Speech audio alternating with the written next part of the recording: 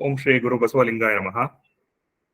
ಎಲ್ಲ ಶರಣ ಬಂಧುಗಳಿಗೆ ಭಕ್ತಿಪೂರ್ವಕ ಶರಣಾರ್ಥಿ ಮತ್ತು ಆತ್ಮೀಯ ಸ್ವಾಗತ. ಇದು 200ನೇ ಸಾಮೂಹಿಕ ಸಂವಾದ ಮತ್ತು ಚಿಂತನೆ. ಕೋವಿಡ್ ಕಾಲದಲ್ಲಿ ಶರಣ ಚಿಂತನೆಗಳ ಅನುಷ್ಠಾನ, ಶರಣ ಚಿಂತನೆಗಳ ಮಾಡಬೇಕು ಅನ್ನೋ ಒಂದು ಕಾರಣದಿಂದ ಪಟ್ಟಣ್ ಸರ್ ಆಸೆಯಿಂದ ಶುರುವಾಗಿದ್ದು ಈ ಚಿಂತನೆ ಇವತ್ತು 200ನೇ ಭಾನುವಾರದ ಚಿಂತನೆಗೆ ಬಂದಿದೆ. ಮತ್ತೆ ತಮ್ಮೆಲ್ಲರ ಸಹಕಾರ ಮತ್ತೆ ಕೊಡುಗೆಗಳಿಂದ ಎಲ್ಲ ಶರಣ ಬಂಧುಗಳ ಆಸೆಯ ಮೇರೆಗೆ ಇವತ್ತು 200ನೇ ಚಿಂತನಾ ಕಾರ್ಯಕ್ರಮ ಇಟ್ಕೊಂಡಿದ್ದೇವೆ. ಅದು ಒಂದು ಸಮಯೋಚಿತವಾಗಿ ಮತ್ತೆ ವಿಷಯ ಕೂಡ ಅಷ್ಟೇ ಗಾಢವಾಗಿ ಅಷ್ಟೇ ವಿಶಿಷ್ಟವಾಗಿ ಇರೋದ್ರಿಂದ ಎಲ್ಲರೂ ಮತ್ತೆ 200ನೇ ಶರಣ ಚಿಂತನಾ ಕಾರ್ಯಕ್ರಮಕ್ಕೆ ಎಲ್ಲರಿಗೂ ಭಕ್ತಿಪೂರ್ವಕ ಸ್ವಾಗತ ಮತ್ತು ಶರಣಾರ್ಥಿ. ವಿಶೇಷ ವಿಷಯ ಶರಣರು ಕಂಡ ಲಿಂಗ ಸಮಾನತೆ ಮತ್ತು ಮಾನವ ಹಕ್ಕುಗಳು. ಶರಣರು ಅಂದದ್ ಕೂಡ್ರೆ ಸರ್ವ ಸಮಾನತೆಯ ಚಿಂತನೆ ಶರಣರು. ಅದರಿಂದ ಸರ್ವ ಸಮಾನತೆಯ ಧರ್ಮವನ್ನ ಕಟ್ಟಲಿಕ್ಕೆ ಚಿಂತನೆ ಮಾಡಿ ಅದನ್ನ ಅನುಷ್ಠಾನಗೊಳಿಸಿದ ಶ್ರೇಯ ಶರಣರಿಗೆ ಸಲ್ಲುತ್ತೆ. ನಮ್ಮ ಭಾರತೀಯ ಸಂಸ್ಕೃತಿಯ ಪರಂಪರೆಯಲ್ಲಿ ಹುಡುಕ್ತಾ ಹೋದಾಗ ಇಂಥ ಶರಣರು ಕಂಡಿದ್ದು ಸಮಾನತೆ, ಮಾನವ ಹಕ್ಕುಗಳು, ವಿಶಿಷ್ಟವಾಗಿ ಲಿಂಗ ಸಮಾನತೆ ಈ ಸಮಾಜವನ್ನ ಏನ್ ಹೇಳ್ಬೋದು, ಸಮಾಜವನ್ನ ತನ್ನ ತೆಕ್ಕೆಯಲ್ಲಿ ಇಟ್ಕೊಳ್ಳಿಕ್ಕೋಸ್ಕರ ಹಲವಾರು ವರ್ಗೀಕರಣಗಳನ್ನ ಮಾಡಿ ಉಳ್ಳವರು ಈ ಸಂಸ್ಕೃತಿ ಅಥವಾ ಈ ಸಮಾಜ ಈ ಪರಿಸರದ ಲಾಭವನ್ನ ಹೊಂದ್ಕೊಳ್ತಾ ಇದ್ದಂತ ಸಮಯದಲ್ಲಿ ಶರಣರ ಉಗಮ ಆಗಿ ಶರಣರ ಚಿಂತನೆಗಳು ಈ ಸಮಾಜದ ಧ್ಯೇಯ ಸರ್ವ ಸಮಾನತೆಯ ಸಮಾಜವನ್ನ ಕಟ್ಟಲಿಕ್ಕೋಸ್ಕರ ಲಿಂಗಾಯತ ಧರ್ಮ ಅಥವಾ ಶರಣ ಧರ್ಮದ ಅನುಷ್ಠಾನ ಬಸವಣ್ಣನ ನೇತೃತ್ವದಲ್ಲಿ ಹಲವಾರು ಶರಣರು ಕೈ ಜೋಡಿಸಿ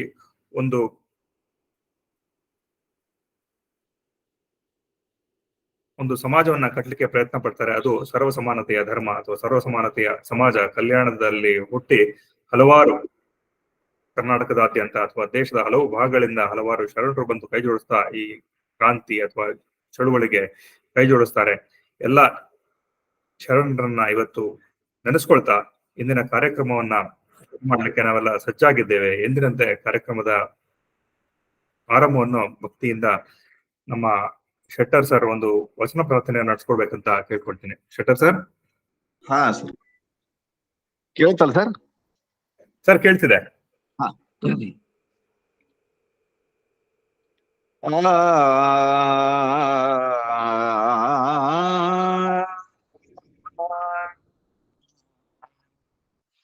ನಮ್ಮ ಬಸವಯ್ಯನು ಅಂಗದ ಸಂಗಿಗನಲ್ಲ, ನಮ್ಮ ಬಸವಯ್ಯನು ಅಂಗದ ಸಂಗಿಗನಲ್ಲ, ಪ್ರಾಣದ ಭ್ರಮೆಯವನಲ್ಲ, ಪ್ರಾಣದ ಭ್ರಮೆಯವನಲ್ಲ, ನಮ್ಮ ಬಸವಯ್ಯನು ಅಂಗದ ಸಂಗಿಗನಲ್ಲ. ಉಭಯ ಬಳಿದು ಹಂಗು ಹಾರಿದು ಉಪಮಾತೀತನಾದ ನಮ್ಮ ಬಸವಯ್ಯನು. ಉಭಯ ಬಳಿದು ಹಂಗು ಹಾರಿದು ಉಪಮಾತೀತನಾದ ನಮ್ಮ ಬಸವಯ್ಯನು. ಸಂಗಯ್ಯನಲ್ಲಿ ಕೂಡಿ ನಿರಾಳ ಪ್ರಸನ್ನ ಮೂರ್ತಿಯಾದ, ಸಂಗಯ್ಯನಲ್ಲಿ ಕೂಡಿ ನಿರಾಳ ಪ್ರಸನ್ನ ಮೂರ್ತಿಯಾದ ನಮ್ಮ ಬಸವಯ್ಯನು ಅಂಗದ ಸಂಗಿಗನಲ್ಲ. ಮಗ ಸನಿ ಸಾಧನೆ ಸಗ ಮಮ ಮಮ ಮಗ ಸನಿ ಸ ಧನಿ ಸಗ ಮದನಿದ ಮದನಿ ಸಾನಿ ದ ನಿ ದ ಮದ ಮಗ ಮಗ ಸನಿ ಸ ಧನಿ ಸ ಗ ಮದನಿ ಸ ಉಭಯ ಬಳಿದು ಹಾಂಗು ಹಾರಿದು ಉಪಮಾತೀತನಾದ ನಮ್ಮ ಬಸವಯ್ಯನು ಸಂಗಯ್ಯನಲ್ಲಿ ಕೂಡಿ ನಿರಾಳ ಪ್ರಸನ್ನ ಮೂರುತಿಯಾದ ನಮ್ಮ ಬಸವಯ್ಯನು ಅಂಗದ ಸಂಗಿಗನಲ್ಲ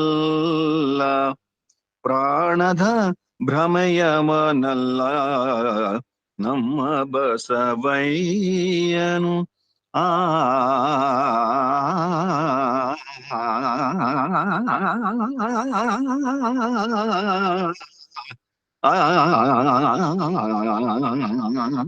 ನಮ್ಮ ಬಸವಯ್ಯನು ನಮ್ಮ ಬಸವಯ್ಯನು ನಮ್ಮ ಬಸವಯ್ಯನು ಅಂಗದ ಸಂಗಿಗನಲ್ಲ. ಸರ್ವ ಶರಣು ಶರಣರಿಗೆ ಎಲ್ಲರಿಗೂ ಶರಣು ಶರಣಾರ್ಥಿ. ಶರಣಾರ್ಥಿ ಸರ್. ಇವತ್ತಿನ ವಿಷಯಕ್ಕೆ 9 ವಚನಗಳನ್ನ ತಮ್ಮ ಭಕ್ತಿಯಿಂದ ಸಮರ್ಪಿಸಿದ್ದಾರೆ. ಶರಣಾರ್ಥಿ ಸರ್, ಖುಷಿ ಆಯ್ತು.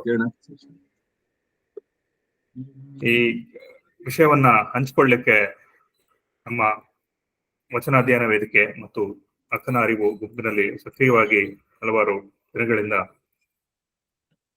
ಪಾಲ್ಗೊಂಡು ತಮ್ಮ ಚಿಂತನೆಗಳನ್ನು ಹಂಚಿಕೊಳ್ತಾ ಇರೋ ವೈಶಾಲಿ ಎನ್ ಬ್ಯಾಳಿ ಅವರನ್ನ ವೇದಿಕೆಗೆ ಭಕ್ತಿಪೂರ್ವಕವಾಗಿ ಸ್ವಾಗತಿಸ್ತಾ ಈ ಕಾರ್ಯಕ್ರಮದ ನಡೆಸ್ಕೊಡ್ಬೇಕು ಅಂತ ಕೇಳ್ಕೊಳ್ತಾ ಇದ್ದೀನಿ. ವೈಶಾಲಿ ಅವರಿಗೆ ಶರಣಾರ್ಥಿ. ಅವರು ಲಿಂಗತ್ವ ಮತ್ತು ಲೈಂಗಿಕ ವೈವಿಧ್ಯತೆಗಾಗಿ ಚಳುವಳಿ ಅನ್ನೋ ಚಳುವಳಿಯಲ್ಲಿ ಸಹ ಅಧ್ಯಕ್ಷರು, ಕೋ ಚೇರ್ ಆಗಿ, ಮತ್ತೆ ಈ ಲಿಂಗತ್ವ ಸಮಾನತೆ ಮತ್ತು ಮಾನವ ಹಕ್ಕುಗಳ ಬಗ್ಗೆ ಹಲವಾರು ಚಳುವಳಿಗಳಲ್ಲಿ ಸಕ್ರಿಯವಾಗಿ ಪಾಲ್ಗೊಳ್ತಾ ಬಂದಿದ್ದಾರೆ.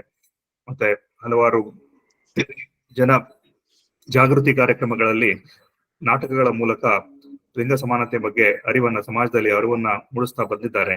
ಇವರು ನಮ್ಮೊಂದಿಗೆ ಸೇರ್ಕೊಂಡು ಇವತ್ತು ನಮ್ಮ ಚಿಂತನೆಯಲ್ಲಿ ವಿಶೇಷವಾಗಿ ಈ ಚಿಂತನೆಯನ್ನು ನಡೆಸ್ಕೊಳ್ಳಿಕ್ಕೆ ಒಪ್ಕೊಂಡಿದ್ದಾರೆ. ಅವರಿಗೆ ಭಕ್ತಿಪೂರ್ವಕ ಶರಣಾರ್ಥಿಗಳನ್ನು ಅರ್ಪಿಸ್ತಾ ವೈಶಾಲಿ ಬ್ಯಾಳಿ ಅವರ ಪರಿಚಯವನ್ನ ಸೂಕ್ಷ್ಮವಾಗಿ ಮಾಡ್ಕೊಡ್ಬೇಕಂತ ಪಟ್ಟಣ್ ಸರ್ನ ಕೇಳ್ಕೊಡ್ತೀನಿ. ಪಟ್ಟಣ್ ಸರ್. ಓಂ ಶ್ರೀ ಗುರು ಬಸವಲಿಂಗಾಯ ನಮಃ. ಎಲ್ಲ ಬಸವ ಮನಸ್ಸುಗಳಿಗೆ ಭಕ್ತಿಪೂರ್ವಕ ಶರಣಾರ್ಥಿಗಳನ್ನ ಹೇಳ್ತಾ, ಚಂದಿಮರಸರು ಒಂದು ವಚನದಲ್ಲಿ ಹೇಳ್ತಾರೆ, ಅನುಭವವೆಂಬುದು ಸ್ತ್ರೀಲಿಂಗವೂ ಅಲ್ಲ, ಪುಲ್ಲಿಂಗವೂ ಅಲ್ಲ, ನಪುಸಕಲಿಂಗವೂ ಅಲ್ಲ ಅಂತಾರ. ಬಹಳ ಅರ್ಥಪೂರ್ಣ. ಒಂದು ಬದುಕಿನೊಳಗ ಯಾವುದೇ ತಪ್ಪಿರದೆ ಜೀವನದುದ್ದಕ್ಕೂ ಹಲವು ಅವಮಾನ, ನೋವು, ಟೀಕೆ, ಹಿಂಸೆಗಳನ್ನು ಅನುಭವಿಸಿ ಅವುಗಳನ್ನು ಮೆಟ್ಟಿ ಆದರ್ಶ ಸಮಾಜವನ್ನು ಕಟ್ಟಲಿಕ್ಕೆ ಯೋಚನೆ ಮಾಡ್ತಕ್ಕಂಥವ್ರು ಬಹಳ ವಿರಳಾತಿ ವಿರಳರು. ಅದರಲ್ಲಿ ವಿಶಾಲ್ ಬ್ಯಾಳಿ ಅಥವಾ ವೈಶಾಲಿ ಬ್ಯಾಳಿ ಅಂತಕ್ಕಂಥ ಒಂದು ಶರಣ ಪ್ರಜ್ಞೆಯನ್ನು ಹೊಂದತಕ್ಕಂಥ, ನನಗೆ ಇತ್ತೀಚೆಗೆ ಡಾಕ್ಟರ್ ವೀಣಾ ಹೂಗಾರ್ ಮೇಡಮ್ ಅವರು ಪರಿಚಯ ಮಾಡಿಕೊಟ್ಟಾಗ ಇವರಲ್ಲಿರ್ತಕ್ಕಂಥ ಒಂದು ಅಗಾಧವಾದಂಥ ಪ್ರತಿಭೆ, ಕಾಳಜಿ, ಮಾನವ ಕಾಳಜಿ, ತಾನೇ ಬೀದಿಯಲ್ಲಿರ್ತಕ್ಕಂಥ ನಿರ್ಗತಿಕರಿಗೆ ದಿನಾಲೂ ಒಂದು 56 ಜನರಿಗೆ ಅನ್ನ ಕೊಟ್ಟು, ದಾವಣಗೆರೆಯ ಮತ್ತು ಅಲ್ಲಿ ಸ್ಥಳೀಯ ಜನರ ಸಹಾಯದಿಂದ ಒಂದು 56 ಜನರಿಗೆ ನಿರ್ಗತಿಕರಿಗೆ ಹೋಗಿ ದಿನಾ ಊಟ ಕೊಟ್ಟು, ಒಬ್ಬ ಮಹಾತೆ, ಹೆಣ್ಣಲ್ಲ ಆದರೂ ಮಾತೆ, ತಾಯಿ ಹೆಣ್ಣಿಗೆ ಹೆಣ್ಣು, ಹೆಣ್ಣಿಗೆ ತಾಯಿ ಅಂತಕ್ಕಂಥ ಒಂದು ಅರ್ಥದೊಳಗ ನಾನು ಹೇಳ್ತೀನಿ. BA ಇದ್ದಾಗ ವೈಶಾಲಿ ಬಹಳಷ್ಟು ಮನೆಯವರಿಂದ ತಿರಸ್ಕಾರ, ಸಮಾಜದೊಳಗೆ ನನಗೆ ಬಂದಾಗ ಹೇಳಿದ್ರು, ಸರ್ ನನಗೆ ಹೆಂಗೆ ಸ್ವೀಕಾರ ಮಾಡ್ತೀರಿ ನೀವು ಗ್ರೂಪ್ನಾಗ ಅಂತಂದ್ರು. ನಾನು ನಿಜಕ್ಕೂ ಗೊತ್ತಿರಲಿಲ್ಲ. ಅವರೇ ಪರಿಚಯ ಮಾಡ್ಕೊಂಡ್ರು, ಸರ್ ನಾನು ಹಿಂಗೆ ಟ್ರಾನ್ಸ್ಜೆಂಡರು, ನಾನು ತೃತೀಯ ಲಿಂಗಿ, ಮಂಗಳಮುಖಿ, ನಾನೇ ಶರಣಮುಖಿ ಅನ್ನುವ ನೀನು ಅಂತ ಹೇಳಿದ್ರು. ಶರಣಮುಖಿ ಅನ್ನು ನೀನು ಯಾಕೆ ಮಂಗಳಮುಖಿ ಅಂತೀಯ ಅಂತ. ಆಮೇಲೆ ನನ್ನ ಕಾರ್ಯಕ್ರಮ ಬರಲ್ಲ ಸರ್. ಪಾಪ ಡಿಸೆಂಬರ್ 3ಕ್ಕೆ ಬಂದಾಗ ವೈಶಾಲಿಯನ್ನ ಪ್ರಾಯಶಃ ಅಕ್ಕನ ಅರಿವು ಸ್ವಾಗತ ಮಾಡಿದಂಥ ರೀತಿ ನಮ್ಮ ಯಾರಿಗೂ ಮಾಡಿಲ್ಲ. ನಮ್ಮನ್ನು ಅಷ್ಟೊಂದು ಪ್ರೀತಿ, ಅದು ನೈಜ ಭಾವ, ಬಸವ ಭಕ್ತಿ ಬಂದು ಅವಳನ್ನು ಅಪ್ಪಿಕೊಂಡು ಅವಳಿಗೆ ತಂಗಿ, ಅಕ್ಕ, ಸಹೋದರಿ, ಗೆಳತಿ, ಸಖಿ ಎಲ್ಲ ರೂಪ, ತಾಯಿ, ಮಗಳು, ತಾಯಿಯನ್ನ ನಮ್ಮ ಅನ್ನಪೂರ್ಣಕ್ಕ ಅಗಡಿಯವರು ಎಲ್ಲರೂ ಕೂಡ ತಮ್ಮ ತಮ್ಮ ಪ್ರೀತಿಯನ್ನ ವ್ಯಕ್ತ ಮಾಡಿ ದೊಡ್ಡದಾಗ ನನಗೆ ಸಮಾಜ, ಬಸವ ಸಮಾಜ, ವಿಶೇಷವಾಗಿ ಶರಣ ಸಮಾಜ, ನನ್ನ ರುದ್ರಮೂರ್ತಿ ಅವ್ರು ಕೇಳಿದ್ರು, ಸರ್ ನಾವು are you changing our track, ನನಗೆ ಯಾಕೋ ಇದು ಹಿಂಗಾಗ್ತಾ ಇದೆಯಲ್ಲ ಅಂತಂದ್ರು. ಇಲ್ಲ ರೀ, ನೋಡಿ ಕೊನೆಯವರೆಗೂ ತಮ್ಮ ಬದುಕಿನೊಳಗೆ ಹೋರಾಟ ಸಂಘರ್ಷಕ್ಕೆ ಇಳಿದು ಒಂದು ಮಂಗಳಮುಖಿಗಳ ಹಕ್ಕುಗಳಿಗೆ, ಮಾನವ ಹಕ್ಕುಗಳಿಗಾಗಿ ಇತ್ತೀಚೆಗೆ ಅವರ ಹೋರಾಟದ ಫಲವಾಗಿ ಸರ್ಕಾರಿ ನೌಕರರಿಗೆ 1%, 1.2% ಜಾಬ್ ಕೂಡ ರಿಸರ್ವೇಶನ್ ಇತ್ತು, ಸರ್ವಿಸ್ ನೌಕರಿ ಇರಲಿಲ್ಲ. ಅಂತ ಒಂದು ಸ್ವಾಭಿಮಾನ. ಬಹುಶಃ ಇವತ್ತು ನನಗೆ ವಿಷಯಾಂತರ ಆಗದೆ ಮಂಗಳಮುಖಿಗಳ ಮ್ಯೂಟ್ ಆಗ್ಯಾರ ಸರ್. ಈಗ ಕೇಳಿದ್ರೆ ಕೇಳಿಸ್ತಾ ಇದೆ ಮೇಡಮ್, ಕೇಳಿಸ್ತಾ ಇದೆ. ಕೇಳ್ತಾ ಇದ್ದ ಮಂಗಳಮುಖಿಗಳ ಭಿಕ್ಷೆಗಳನ್ನ ಅವನ ಅತ್ಯಂತ ಕೆಳಮಟ್ಟದೊಳಗೆ, ಅಥವಾ ಮಂಗಳಮುಖಿಯರು ಕೂಡ ಬಹಳ ನೋವಿನ ಸಂಗತಿ ಅಂದ್ರೆ ಅದೊಂದು ಬಿಸಿನೆಸ್. ತಿಂಗಳಿಗೆ 2 ಲಕ್ಷ 3 ಲಕ್ಷ ಸಂಪಾದನೆ ಮಾಡ್ತಕ್ಕಂಥವ್ರು. ಭಿಕ್ಷೆ ಬೇಡಿ, ಬರೀ ಒಂದು ಲೈಟ್ ಕಾರ್ನರ್ಗೆ ನಿಂತ್ಕೊಂಡು, ಒಂದು ಯಾವ್ದಾರ ಒಂದು ಕಾರ್ನರ್ ನಿಂತ್ಕೊಂಡು ಗಾಡಿ ಹೋಗ್ತಾ ಬರ್ತಾ ಮಾಡಿದ್ರೆ ಸಾವಿರಾರು ಗಾಡಿ, 1,000 ಗಾಡಿ ಅವ್ರು 10 ರೂಪಾಯಿ ಕೊಟ್ಟರೆ 10,000 ರೂಪಾಯಿ, ತಿಂಗಳಿಗೆ 3 ಲಕ್ಷ ರೂಪಾಯಿ ಕಣ್ಮುಚ್ಚಿ ಸಿಗ್ತದೆ. ಆ ಭಿಕ್ಷೆ ಬೇಡದೆ, ವೇಶ್ಯಾವಾಟಿಕೆ ಹೋಗದೆ, ತನ್ನೊಳಗಿರ್ತಕ್ಕಂಥ ಜ್ಞಾನವನ್ನ, ಕ್ರಿಯಾಶೀಲತೆಯನ್ನ ಇಟ್ಕೊಂಡು ಸಮಾಜಕ್ಕಾಗಿ ನಾ ಹೆಂಗೆ ಬದುಕಬೇಕು ಅಂತ ತೋರಿಸ್ಕೊಟ್ಟವಳು ವೈಶಾಲಿ. ಅವಳಿಗೆ ನೋವಿನ ಸಂಗತಿ ಹೈ ಶುಗರು, ಸಿಕ್ಕಾಪಟ್ಟೆ ಶುಗರು, ಒದ್ದಾಡ್ದ ಆಯಮ್ಮ. ಇತ್ತೀಚೆಗೆ ಅವಳಿಗೊಂದು ಇನ್ನು ಆಪರೇಷನ್ ಆಗ್ಬೇಕು ಒಂದು 15-20 ಸಾವಿರ ರೂಪಾಯಿ ಕಡೆಗೆ ಡಾಕ್ಟರ್ ಕೂಡ ಇವಳ ನೋವನ್ನು ತಡಿಲಾರ್ದೆ ಒಂದು ಕನ್ಸೆಷನ್ ಕೊಟ್ಟರು. ಇಷ್ಟೊಂದು ತಾನು ಬಾಡಿಗೆ ಮೇಲೆ ಇದ್ಕೊಂಡು ಒಂದು ಕೊಳಗೇರಿಯ ಜೀವನದಾಗಲಿ, ಬಡತನದಾಗಲಿ, ನಿರ್ಗತಿಕರಿಗಾಗಲಿ ಆಹಾರ ಮಾಡಿಕೊಟ್ಟಂಥ ಮಹಾಮಾತೆ ವೈಶಾಲಿ. ಶರಣೆ ನನಗೆ ಅಭಿಮಾನದಿಂದ ಹೇಳ್ತೀನಿ, ನಮ್ಮೆಲ್ಲರಿಗೆ ಆದರ್ಶಪ್ರಾಯ. ನಾವು ಬರೀ ಆದರ್ಶಗಳನ್ನ ಹೇಳ್ತೀವಿ, ಬರಿತೀವಿ, ಚರ್ಚೆ ಮಾಡ್ತೀವಿ. ಆ ರೀತಿಯಾಗಿ ಬದುಕ್ತಕ್ಕಂಥವ್ರು ಯಾರಂತಂದ್ರೆ ವೈಶಾಲಿ ಬ್ಯಾಳಿ, ನಮ್ಮ ಹೆಮ್ಮೆಯ, ನಮ್ಮ ಅಕ್ಕನ ಅರಿವಿನ ಹಿರಿಯ ಸದಸ್ಯೆ, ಸುಪುತ್ರಿ. ಅವ್ರ ಜೊತೆಗೆ ನಾವೆಲ್ಲ ಅವ್ರ ಕೈ ಕೊಡ್ತಕ್ಕಂಥ ಎಲ್ಲ ಕ್ರಿಯೆಯೊಳಗೆ ನಾವು ಇರ್ತೀವಿ. ಅವಳಿಗೆ ಹೇಳಿದೆ, ನಾನು ಕೃತಿಯನ್ನ, ಪುಸ್ತಕವನ್ನ ಬಿಡುಗಡೆ ಮಾಡ್ತೀವಮ್ಮ ಅಂದಾಗ ಹೇಳಿದ, ಸರ್ ನಾನು ಮಾತಾಡ್ತೀನಿ, ಜನವರಿಯ 1ನೇ ವಾರ, ಅದು ವಿಶಿಷ್ಟ ಅಂದ್ರೆ 200ನೇದ್ದು, 2ನೇದು ಹೊಸ ವರ್ಷದ ಆರಂಭ. ವೈಶಾಲಿ ನಿಮ್ಮಿಂದ ಆಗಲಿ, ನೀವು ನಿಮ್ಮ ಪ್ರತಿ ವಾರ ನೀವು ಭಾಗವಹಿಸ್ರಿ. ಹಲವಾರು ಸಂಘಟನೆ ಜೊತೆಗೆ ಗುರುತಿಸಿಕೊಂಡು ಜನಪರ ಹೋರಾಟ, ಮಾನವ ಹಕ್ಕುಗಳಿಗಾಗಿ ಹೋರಾಟ ಮಾಡ್ತಕ್ಕಂಥ ವೈಶಾಲಿ ಅವರ ಪರಿಚಯ ಅಂತಂದ್ರೆ ಅವರ ಶ್ರಮ, ಅವರ ರೆಕಾರ್ಡ್ಸ್ ಅಂದ್ರೆ ಕಷ್ಟ, ನೋವು, ಅಪಮಾನ, ಹಿಂಸೆ, ಹೊಡೆತ, ಬಡತ, ಎಲ್ಲ ಶೋಷಣೆಯನ್ನ ಮೆಟ್ಟಿ ಮತ್ತೆ ನಾವು ಬದುಕಬಲ್ಲಿ ಅಂತಕ್ಕಂಥ ವಿಚಾರವನ್ನು ಹೇಳ್ತಕ್ಕಂಥ ವೈಶಾಲಿ ಅವರಿಗೆ ಮತ್ತೊಮ್ಮೆ ತುಂಬು ಹೃದಯದಿಂದ ಸ್ವಾಗತ ಕೋರಿ, ಈ ನಮ್ಮೆಲ್ಲರಿಗೆ ಶರಣರ ಕಂಡ ಲಿಂಗ ಸಮಾನತೆ ಮತ್ತು ಮಾನವ ಹಕ್ಕುಗಳ ಬಗ್ಗೆ ನಾನು ಹೇಳಿದಲ್ಲ. ಚಂದಿಮರಸರು ಕೂಡ ನನಗೆ ಭಾಳ ವಿಚಿತ್ರ ಅನಿಸ್ತು. ಚಂದಿಮರಸರು ಕೂಡ ತೃತೀಯ ಲಿಂಗ, ಇವನು ಜಡದಶಮಿ ಹೇಳ್ತಾನೆ, ಒಳಗೆ ಸುಳಿವಾತ್ಮ ಗಂಡು ಅಲ್ಲ ಹೆಣ್ಣು ಅಲ್ಲ ಕಾಣ ರಾಮನಾಥ. ಆತ್ಮ, ಅನುಭವ, ಹಸಿವು, ನಿದ್ದೆ, ಬಯಕೆ, ಅದು ಯಾವ ಲಿಂಗಕ್ಕೆ ನೀವು ಆಗಲ್ಲ. ಆ ದಿಶೆಯೊಳಗೆ ವೈಶಾಲಿ ನಮ್ಮೆಲ್ಲರಿಗೆ ಮಾರ್ಗದರ್ಶನ ಮಾಡಲಿ. ನಮಗಿಂತ ಭಾಳ ಚಿಕ್ಕವಳು, 20 ವರ್ಷ ಚಿಕ್ಕವಳು, ಆದರೆ 40 ವರ್ಷ ಅನುಭವದೊಳಗೆ ದೊಡ್ಡವಳು ಅಂತ ತಿಳ್ಕೊಂಡು ಹೇಳ್ತಾ ಅವಳಿಗೆ ಸ್ವಾಗತ ಕೋರಿ, ಮತ್ತೊಮ್ಮೆ ಎಲ್ಲರನ್ನ ಸ್ವಾಗತ ಕೋರಿ ನನ್ನ ಮಾತಿಗೆ ವಿರಾಮ ಹೇಳ್ತೇನೆ. ಶರಣಾರ್ಥಿ. ಶರಣ ಸರ್, ವೈಶಾಲಿ ಈಗ ವೇದಿಕೆಯಿಂದ 1 ಗಂಟೆಗಳ ಕಾಲ ನಿಮ್ಮ ಚಿಂತನೆ ನಡೆಸಲಿಕ್ಕೆ ಅವಕಾಶ ಇದೆ. ಮತ್ತೊಮ್ಮೆ ಅಭಿನಂದನೆ ಮತ್ತು ಧನ್ಯವಾದಗಳು ಸಲ್ಲಿಸ್ತಾ ಈಗ ವೇದಿಕೆ ನಿಮ್ಮದು. ಎಂದಿನಂತೆ ಎಲ್ಲರೂ ಕೂಡ ತಮ್ಮ ಮೈಕ್ ಅನ್ನ ಮ್ಯೂಟ್ ಮಾಡಿಕೊಂಡು ಸಹಕಾರ ಮಾಡಬೇಕಂತ ಹೇಳ್ಕೊಳ್ತೀವಿ. ಶರಣಾರ್ಥಿ. ಮ್ಯೂಟ್ ಆಗಿದೆ ನಿಮ್ ಮೈಕ್.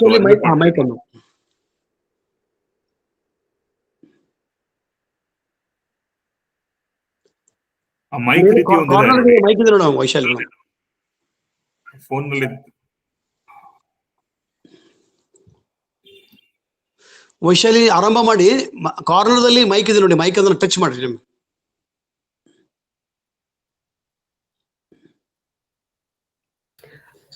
ಸರ್ ಬಹುಶಃ ಅದು ಹೆಂಗಾದ್ರೂ ಹಂಗಾಗತ್ತೆ, ಒಮ್ಮೆ ಎಕ್ಸಿಟ್ ಆಗಿ ಇನ್ನಾಗ್ಲಿಕ್ಕೆ ಹೇಳ್ತೀರಿ ನೋಡಿ ಸರ್. ಎಕ್ಸಿಟ್ ಆಗಿ ಸೇರ್ಕೊಳ್ಳಿ ಅದು ಸರಿ. ಬೈ ಡಿಫಾಲ್ಟ್ ವೈಶಾಲಿ ಗ್ರೂಪ್ ಬಿಟ್ಟು ಮತ್ತೊಮ್ಮೆ ಜಾಯ್ನ್ ಆಗ್ತೀರ ನೋಡಿ.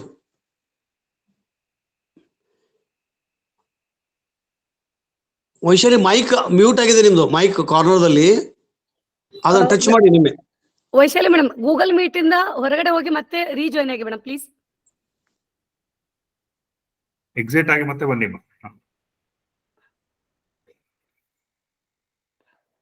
ಕಾಲ್ ಮಾಡಿ ನೋಡ್ತೀನಿ ಇಲ್ಲಿ ಸರ್. ಅವ್ರಿಗೆ ಇದು ಗೊತ್ತಾಗ್ತಾ ಇಲ್ಲ ಅನ್ಸುತ್ತೆ, ಮೈಕ್ ಕಾಲ್ ಮಾಡ್ತೀನಿ ಸಿಂಗಲ್ ನೋಡಿ ಮೇಡಮ್. ಇಲ್ಲ ಅಟೆಂಡ್ ಆಗ್ಯಾರ ಅವ್ರು, ಪಾಪ ಸಾಕಷ್ಟು ಗೂಗಲ್ ಮೀಟ್ ಮಾಡಿದಾರ.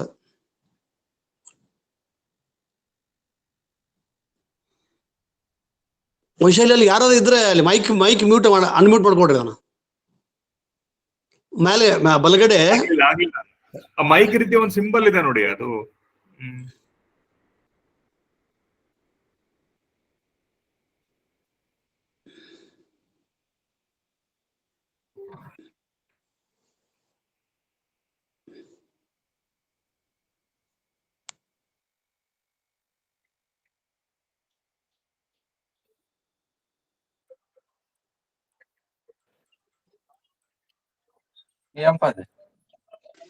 ಮೇಡಮ್ ವಿಡಿಯೋ ರೆಕಾರ್ಡ್ ಮಾಡ್ತಾರ ಆ ಸಿಂಬಲ್ ಇರುತ್ತೆ ನೋಡಿ ಮೇಡಮ್. ಕೇಳಿಸ್ತಾ ಇಲ್ರಿ ಏನೋ. ಅದ ಮೇಡಮ್ ವಿಡಿಯೋ ಮಾಡ್ತಾರಲ್ಲ ಆ ರೆಕಾರ್ಡ್ ಇರುತ್ತೆ ನೋಡ್ರಿ ಮೇಡಮ್. ಈಗ ಮಾತಾಡಿ ಕೇಳಿಸುತ್ತೆ. ಓಂ ಬಸವಲಿಂಗಾಯ ನಮಃ. ಎಸ್ ಕೇಳಿಸುತ್ತೆ. ಕೇಳಿಸ್ತಾ ಇದೆ ಸರ್ ಎಲ್ಲರಿಗೂ? Yes madam, yes madam, continue. ಓಂ ಬಸವಲಿಂಗಾಯಮ್ಮ. ಎಲ್ಲರಿಗೂ ಶರಣಾರ್ಥಿಗಳು. ನನ್ನ ಕಿರು ಪರಿಚಯ 1-2 ನಿಮಿಷದಲ್ಲಿ ಮಾಡ್ಕೊಂಡು ನಾನು ಪ್ರಾರಂಭ ಮಾಡ್ತೇನೆ. ನನ್ನ ಹೆಸರು ಬಂದು, ಅಪ್ಪ ಅಮ್ಮ ಇಟ್ಟಿರೋದು ವಿಶಾಲ್ ಅಂತ. ನನ್ನ ಗಂಡಾಗಿ ಹುಟ್ಟಿ ಹೆಣ್ಣಾಗಿ ನನ್ನ ಭಾವನೆಗಳು 13ನೇ ವರ್ಷದಿಂದ ಚೇಂಜ್ ಆಗ್ಲಿಕ್ಕೆ ಪ್ರಾರಂಭ ಆಗ್ತವೆ. ನಮ್ಮ ಅಕ್ಕ ನಾನು ಬಂದು ಟ್ವಿನ್ಸ್ ಆಗಿ ಹುಟ್ತೀವಿ. ಅಕ್ಕ ಎಲ್ಲಾ ರೀತಿಯಿಂದ ನೈಸರ್ಗಿಕವಾಗಿ ಎಲ್ಲಾ ರೀತಿಯಿಂದ ಕ್ಲಿಯರ್ ಆಗಿರ್ತಾರೆ. ನನ್ಗೆ 13ನೇ ವಯಸ್ಸಲ್ಲಿ ನನ್ಗೊಂದು ಚಿಕ್ಕ ಆಪರೇಷನ್ ಆಗುತ್ತೆ, ಹರ್ನಿಯಾ ಅಂತ. ಕೇಳಿಸ್ತಾ ಇದೆ ಎಲ್ಲರಿಗೂ? ಕೇಳಿಸ್ತದೆ ಮೇಡಮ್. ನನ್ಗೆ 13ನೇ ವಯಸ್ಸಲ್ಲಿ ನನ್ಗೆ ಇಲ್ಕಲ್ದಲ್ಲಿ ಒಂದು ಚಿಕ್ಕ ಆಪರೇಷನ್ ಆಗುತ್ತೆ. ಅವಾಗ ಡಾಕ್ಟರ್ ಹೇಳ್ತಾರೆ, ನಿಮ್ಮ ಹುಡುಗನ್ಗೆ ಪ್ರಾಬ್ಲಮ್ ಇದೆ ಸ್ವಲ್ಪ, ಅದನ್ನ ಟ್ರೀಟ್ಮೆಂಟ್ ಮಾಡಿ ಅಂತ ಹೇಳ್ತಾರೆ.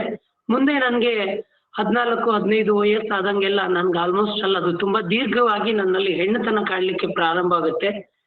ನಾನು ಮನೆಯಲ್ಲಿ ತುಂಬಾ ಕುಟುಂಬ ಇರೋದ್ರಿಂದ ಯಾರ ಮುಂದೂ ಹೇಳ್ಕೊಳ್ಳಾರ್ದೆ ಒಳಗಡೆನೆ ತುಂಬಾ ಸ್ಕೂಲಲ್ಲಿ ನನ್ಗೆ ನೈತಿಕ ಶಿಕ್ಷಣ ಸಿಗದ ಕಾರಣಕ್ಕೆ ನನ್ಗೆ ಎಲ್ಲ ಬರ್ತಾ ಇತ್ತು. ಪ್ರತಿಯೊಂದು ಉತ್ತರಗಳು ಮತ್ತು ಪ್ರಶ್ನೆಗಳನ್ನು ಕೇಳಿಸ್ತಕ್ಕಂಥ ಸಾಮರ್ಥ್ಯ ಸಹ ಇದ್ರೂ ನಾ ಸ್ಕೂಲಲ್ಲಿ ಹೆದರಿ ಒಂದ್ ಕಡೆ ಕುತ್ಕೊಳ್ತಿದ್ದೆ. ನನ್ ಬಗ್ಗೆ ಏನ್ ಮಾತಾಡ್ತಾರೋ ಏನ್ ಬಿಡ್ತಾರೋ ಅನ್ನೋ ಒಳಗಡೆಯಿಂದ ನನ್ನಲ್ಲಿ ಭಯ ಇತ್ತು. ಆ ಭಯಕ್ಕೋಸ್ಕರ ನಾನು ತುಂಬಾ ಸ್ಟಕ್ ಆಗ್ಬಿಟ್ಟೆ.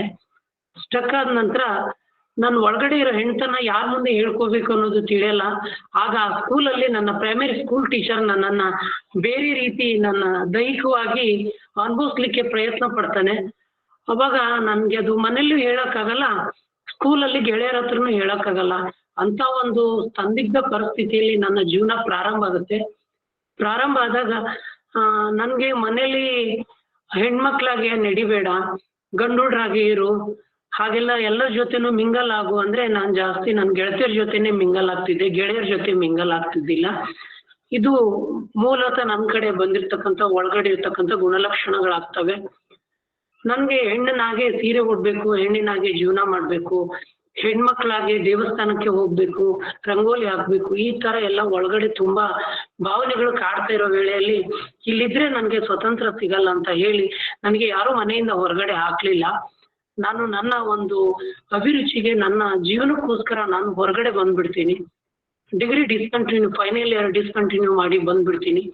ಬಂದು ನಮ್ಮ ಒಂದು ಈ ಟ್ರಾನ್ಸ್ಜೆಂಡರ್ ಕಮ್ಯುನಿಟಿ ಇರ್ತಕ್ಕಂಥ ಆಫೀಸಲ್ಲಿ ಬಂದು ನಾನು ಸೀರೆ ಕಟ್ಲಿಕ್ಕೆ ಪ್ರಯತ್ನ ಪಡ್ತೀನಿ, ಹೆಣ್ಣಾಗೆ ಬಾಳೆ ಮಾಡ್ಬೇಕು ಅಂತ.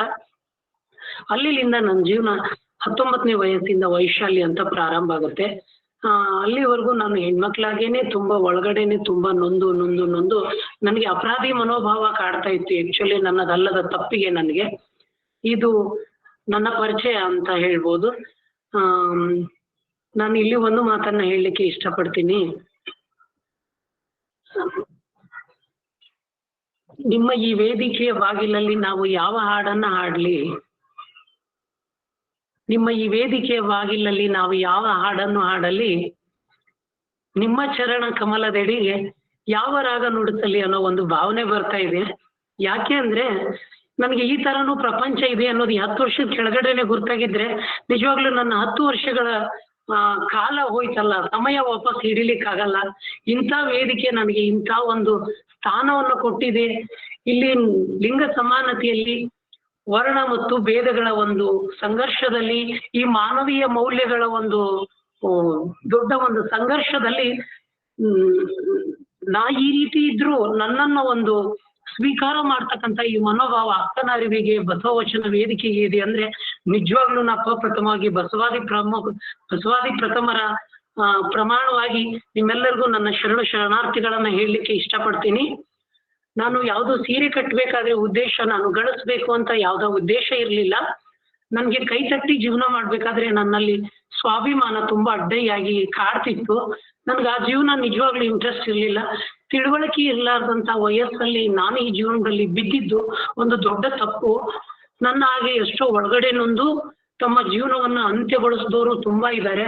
ಇವತ್ತು ನನ್ನದು ಏನಾದ್ರೂ ಒಂದು ಜೀವನ ಇದೆ, ಹೋರಾಟ ಇದೆ ಅಂದ್ರೆ ಆತರ ಪ್ರತಿಭಾವಂತರನ್ನ ಒಂದು ಒಳ್ಳೆ ಒಂದು ಮಾರ್ಗದಲ್ಲಿ ಸಮಾಜದಲ್ಲಿ ಒಂದು ಒಳ್ಳೆ ಘನತೆಯ ಜೀವನ ಅವರು ಮಾಡ್ಬೇಕು ಅನ್ನೋ ಒಂದು ಛಲದಿಂದ ನಾನಿನ್ನು ಭೂಮಿ ಮೇಲೆ ಇದೀನಿ ಅಂತ ಹೇಳಲಿಕ್ಕೆ ಎರಡು ಮಾತಿಲ್ಲ. ಇದೆಂಥದ್ದು ಅತಿಶಯೋಕ್ತಿಯೂ ಅಲ್ಲ ಅನ್ಸುತ್ತೆ. ಯಾಕೆ ಅಂದ್ರೆ ಎಲ್ಲರೂ ಅಪ್ಪ ಅಮ್ಮ ಒಳ್ಳೆ ಸಂಸ್ಕೃತಿಯಲ್ಲೇ ಬೆಳೆಸಿರ್ತಾರೆ. ನನಗೂ ಅಪ್ಪ ಅಮ್ಮ ಒಳ್ಳೆ ಸಂಸ್ಕೃತಿಯಲ್ಲೇ ಬೆಳೆಸಿದ್ರು. ಬಟ್ ನನ್ನ ಆಯ್ಕೆ ತಪ್ಪಿತ್ತು, ನನ್ನಲ್ಲಿರೋ ಹೆಣ್ಣುತನಗಳು ತಪ್ಪಿದ್ವು. ಅದು ನನಗೆ ಇವತ್ತು ಸಮಸ್ಯೆಯಾಗಿ ಕಾಡ್ತಿರ್ತಕ್ಕಂಥ ವೇಳೆಯಲ್ಲಿ ಡಾಕ್ಟರ್ ವೀಣಾ ಬಿರಾದರ್ ಮೇಡಮ್ ಅವರು ಒಂದು ಸವಣೂರು ಒಂದು ಮಠದಲ್ಲಿ ಒಂದು ಕಾರ್ಯಕ್ರಮದಲ್ಲಿ ನನ್ನ ಪರಿಚಯ ಆಗ್ತಾರೆ. ಪರಿಚಯ ಆಗಿ ಆ ತಾಯಿ ನನ್ಗೆ ಹೇಳ್ತಾರೆ, ನಮ್ದು ಹೀಗೆ ನಮ್ಮ ಮೀಟಿಂಗ್ ನಡೀತವೆ, ಮತ್ತೆ ನಮ್ದೇ ಆದಂತ ಒಂದು ಅಕ್ಕನ ಅರಿವು ಮತ್ತೆ ವಚನ ಕಾವನ ಕಮಠ ಬಸವ ವೇದಿಕೆ ಈ ರೀತಿ ಇದೆ, ನೀನು ಜಾಯಿನ್ ಆಗಮ್ಮ, ನಿನ್ನ ಮೈಂಡ್ ಫ್ರೆಶ್ ಆಗುತ್ತೆ. ನಿನ್ನ ಹಾಗೆ ಮನಸ್ಸುಳ್ಳವರು, ನಿನ್ನ ಹಾಗೆ ಭಾವನಾತ್ಮಕ ಜೀವಿಗಳು ನಿನ್ಗೆ ಅಲ್ಲಿ ಸಿಗ್ತಾರೆ ಅಂತ ಅವ್ರು ಹೇಳ್ತಾರೆ. ಅಲ್ಲಿಂದ ನಂದು ಈ ಅಕ್ಕನ ಅರಿವು ಬಸವ ವಚನ ವೇದಿಕೆಯಲ್ಲಿ ನನ್ನ ಒಂದು ಪ್ರಯಾಣ ಪ್ರಾರಂಭವಾಗುತ್ತೆ. ನಿಜವಾಗ್ಲೂ ಆ ಪ್ರಯಾಣಕ್ಕೆ ನನ್ಗೆ ಹಾದಿ ಮಾಡ್ಕೊಟ್ಟಿರ್ತಕ್ಕಂಥ ಡಾಕ್ಟರ್ ಪಟ್ಟಣ್ ಸರ್, ಮತ್ತೆ ಆಮೇಲೆ ಪ್ರೇಮಮ್ಮ ಹೊರಟ್ಟಿ, ಮಹದೇವಪ್ಪ ಹೊರಟ್ಟಿ ಅವರು, ಮತ್ತೆ ನಮ್ಮ ವೀಣಾ ಹೂಗಾರ್ ಮೇಡಮ್ ಅವರು, ಇನ್ನಿತರರು ಸಾವಿರಾರು ಜನರ ಹೆಸರುಗಳನ್ನ ಹೇಳಲಿಕ್ಕಾಗಲ್ಲ. ಇನ್ನು ದೊಡ್ಡ ಪ್ರಮಾಣದಲ್ಲಿ ನಮ್ಮ ವೇದಿಕೆ ಹೊರಹೊಮ್ಮಲಿ ಜಗತ್ನಲ್ಲಿ ಅನ್ನೋದು ನನ್ನ ದೊಡ್ಡ ಆಶೆ. ನನ್ಗೆ ಬದುಕಬೇಕು ಅಂತ ತುಂಬಾ ಆಸೆ ಬಂದಿರೋದು ಈ ಒಂದು 2 months ಇಂದ. ನಿಜವಾಗ್ಲೂ ಹೇಳ್ತೀನಿ, ನಾನು ಯಾರನ್ನು ಮೆಚ್ಚಿಸ್ಲಿಕ್ಕೆ ನಾನು ಊಟ ಕೊಡೋ ಕೆಲಸ ಮಾಡ್ಲಿಲ್ಲ.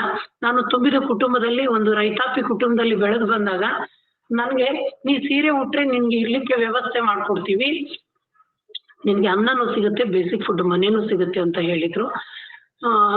ಒಂದು ಯಾವುದೇ ರೀತಿ ಮುಚ್ಚುಮರೆ ಮಾಡ್ಲಾರ್ದೆ ಹಸಿವು ಯಾರಪ್ಪನ ಮನೆದು ಅಲ್ಲ, ಹಸಿವಿಗೋಸ್ಕರ ನನ್ನನ್ನ ಬೇರೆ ಪ್ರಪಂಚಕ್ಕೆ ತಳ್ಳಲಿಕ್ಕೆ ಪ್ರಾರಂಭ ಮಾಡಿದ್ರು. ನನ್ನಲ್ಲಿ ಒಳಗಡೆ ತುಂಬಾ ಒಂದು ನೋವಿರ್ತಿತ್ತು. ನಾನು ಇಲ್ಲಿ ಬೆಳೆಯೋಳಲ್ಲ, ನಾನು ಬೇರೆ ರೀತಿ ಬೆಳಿಬೇಕು ಅಂತ ಆಗ ಒಂದು NGOದಲ್ಲಿ ನಾನು ಒಂದು ಕಾರ್ಯದರ್ಶಿಯಾಗಿ ಕೆಲಸಕ್ಕೆ ಪ್ರಾರಂಭ ಮಾಡ್ತೇನೆ. ನಮ್ಗೆ 2013 3,000 ಪಗಾರ ಕೊಡ್ಲಿಕ್ಕೆ ಪ್ರಾರಂಭ ಮಾಡ್ತಾರೆ. ನನ್ನದಷ್ಟೇ ಮನೆ ಬಾಡಿಗೆಗೆ ಒಂದು ಸ್ಲಮ್ ಏರಿಯಾದಲ್ಲಿ ಕೊಳಚೆ ಪ್ರದೇಶದಲ್ಲಿ ನಾನು ಜೀವನ ಮಾಡೋದ್ರಿಂದ ಅಲ್ಲಿ 400 ಬಾಡಿಗೆಯಿಂದ ನನ್ನ ಜೀವನ ಪ್ರಾರಂಭ ಆಗುತ್ತೆ. ಆ ಬರೋ ಸಂಬಳದಲ್ಲಿ ನನ್ನ ಜೀವನ ತುಂಬಾ ಇತ್ತು. ನಮ್ಮ ಮನೆಯಲ್ಲಿ ನನ್ ಕಷ್ಟ ಹೇಳ್ಕೊಂಡ್ರೆ, ನೀನು ಮೊದಲಿನಾಗೆ ಹುಡುಗನಾಗೆ ಬಾ, ನಮ್ಗೆ ಘನತೆ ಮುಖ್ಯ, ನೀನ್ ಬದುಕ್ತಾ ಇರೋ ರೀತಿ ಅದು ಸರಿ ಇಲ್ಲ, ನಿಮ್ಮಂತ ಜನಾಂಗದ ಬಗ್ಗೆ ನಾವು ನೋಡಿದೀವಿ ಅಂತ ಹೇಳಿ ಸ್ವತಃ ಮನೆಯವ್ರೆ ನನ್ನನ್ನ ಒಪ್ಲಿಲ್ಲ. ಅಲ್ಲಿ ನನ್ಗೆ ಒಂದಿಟ್ಟು ಕೌಟುಂಬಿಕ ದೌರ್ಜನ್ಯ ಆಯ್ತು. ಹೀಗೆ ಇರ್ಬೇಕು ಹೀಗೆ ಅಂತ. ನನ್ಗೆ ತಂದೆ ತಾಯಿ ಇದ್ದಿದ್ರೆ ನಿಜವಾಗ್ಲೂ ಎಲ್ಲೋ ಅಪ್ಕೊಳ್ತಿದ್ರೇನೋ ಅಂತ ಒಂದು ಒಳಗಡೆ ತುಂಬಾ ನೋವಾಗುತ್ತೆ. ಒಂದು ದೊಡ್ಡ ನದಿ, ಒಂದು ದೊಡ್ಡ ಸರೋವರ, ಒಂದು ದೊಡ್ಡ ಕೆರೆಗಳು, ಅಂತ ಕೆರೆಗಳಲ್ಲಿ ವಲಸೆ ಇರ್ತಕ್ಕಂಥ ಪಕ್ಷಿಗಳು ಒಂದು ವರ್ಷಕ್ಕೊಮ್ಮೆ ಆದ್ರೂ ಅವು ಗೂಡುಗಳಿಗೆ ಸೇರ್ತವೆ. ನಿಜವಾಗ್ಲು ಈ ಜೀವನ ಇದೆಯಲ್ವಾ, ಇದು ಸ್ವಂತ ಊರನ್ನು ನೋಡ್ಲಿಲ್ಲ 16 ವರ್ಷದಿಂದ. ನನ್ನ ಕಲ್ತಿರೋ ಸ್ಕೂಲು, ನಾನು ಹುಟ್ಟಿ ಬೆಳೆದಿರೋ ಆ ಮಠದ ಅಂಗಳ, ನಾನು ಇಳಕಲ್ಲಲ್ಲಿ ನನ್ನ ಶಿಕ್ಷಣನ ಮುಗಿಸ್ತೀನಿ, ಆ ಮಠದ ಅಂಗಳನೂ ನೋಡ್ಲಿಕ್ಕೆ ಆಗ್ಲಿಲ್ಲ. ಬಂದ್ರೆ ಪ್ಯಾಂಟ್ ಶರ್ಟ್ ಮೇಲೆ ಸೀರೆ ಮೇಲೆ ಬರ್ಬೇಡ ಅಂತ ಅವ್ರು ಹೇಳಿದಾಗ ಅದು ಜೀವನ ವೇಷ ಬದಲಾಯಿಸೋದು ನಾಟಕಿ ಅಂತ ಅನ್ಕೊಂಡಾಗ ಮನ್ಸು ತುಂಬಾ ಭಾರವಾಗ್ತಿತ್ತು. ಆದ್ರೂ ನನ್ನಷ್ಟಕ್ಕೆ ನನ್ನಲ್ಲಿರ್ತಕ್ಕಂಥ ಆತ್ಮವಿಶ್ವಾಸ ನನ್ನನ್ನ ಮುಂದೆ ಬರ್ಸ್ಕೊಂಡು ಹೋಗ್ತಾ ಇತ್ತು. ಇಷ್ಟೇ ಸತ್ಯವಂತರ ಸಂಘವಿರಲು, ತೀರ್ಥ ವ್ಯಾಸಕ್ಕೆ ನಿತ್ಯ ಜ್ಞಾನಿಯಾಗಿರಲು, ಭಯ ವ್ಯಾಸಕ್ಕೆ ಅನ್ನೋ ಹಾಗೆ ನಾನು ಬದಲಾವಣೆಯಲ್ಲಿ ತುಂಬಾ ನೋವಿದೆ, ಅದರಲ್ಲಿ ಮೌಲ್ಯಗಳ ಸಂಘರ್ಷ ಇದೆ. ಆ ಮೌಲ್ಯಗಳ ಸಂಘರ್ಷದಲ್ಲಿ ನಾನು ಒಂದು ದೇವಸ್ಥಾನಕ್ಕೆ ಹೋದ್ರೆ ನನ್ಗೆ ವಚನ ಸಾಹಿತ್ಯ ಗುರ್ತು, ವಚನದ ಬಗ್ಗೆ ಮಾತಾಡ್ಲಿಕ್ಕೆ ಗುರ್ತು, ವಚನಗಳನ್ನ ಹೇಳ್ಬೇಕು ಅಂತೀನಿ, ಅಲ್ಲಿ ವೇದಿಕೆಗಳಿಲ್ಲ. ನನ್ನ ನೋಡೋ ದೃಷ್ಟಿ ಒಂಥರ ಇತ್ತು. ಅದು ಭಾರತೀಯ ಮನೋಧರ್ಮ. ಇನ್ನು 50 ವರ್ಷಗಳು ಕಳೆದ್ರು ಅದೇನ್ ಚೇಂಜ್ ಆಗಲ್ಲ. ಅದನ್ನ ಬದಲಾವಣೆಯತ್ತ ತರೋದೇ ನನ್ನ ಒಂದು ಗುರಿ ಉದ್ದೇಶ ಆದಾಗ ನಾನು ಬೇರೆ ಬೇರೆ ಸಂಘಟನೆಗಳಲ್ಲಿ ಬೇರೆ ಬೇರೆ ಸಮುದಾಯದವ್ರ ಜೊತೆ, ಅಸ್ಪೃಶ್ಯರ ಜೊತೆ, ಶೋಷಣೆಯಿಂದ ಬದುಕೋರ್ ಜೊತೆ, ಸ್ಲಂ ಜನಾಂಗದವರ ಜೊತೆ, ಬೇರೆ ಬೇರೆ ಕುಷ್ಠರೋಗಿಗಳ ಜೊತೆ, ಬೀದಿ ಬದಿ ಇರ್ತಕ್ಕಂಥ ನಿರಾಶ್ರಿತರ ಜೊತೆ, ಸಂಚಾರಿ ಕುರುಗಾಯಿಗಳ ಮಕ್ಕಳ ಶಿಕ್ಷಣದ ಜೊತೆ ಹಲವಾರು ಸಂಘಗಳಲ್ಲಿ ಕೆಲಸ ಮಾಡ್ತಾನ ಬರ್ತೀನಿ. ನಾನೇನಾದ್ರೂ ಅವ್ರ ಹತ್ರ ಸಹಾಯ ಕೇಳಿದ್ರೆ ಅದ್ರ ಬದಲಾಗಿ ನೀನು ಏನ್ ಕೊಡ್ತೀಯ ಅಂತ ಕೇಳಿದಾಗ ನನ್ನ ಒಂದು ಕಲ್ಲಿಗೆ ಒಂದು ಸೀರೆ ಉಡಿಸಿದ್ರೆ ಬೀಳಾರ್ದಂತ ಜಗತ್ತಲ್ಲಿ ನನ್ನನ್ನು ಆ ರೀತಿನೂ ಮೂವ್ ಮಾಡ್ಲಿಕ್ಕೆ ಪ್ರಯತ್ನ ಪಟ್ಟಾಗ ಯಾವುದೇ ರೀತಿ ಅವರಿಂದ ನಾನು ನೆರವುಗಳನ್ನು ಪಡಿಲಾರ್ದೆ ನಿರ್ಲಿಪ್ತಳಾಗಿ ನಾನು ಜೀವನ ಪ್ರಾರಂಭ ಮಾಡ್ತೇನೆ. ನನ್ಗೆ ಒಂದು ದೊಡ್ಡ ನೋವು ಏನಿದೆ ಅಂದ್ರೆ ಸಮಾಜ ಸಮಾಜ ಸಮಾಜ ನಮ್ಮನ್ನ ಕೆಟ್ಟದಾಗಿ ನೋಡುತ್ತೆ ಅನ್ನೋ ಬದಲಾಗಿ ನಾನು ಸಮಾಜಕ್ಕೆ ಏನ್ ಮಾಡ್ತಿದ್ದೀನಿ, ನನ್ನಲ್ಲಿ ಏನು ನ್ಯೂನ್ಯತೆಗಳಿದಾವೆ ಅವನ್ನ ನಾನು ಸರಿಪಡಿಸ್ಕೋಬೇಕು ಅನ್ನೋ ಮಟ್ಟದಲ್ಲಿ ಇದ್ದಾಗ ನಾನು ಭಾವನಾತ್ಮಕವಾಗಿ ಹೆಣ್ಣಾಗಿದ್ದೀನಿ. ಅದು ಯಾರಿಗೆ ಹೇಳಕ್ಕಾಗತ್ತೆ? ಒಂದು ಕಣ್ಣಿಲ್ದವನಿಗೆ ಕಣ್ಣಿಲ್ಲ ಅಂತ ಕಾಣುತ್ತೆ, ಕಾಲಿಲ್ದವರಿಗೆ ಕಾಲಿಲ್ಲ ಅಂತ ಕಾಣುತ್ತೆ. ಬಟ್ ನನ್ನದಲ್ಲದ ತಪ್ಪಿಗೆ ನಾನು ಇವತ್ತು ಭಾವನೆಗಳನ್ನ ಬಿಚ್ಚಿಡ್ಲಿಕ್ಕೆ ಆಗಲ್ಲ. ಅದು ಬಿಚ್ಚಿಡ್ತಕ್ಕಂಥ ಪ್ಲೇಸ್ಗಳಲ್ಲಿ ನನ್ನಲ್ಲಿ ಯಾವುದೋ ಒಂದು ಅಂಗದ ನ್ಯೂನ್ಯತೆ ಇರೋದ್ರಿಂದ ನಾನು ಈ ರೀತಿ ಹೆಣ್ಣಾಗಿ ಜೀವನ ಮಾಡ್ಲಿಕ್ಕೆ ಪ್ರಾರಂಭ ಮಾಡಿದೆ. ನನ್ನ ಒಡನಾಡಿಗಳೇ, ಇವತ್ತು ಆ ಬದುಕು ಯಾವ ಮಟ್ಟಕ್ಕೆ ಬಂದಿದೆ ಅಂದ್ರೆ ನನ್ಗೆ ಪ್ರಶಸ್ತಿಗಳು, ಸನ್ಮಾನಗಳು ತುಂಬಾ ಬರ್ತವೆ. ಅವು ನನ್ನ ಜೀವನದ ಜವಾಬ್ದಾರಿಯನ್ನ ಮತ್ತು ಸಾಮಾಜಿಕ ಜವಾಬ್ದಾರಿಯನ್ನ ಜಾಸ್ತಿ ಮಾಡ್ತವೆ.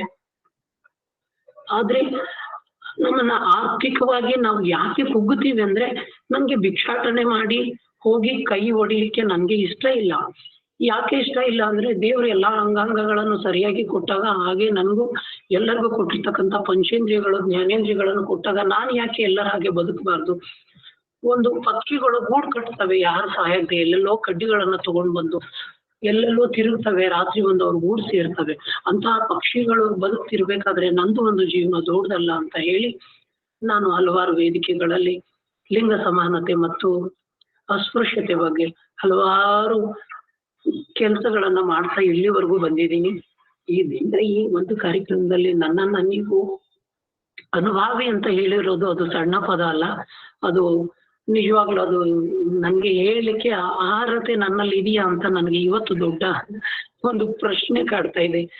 ತಾವೆಲ್ಲ ಸಂಪನ್ಮೂಲ ವ್ಯಕ್ತಿಗಳಿದ್ದೀರಾ, ನಾನು ವಯಸ್ಸಲ್ಲಿ ತಿಳುವಳಿಕೆ ಇಲ್ಲದವಳು. ಬಟ್ ನನ್ಗೆ ಪುಸ್ತಕದಿಂದ ಓದಿ ಮಸ್ತಕದಿಂದ ಮಾತಾಡ್ತೀನಿ. ನನ್ನ ಜೀವನದ ಅನುಭವಗಳನ್ನ ನಾನು ನಿಮ್ಮ ಹತ್ರ ಶೇರ್ ಮಾಡ್ತಿದ್ದೀನಿ.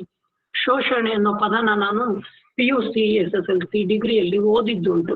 ಆದ್ರೆ ಆ ಶೋಷಣೆ ಅನ್ನೋದನ್ನ ನಾನು ಸಮಾಜದಲ್ಲಿ ಬಂದಾಗ ಕಂಡಿರೋದು. ಜಗತ್ತು ಒಂದು ಹೆಣ್ಣು ಮಗಳಿಗೆ ಯಾವ ರೀತಿ ಸ್ಥಾನಮಾನ ಕೊಡುತ್ತೆ, ಒಂದು ಗಂಡಿಗೆ ಯಾವ ಸ್ಥಾನಮಾನ ಕೊಡುತ್ತೆ, ಹೆಣ್ಣು ಅಲ್ಲ ಗಂಡು ಅಲ್ಲದ ನನ್ನಂತ ಸೀರೆ ಉಟ್ಟ ಒಂದು ಲಿಂಗತ್ವ ಅಲ್ಪಸಂಖ್ಯಾತಳೆ ಅಂತ ತಿಳ್ಕೊಳ್ಳಿ. ಅಮಂಗಳಮುಖಿ ಅನ್ನೋ ಪದ ಯಾವ್ದು ಅರ್ಥ ಇಲ್ಲ. ಅದು ನಾವು ಕರ್ನಾಟಕದಲ್ಲಿ ಒಂದು ತರ, ತಮಿಳ್ನಾಡಲ್ಲಿ ಒಂದು ತರ, ತಮಿಳ್ನಾಡಲ್ಲಿ ಅರವಟಿಗೆ, ಮಡ್ರಾಸಲ್ಲಿ ಮುಲ್ಲಾಡಿ, ಮಹಾರಾಷ್ಟ್ರದಲ್ಲಿ ದೇವ, ಕರ್ನಾಟಕದಲ್ಲಿ ಹಾಗೆ ಮಂಗಳಮುಖಿ. ಇದು ಒಂದು ರೂಢಿ ಭಾಷೆ. ಆಕ್ಚುಲಿ ನಾವು ಲಿಂಗತ್ವ ಅಲ್ಪಸಂಖ್ಯಾತರಂತ ಹೇಳ್ಕೊಳ್ಳಿಕ್ಕೆ ನಾನು ತುಂಬಾ ಇಷ್ಟಪಡ್ತೀನಿ. ನಮ್ಮ ಹತ್ರ ಬಂದು ಇವತ್ತು ಎಂತ ಸಮಾಜ ಇದೆ ಅಂದ್ರೆ ₹1 ಕೊಟ್ಟು ₹1 ನಮ್ಗೆ ಕೇಳ್ತಾರೆ. ಅದು ಅವ್ರಿಗೆ ನಾವು ಆಶೀರ್ವಾದ ಮಾಡ್ಕೊಡ್ಬೇಕಂತೆ. ನಾನು ಪ್ರತಿಯೊಬ್ಬರಲ್ಲಿ ನನ್ನ ಹತ್ರ ಕೇಳಿದವ್ರಿಗೆ ಹೇಳ್ತೀನಿ, ನಿಜವಾಗ್ಲೂ ನೀವು ನಮ್ಗೆ ದುಡ್ಡು ಕೊಟ್ಟು ₹1 ಕೊಡೋ ಬದಲಾಗಿ ನಮ್ಗೆ ಒಂದು ಕೆಲಸಗಳನ್ನ ಕೊಡಿ. ಅಯ್ಯೋ ಪಾಪ ಚೇಡಿ ಅಲ್ಲ, ಅವರ ಅರ್ಹತಾ ಮಟ್ಟದಲ್ಲಿ ಅವರಿಗೆ ಕೆಲಸ ಕೊಡಿ. ಆದ್ರೆ ಅವರಿಗೆ ನಿಮ್ಗೆ ತಿಳುವಳಿಕೆ ಆದಷ್ಟು ಕೌನ್ಸಿಲಿಂಗ್ ಕೊಡಿ ಅಂತ ನಾನು ಪ್ರತಿಯೊಬ್ಬರಲ್ಲಿ ಹೇಳ್ತೀನಿ. ಅವೆಲ್ಲ ಮೂಢನಂಬಿಕೆಗಳು. ನಾನು ದೇವರನ್ನ ಯಾವುದನ್ನು ನಂಬೋಳಲ್ಲ. ವಚನ ಅಂದ್ರೆ ಪ್ರಮಾಣ. ನಾನು ಅಪ್ಪ ಅಮ್ಮನ ಗರ್ಭದಲ್ಲಿ ಒಳ್ಳೆ ಸಂಸ್ಕೃತಿಯಲ್ಲಿ ಜನಿಸಿದ್ದೀನಿ ಅಂದ್ಮೇಲೆ ಇವತ್ತು ನಾನು ಬಂದಿರೋ ಸಮಸ್ಯೆಯನ್ನು ನಾನು ಎದುರಿಸ್ತೀನಿ. ಅದರಲ್ಲಿ ನಾನು ಯಶಸ್ಸನ್ನ ಕಾಣ್ತೀನಿ ಅಂದಾಗ ಹಲವಾರು ಸಂಪನ್ಮೂಲ ವ್ಯಕ್ತಿಗಳು ನನಗೆ ತುಂಬಾ ಧೈರ್ಯವನ್ನ ತುಂಬಿದ್ದಾರೆ. ಆ ಒಂದು ನಡೆಯಲ್ಲಿ ನನ್ನ ಜೀವನ ಇವತ್ತು ಪ್ರಾರಂಭವಾಗಿದೆ. ಗಂಡು ಹೆಣ್ಣು, ವರ್ಣ ವರ್ಗ, ಇಲ್ಲಿ ಯಾವ ಭೇದವು? ಇವತ್ತು ಎಷ್ಟೋ ಜನ ತಿಳುವಳಿಕೆ ಇರ್ಲಾರ್ದವ್ರಿಗೆ ಬುದ್ಧಿ ಹೇಳ್ಬೋದು, ತಿಳಿದು ಬದುಕೋರ್ಗೆ ಬುದ್ಧಿ ಹೇಳಲಾರ್ದ ಮಟ್ಟದಲ್ಲಿ ಈ ಸದ್ಯದ ನಮ್ಮ ಸಮುದಾಯದ ಒಂದು ವ್ಯವಸ್ಥೆ ಆಗಿದೆ. ಎಲ್ಲಾ ರಂಗಗಳಲ್ಲೂ, ಎಲ್ಲಾ ವೇದಿಕೆಗಳಲ್ಲೂ, ಎಲ್ಲಾ ಇಲಾಖೆಗಳಲ್ಲೂ ಎಲ್ಲರೂ ಪಾರದರ್ಶಕತೆಯಿಂದ ಇರಲ್ಲ.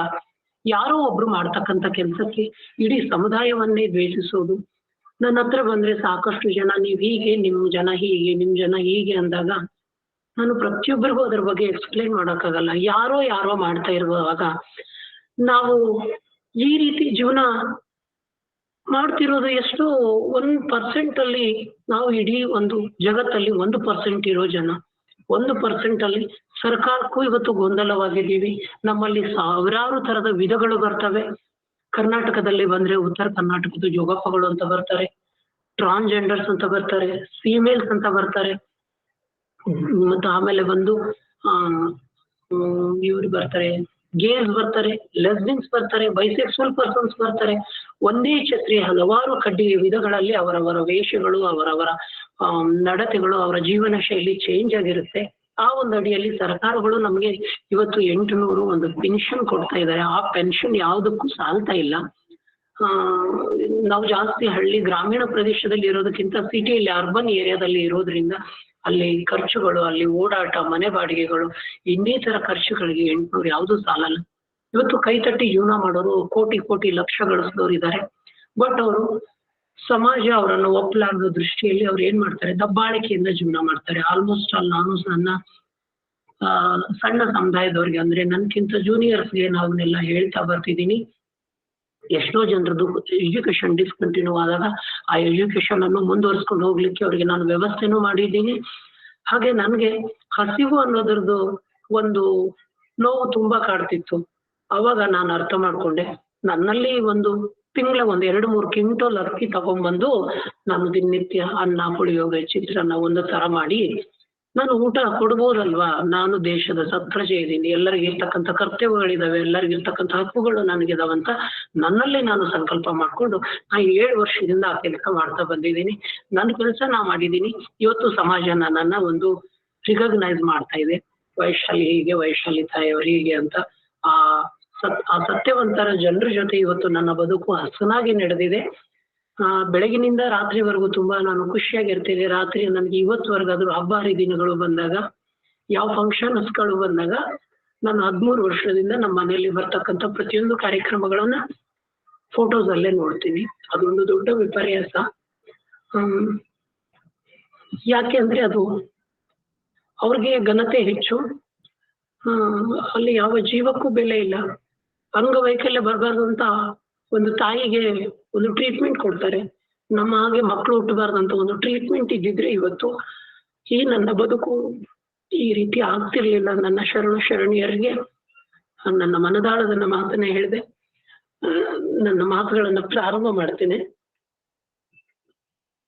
ಇಲ್ಲಿ ಲಿಂಗ ಸಮಾನತೆ ಅಂತ ಟಾಪಿಕ್ ಮಾತಾಡೋದಕ್ಕಿಂತ ಪೂರ್ವದಲ್ಲಿ ಶರಣರ ಬಗ್ಗೆ ನಾನು ಮಾತಾಡ್ಲಿಕ್ಕೆ ಇಷ್ಟಪಡ್ತೇನೆ. ನಾನು 5 days ಬ್ಯಾಕ್ ಶ್ರೀಶೈಲಕ್ಕೆ ಹೋಗಿದ್ದೆ. ಅಲ್ಲಿಂದ ಪಾತಾಳಗಂಗೆಗೆ ಹೋದೆ.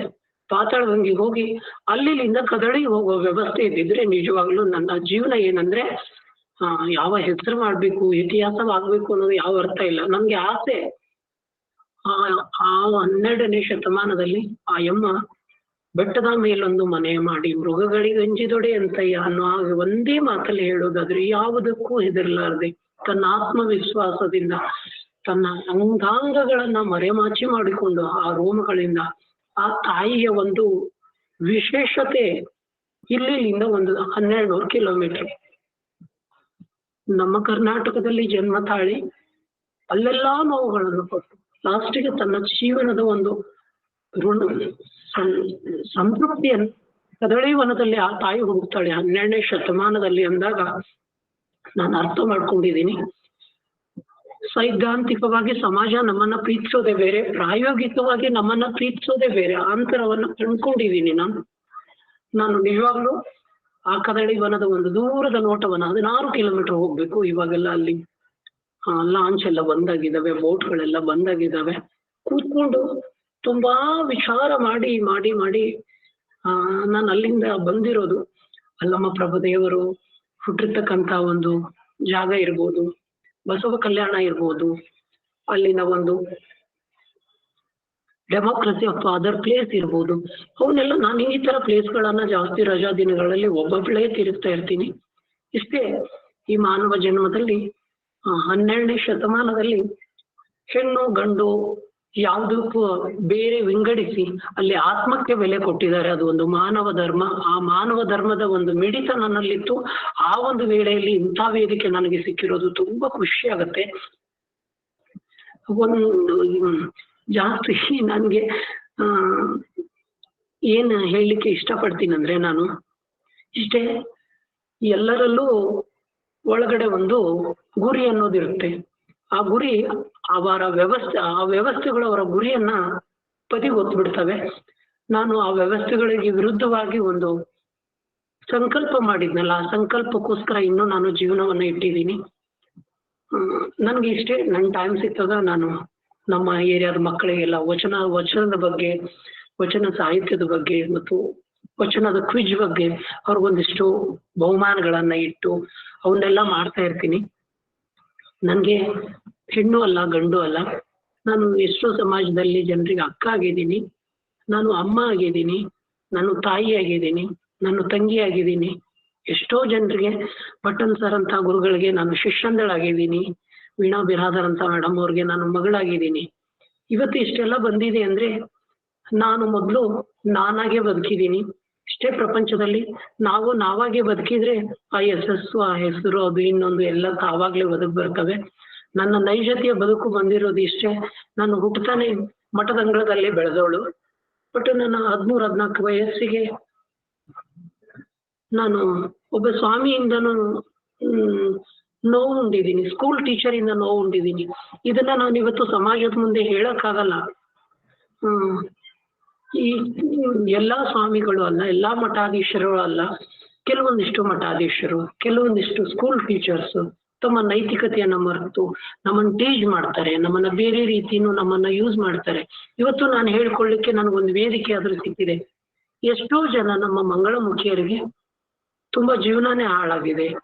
ಅವರು ತಮ್ಮ ಶಿಕ್ಷಣವನ್ನ ಅರ್ಧಕ್ಕೆ ನಿಲ್ಲಿಸಿ ಈ ನಮ್ಮ ಸಮುದಾಯದವ್ರ ಜೊತೆ ಮಿಂಗಲ್ ಆಗಿ ಸಮಾಜದಲ್ಲಿ ಅವರು ಇವತ್ತು ಅನೈತಿಕ ಕೃತ್ಯಗಳಲ್ಲಿ ಭಾಗಿಯಾಗಿದ್ದಾರೆ. 10 ರೂಪಾಯಿ ಕೇಳಿ ಹೋದವ್ರಿಗೆ 100 ರೂಪಾಯಿ ಕೊಡ್ತೀನಿ ಒಳಗಡೆ ಬಾ ಅನ್ನೋ ಸಮಾಜ ಪ್ರತ್ಯಕ್ಷವಾಗಿ ಪರೋಕ್ಷವಾಗಿ ಸಮಾಜದಲ್ಲಿ ಇರ್ತಕ್ಕಂಥ ಎಷ್ಟೋ ಕಾಮುಕರು ಇವತ್ತು ಈ ಜನರ ಬದುಕನ್ನ ಅಂಧತ್ವಕ್ಕೆ ದೂಡಿದ್ದಾರೆ ಅಂತ ಹೇಳಲಿಕ್ಕೆ ಇಷ್ಟಪಡ್ತೀನಿ.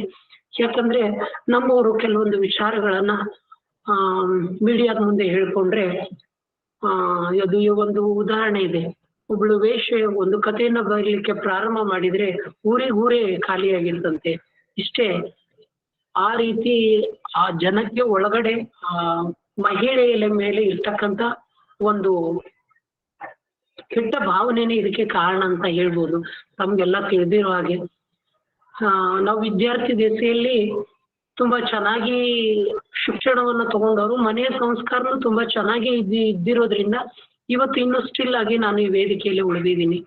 ನಮ್ ಜನರು ತಮ್ಮ ಒಂದು ಜೀವನಕ್ಕೆ ಅನ್ವರ್ಥವಾಗಿ ಬೇರೆ ರೀತಿ ಚೇಂಜ್ ಆಗ್ಬಿಡ್ತಾರೆ. ದುಡ್ಡು ಸರಳವಾಗಿ ಸಿಗೋದಿಲ್ಲ.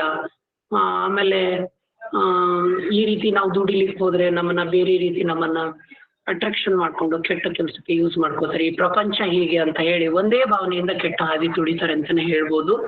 ಮೂಲತಃ ಯಾರು ಕೆಟ್ಟವ್ರು ಇರುವುದಿಲ್ಲ. ನಮ್ಮಲ್ಲಿನೂ ಒಳ್ಳೆ ಹುದ್ದೆಗಳನ್ನ ಸ್ವೀಕರಿಸಿದವರಿದ್ದಾರೆ. ಈ 1% ಹೋದ ವರ್ಷದಿಂದ ಇರ್ಲಾರ್ತಕ್ಕಂಥ ಮೀಸಲಾತಿ ಒಂದು 5-6 ವರ್ಷದ ಕೆಳಗಡೆ ಇದ್ದಿದ್ರೆ ಇವತ್ತು ನಾನು ಒಂದು ಜಾಬ್ ಅಲ್ಲಿ ಇರ್ತಿದ್ದೆ. PUC ಮೇಲೇನೋ, SSLC ಮೇಲೇನೋ ಅಥವಾ ಡಿಗ್ರಿ ಮೇಲೇನೋ, ಡಿ ದರ್ಜೆಯಲ್ಲಾದ್ರೂ ನಾನು ಒಂದು ಜಾಬ್ ಮಾಡ್ತಿದ್ದೆ.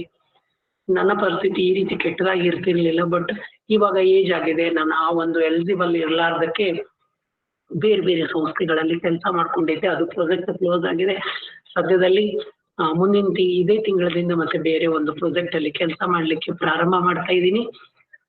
ಒಂದು ಲಿಂಗ ಸಮಾನತೆ ಅಂತ ಬಂದಾಗ ಮಹನೀಯರೇ ಮತ್ತು ನನ್ನ ಒಡನಾಡಿಗಳೇ, ಇಷ್ಟೇ ನಿಮ್ಗೆಲ್ಲರಿಗೂ ಗೊತ್ತು. ಮನೇಲಿ ಆಕೆಗೊಂದು ತರ, ಅವನಿಗೊಂದು ತರ, ಆಕೆಗೊಂದು ತರ, ಅವನಿಗೊಂದು ತರ. ಅವ ದಡ್ಡನಾದರೂ ಶಾಲೆಗೆ ಹೋಗಬೇಕಂತೆ, ಮಗಳು ರ್ಯಾಂಕು ಬಂದರೂ ಶಾಲೆ ಸಾಕಂತೆ ಅಂತಕ್ಕಂಥ ಒಂದು ಸಮಾಜದಲ್ಲಿ ನಾವು ಬದುಕ್ತಿರ್ಬೇಕಾದ್ರೆ ಮನೇಲಿರ್ತಕ್ಕಂಥ ಹೆಣ್ಣು ಮಗುವಿಗೇನೆ ನಲ್ಲಿ ನಾವು ಶೋಷಣೆ ಮಾಡ್ತಿದೀವಿ ಅಂದಾಗ ನಾನು ಹೆಣ್ಣು ಅಲ್ಲ, ಗಂಡು ಅಲ್ಲ, ಮತ್ತೆ ನನ್ಗೆ ಶೋಷಣೆ ಆಗೋದು ಯಾವ ಅರ್ಥ?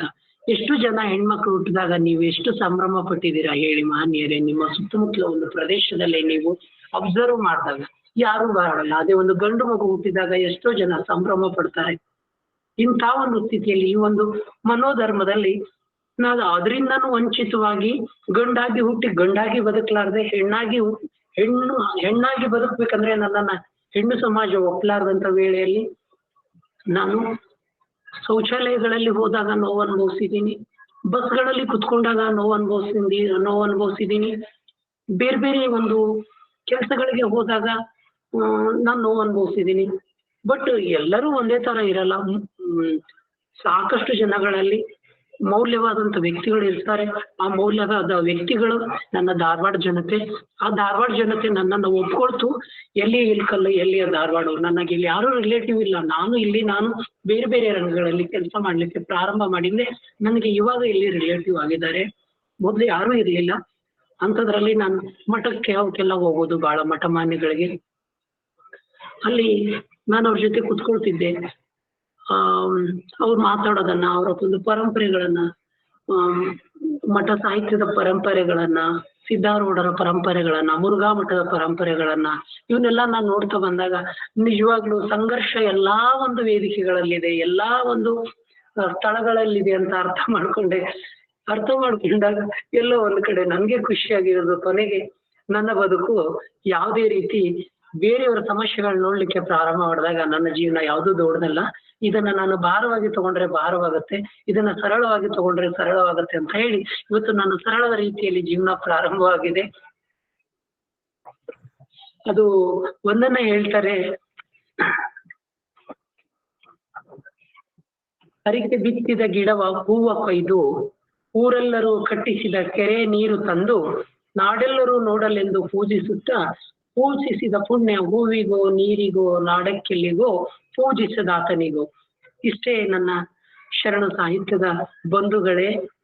ಯಾರೋ ಹಚ್ಚಿದ ಗಿಡಕ್ಕೆ, ಯಾರೋ ಕಟ್ಟಿಸಿದ ಕೆರೆಯ ನೀರನ್ನ ಹಾಕಿ ಪೂಜೆ ಫಲ ಹೂವು ಬೆಳೆಸಿದವರು ಯಾರೋ ಆದ್ರೂ ಪೂಜೆ ಮಾಡಿದವರಿಗೆ ಆ ಪ್ರತಿಫಲ ಹೋಗುತ್ತೋ ಹಾಗೆ ಇವತ್ತು ಈ ಸಮಾಜದಲ್ಲಿ ಅಂಬಿಗರ ಚೌಡಯ್ಯನವರು ಚೆನ್ನಾಗಿ ಹೇಳ್ತಾರೆ ಇದನ್ನ.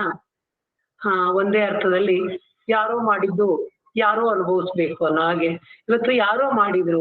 ಅಪ್ಪ ಅಮ್ಮನ ಗರ್ಭದಲ್ಲಿ ಜನ್ಮ ತಾಳಿದೆ, ನನ್ನಲ್ಲಿ ನನ್ನ ದೇಹದ ಒಳಗಡೆ ಕ್ರೋಮಗಳ ಸಂಖ್ಯೆ ಕಮ್ಮಿ ಇರೋದ್ರಿಂದ ನನ್ನ ಹೆಣ್ತನಕ್ಕೆ ಬಲಿಯಾದೆ. ಹೆಣ್ತನಕ್ಕೆ ಬಲಿಯಾದ್ಮೇಲೆ ಸಮಾಜ ಜಗತ್ತು ನನ್ನ ನೋಡಿದ ರೀತಿ, ಅದು ಯಾವ ಒಂದು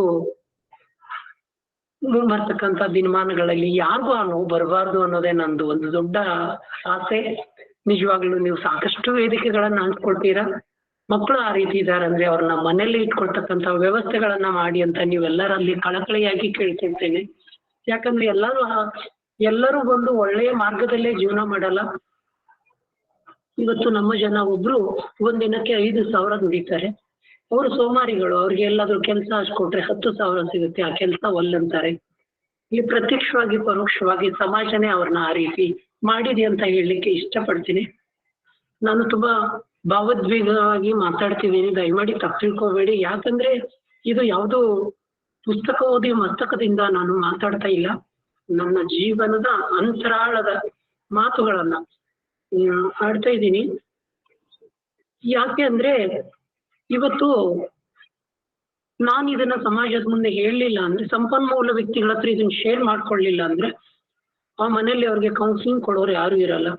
ನೀವು ಸಾಕಷ್ಟು ವೇದಿಕೆಗಳಲ್ಲಿ ಇದನ್ನ ಹೇಳ್ತಾ ಬಂದಾಗ ಎಲ್ಲೋ ಒಂದು ಕಡೆ ನಾವ್ ಅನ್ಕೊಂಡಿರೋ ಸಮಾಜ ಏನು ಬದಲಾವಣೆಯತ್ತ ಸಮಾಜ ಸ್ವಲ್ಪ ಮೌಲ್ಯಗಳ ಸಂಘರ್ಷನ ಹೊರತುಪಡಿಸಿ ಮನೆಯ ಪ್ರೀತಿಯ ಜೊತೆ ಆ ಮಗು ಬೆಳೀತಿದೆ. ಅದು ಏನ್ ಹೇಳ್ತಾರೆ ಅಂದ್ರೆ ಎಲ್ಲಾ ಕರುಳುಗಿಂತ ತಾಯಿ ಕರುಳು ತುಂಬಾ ದೊಡ್ಡದು. ಆ ತಾಯಿ ಕರುಳು ಪಾತಾಳ ಕಂಡರೇನು, ಆ ತಾಯಿ ಬಿಡುವಳೇನು, ಕಾಯುವಳು ಹೆತ್ತ ಕರುಳು ಅನ್ನೋ ಹಾಗೆ ತಂದೆ ತಾಯಿ ಮನೆಯ ಬಂಧು ಬಳಗ ಆದಾಗೆ ಯಾವ ಸಮಾಜನೂ ಆಗಲ್ಲ. ಸಮಾಜದಲ್ಲಿ ನಾನು ಎಷ್ಟೋ ಜನರ ಜೊತೆ ಬಾಂಧವ್ಯ ಕೂಡಿಸ್ಕೋಬೇಕಾದ್ರೆ ನನ್ನ ಕಡೆಯಿಂದ ಏನ್ ಸಿಗುತ್ತೆ ಅನ್ನೋದನ್ನ ನಿರೀಕ್ಷೆ ಮಾಡಿದ ಎಷ್ಟೋ ನನ್ನ ಕುಟುಂಬಗಳು ನನ್ನ ಆ ರೀತಿ ಏನಾದ್ರೂ ನಾ ಕೊಟ್ರೆ ನಮ್ಮವರು ಅಂತ ಹಚ್ಕೊಂಡಿರೋ ಜನರ ಮಧ್ಯದಲ್ಲಿ ನಾನು ಯಾವೆಲ್ಲ ಸಂಬಂಧಗಳಿಗೂ ತಿಲಾಂಜಲಿ ಬಿಟ್ಟು ಇವತ್ತು ಏಕಾಂಗಿಯಾಗಿ ಯಾರು ನೊಂದಿರ್ತಾರೆ, ಯಾರು ಶೋಷಿತರಿರ್ತಾರೆ, ಯಾರು ಅಸ್ಪೃಶ್ಯರಿರ್ತಾರೆ, ಅವ್ರ ಕಡೆನೆ ನಾನು ಗಮನ ಕೊಟ್ಟು ಇವತ್ತು ಜೀವನ ಮಾಡ್ತಾ ಇದ್ದೀನಿ. ಪ್ರತಿ ವೇದಿಕೆಯಲ್ಲಿ ಹೋದಾಗ ನಾನು ಪ್ರತಿಯೊಂದು ಸರ್ತಿ ಇದನ್ನೇ ಹೇಳ್ತಾ ಬರ್ತೀನಿ. ಯಾಕೆ ಅಂದ್ರೆ ಇವಾಗ ಈ 20 ವರ್ಷದ ಹಿಂದ್ಗಡೆ ಇರ್ತಕ್ಕಂಥ ನಮ್ಮ ಸಮುದಾಯದವ್ರಿಗೆ ನೋಡ್ತಕ್ಕಂಥ ರೀತಿ, ಇವಾಗ ನೋಡ್ತಕ್ಕಂಥ ರೀತಿ ಎಷ್ಟೋ ಒಂದು 10-20% ಚೇಂಜ್ ಆಗಿದೆ ಅಂತ ಹೇಳಲಿಕ್ಕೆ ಖುಷಿ ಆಗುತ್ತೆ. ಇದು ಮುಂಬರುವ ದಿನಗಳಲ್ಲಿ ಇನ್ನು ಒಂದು 20 ವರ್ಷ ಗತಿಸಬಹುದು, 15 ವರ್ಷನೂ ಗತಿಸಬಹುದು, ಅಪ್ ಟು ಡೇಟ್ ಯುಗದಲ್ಲಿ ಸ್ವಲ್ಪ ವರ್ಷಗಳೇ ಗತಿಸಬಹುದು. ಬಟ್ ಸಮಾನತೆ ನಮಗೂ ಸಿಗುತ್ತೆ ಅಂತಾನೆ ಹೇಳ್ಬೋದು. ಹಾಗೆ ಮುಂದುವರೆದಾಗ ಮಾನವ ಹಕ್ಕುಗಳು ಅಂತ ಹೇಳ್ತೇವೆ. ಮಾನವ ಹಕ್ಕುಗಳು ಏನೇನಿದೆ ಅನ್ನೋದನ್ನ ನಿಮ್ಗೆಲ್ಲರಿಗೂ ಗೊತ್ತು. ಸ್ವಾತಂತ್ರ್ಯದ ಹಕ್ಕು, ಸಮಾನತೆ ಹಕ್ಕು, ಹೆಸರು ಮತ್ತು ಪ್ರಾದೇಶಿಕವಾಗಿ ಬದುಕ್ತಕ್ಕಂಥ ಹಕ್ಕು, ಸಾವಿರಾರು ಹಕ್ಕುಗಳಲ್ಲಿ ನಾವು ಇವತ್ತು ಭಾಗಿಯಾಗ್ತಾ ಇದ್ದೀವಿ. ನಮ್ಗೆ ಎಷ್ಟೋ ವೇದಿಕೆಗಳು ಸಿಗ್ತಾ ಇದ್ದಾವೆ. ಪ್ರತಿ ಜಿಲ್ಲೆಯಲ್ಲಿ ಜಿಲ್ಲಾಧಿಕಾರಿ 3 ತಿಂಗಳಿಗೊಮ್ಮೆ ನಮಗೆ ಅರ್ಧ ದಿನ ಟೈಮ್ ಕೊಡೋ ಮಟ್ಟದಲ್ಲಿ ನಾವು ಸರ್ಕಾರದಲ್ಲಿ ಬದಲಾವಣೆಗಳನ್ನ ತಗೊಂಡು ಬಂದಿದ್ದೀವಿ. ಇದು ಕರ್ನಾಟಕ ರಾಜ್ಯದಲ್ಲಿ ಅಷ್ಟೇ ಅಲ್ಲ, ಇಡೀ ಭಾರತ ದೇಶದಲ್ಲಿ ಈ ಒಂದು ಬದಲಾವಣೆ ಬಂದಿದೆ. ಹಾಗೆ ನಮ್ಗೆ ಉದ್ಯೋಗಿನಿ ಸ್ಕೀಮ್ದಲ್ಲಿ ಮೈತ್ರಿ ಯೋಜನೆ ಅಂತ ಒಂದು 800 ಕೊಡ್ತಾ ಇದ್ದಾರೆ. ಜೊತೆಗೆ ಉದ್ಯೋಗಿನಿ ಸ್ಕೀಮ್ ಅಲ್ಲಿ ಪ್ರೋತ್ಸಾಹಕರ ಧನ ಅಂತ ಒಂದು 30,000 ಕೊಡ್ತಾ ಇದ್ದಾರೆ. ನಮ್ಗೆ ಪ್ರೋತ್ಸಾಹಕರ ಧನ ಬೇಡ, ನಮ್ಗೆ ಕೊಡಿ, ಒಂದು ಯಾವ್ದೋ ಉದ್ಯೋಗಗಳನ್ನ ಮಾಡ್ಕೊಂಡು ಅಥವಾ ಏನಾದ್ರೂ ಮಾಡ್ಕೊಂಡು ಜೀವನ ಮಾಡ್ತಿದೀವಿ, ಒಂದು 3 ಲಕ್ಷದವರೆಗೂ ಕೊಡು ಅಂತ ಹೇಳಿದಾಗ ಇವಾಗ ಅದು ಸಹ ಜಾರಿಗೆ ಬರ್ತಾ ಇದೆ. ನಮ್ಮ ಜನರಿಗೆ 50 ವರ್ಗಾದ್ರೂ ಎಷ್ಟೋ ಜನರಿಗೆ ರೇಷನ್ ಕಾರ್ಡ್ಗಳಿಲ್ಲ, ಬೇಸಿಕ್ ನೀಡ್ಸ್ಗಳಿಲ್ಲ. ಹೀಗಿದ್ದಾಗ ನೈತಿಕವಾದ ಶಿಕ್ಷಣ ಇಲ್ಲ. ಆರೋಗ್ಯದ ವಿಚಾರದಲ್ಲಿ ಬಂದಾಗ ನಮ್ಗೆ SRS ಟ್ರೀಟ್ಮೆಂಟ್, ಪ್ರೀ ಸರ್ಜರಿ ಟ್ರೀಟ್ಮೆಂಟ್ಗೆ ಸರ್ಕಾರದಿಂದ ಯಾವುದೇ ರೀತಿ ವ್ಯವಸ್ಥೆಗಳಿಲ್ಲ. ಅವರು ಭಾವನಾತ್ಮಕವಾಗಿ ಹೆಣ್ಣಾಗಿದ್ದಾರೆ, ಅವ್ರಿಗೆ ಎಲ್ಲಾ ರೀತಿ ಕೌನ್ಸಿಲಿಂಗ್ ಗಳ ಕೊಟ್ಟು ಅವ್ರಿಗೆ ಮೆಂಟಲ್ ಎಬಿಲಿಟಿ, IQ ಲೆವೆಲ್ ಅಲ್ಲಿ ಎಲ್ಲಾ ಒಂದು ಪರೀಕ್ಷೆಗಳನ್ನ ತೆಗೆದುಕೊಂಡು ಯಾವುದೇ ರೀತಿ ಫೋರ್ಸೇಬಲ್ ಆಗಿ ಅವ್ರಿಗೆ ಆ ವ್ಯವಸ್ಥೆಗಳನ್ನ, ಅವ್ರು ಹೆಣ್ಣಾಗಿ ಬದುಕಬೇಕಂದ್ರೆ ಅವ್ರನ್ನ ಹೆಣ್ಣಾಗಿ ಬದುಕಿಸ್ಲಿಕ್ಕೆ ವ್ಯವಸ್ಥೆಗಳನ್ನ ಮಾಡ್ಲಿಕ್ಕೆ ಸರ್ಕಾರದ ಮಟ್ಟದಲ್ಲಿ ಇವತ್ತು ಎಷ್ಟೋ ವಕಾಲತ್ತುಗಳನ್ನ, ಅಡ್ವೊಕೇಸಿ ಪ್ರೋಗ್ರಾಮ್ಗಳನ್ನ ಸದಾ ನಾನು ಲಿಂಗತ್ವ ಮತ್ತು ಲೈಂಗಿಕ ವೈವಿಧ್ಯತೆಗಾಗಿ ಚಳುವಳಿಯಲ್ಲಿ ನಾ ಪರ್ಸನ್ ಆಗಿ ಸಾಕಷ್ಟು ವೇದಿಕೆಗಳಲ್ಲಿ, ಸಾಕಷ್ಟು ಫ್ರೆಶ್ ಮೀಟ್ಗಳಲ್ಲಿ, ಸಾಕಷ್ಟು ಆಯಾ ಸಂಬಂಧಪಟ್ಟಂತ ಸಚಿವರ ಜೊತೆ ನಾನು ಲಾಸ್ಟ್ ಬೆಳಗಾಂ ಸೆಷನ್ ಅಲ್ಲಿ 4-5 ಡೇಸ್ ಇದ್ದು ನಾವು ಇವನ್ನೆಲ್ಲ ಅವ್ರಿಗೆಲ್ಲ ನಾವು ವರದಿಗಳನ್ನ ಒಪ್ಸಿದೀವಿ. ಬದಲಾವಣೆಯತ್ತ ಜಗತ್ತು ಬರ್ತಾ ಇದೆ. ಆ ಬದಲಾವಣೆಯತ್ತ ಜಗತ್ತು ಬರೋದ್ರಲ್ಲಿ ನನಗೆ ಒಂದು ಖುಷಿ. ಇವತ್ತು ವಚನ ವೇದಿಕೆ ನನಗೆ ಈ ಒಂದು ವೇದಿಕೆ ಕೊಟ್ಟಿದೆ. ನನ್ನಿಂದ 10 ಜನ ರೆಡಿಯಾಗಿದ್ದಾರೆ. ಆತರ ಒಂದು ಸಮಾಜದಲ್ಲಿ ಒಬ್ಬ ವ್ಯಕ್ತಿಯಿಂದ 10 ಜನ ಬದಲಾವಣೆ, 10 ಜನದಿಂದ 100 ಜನ ಬದಲಾವಣೆ ಅಂತ ಆದಾಗ ಇಂಥ ವೇದಿಕೆಗಳು, ಎಷ್ಟೋ ಸಂಸ್ಥೆಗಳು, ಎಷ್ಟೋ ರೀತಿಯ ಒಂದು ವ್ಯವಸ್ಥೆಗಳು ಬದಲಾಗತ್ತೆ ಅನ್ನೋದಕ್ಕೆ ನಾನು ತುಂಬಾ ನಮ್ರತೆಯಿಂದ ತಮ್ಮಲ್ಲಿ ಸದಾ ಚಿರಋಣಿಯಾಗಿ ಕೇಳ್ತೀನಿ. ಬದಲಾವಣೆಯಲ್ಲಿ ತುಂಬಾ ಸಂಘರ್ಷ ಇದೆ, ಆ ಸಂಘರ್ಷಗಳಲ್ಲಿ ನಾನು ನಿಂದಿದ್ದೀನಿ. ಆ ಸಂಘರ್ಷಗಳಿಂದ ನಾನು ಹೊರಗಡೆ ಬಂದಿದ್ದೀನಿ. ನನಗೆ ಬೇಕಾದಂತ ಸಾಕಷ್ಟು ವಿಚಾರಗಳಲ್ಲಿ ಸಾಕಷ್ಟು ಸಂಪನ್ಮೂಲ ವ್ಯಕ್ತಿಗಳನ್ನ ಗಳಿಸ್ಕೊಂಡಿದ್ದೀನಿ. ಇವತ್ತು ನನಗೆ ಯಾವುದೇ ರೀತಿ ನೋವಾದ್ರೆ ಆ ನೋವುಗಳನ್ನ ನಾನು ತುಂಬಾ ಬೇರೆ ರೀತಿಯಲ್ಲಿ ನಾನು ಇದು ಮಾಡ್ತೇನೆ, ಬೇರೆ ರೀತಿಯಲ್ಲಿ ನಾನು ಜೀವನ ಮಾಡ್ತೇನೆ. ತಾವು ಏನಾದ್ರೂ ಇದ್ರ ಬಗ್ಗೆ ಕೇಳೋ ಕ್ವಶನ್ ಇದ್ರೆ ಕೇಳ್ಬೋದು. ನಾನು ಮತ್ತೆ ಮುಂದಿನ ಒಂದು ನನ್ನ ವಿಚಾರಗಳನ್ನ, ಇದುವರೆಗೂ ನಾನು ವೈಯಕ್ತಿಕವಾಗಿನೇ ಮಾತಾಡಿರೋದು, ಸಾಮಾಜಿಕವಾಗಿ ಮತ್ತು ರಾಜಕೀಯವಾಗಿ, ಧಾರ್ಮಿಕವಾಗಿ ಏನೆಲ್ಲ ನಮ್ಗೆ ಶೋಷಣೆಗಳಾಗ್ತಿದ್ದಾವೆ, ಇಲಾಖಾವಾರುಗಳಲ್ಲಿ ನಮ್ಗೆ ಏನೆಲ್ಲ ನಡೀತಾ ಇರೋದನ್ನ ನಾವು ಮುಂದಿನ ಒಂದು ಏನಾದ್ರೂ ಕೇಳೋದಿದ್ರೆ ನಮ್ಮ ಒಂದು ಈ ವಿಚಾರ ವಿನಿಮಯ ಸಂವಾದದ ಜೊತೆ ಇರ್ಬೇಕು. ನಿಜವಾಗ್ಲೂ ತಾವು ಯಾರಾದ್ರೂ ಕೇಳೋರಿದ್ರೆ ನಿಜವಾಗ್ಲೂ ಕೇಳ್ಬೇಕು ಅನ್ನೋದು ನನ್ನ ಒಂದು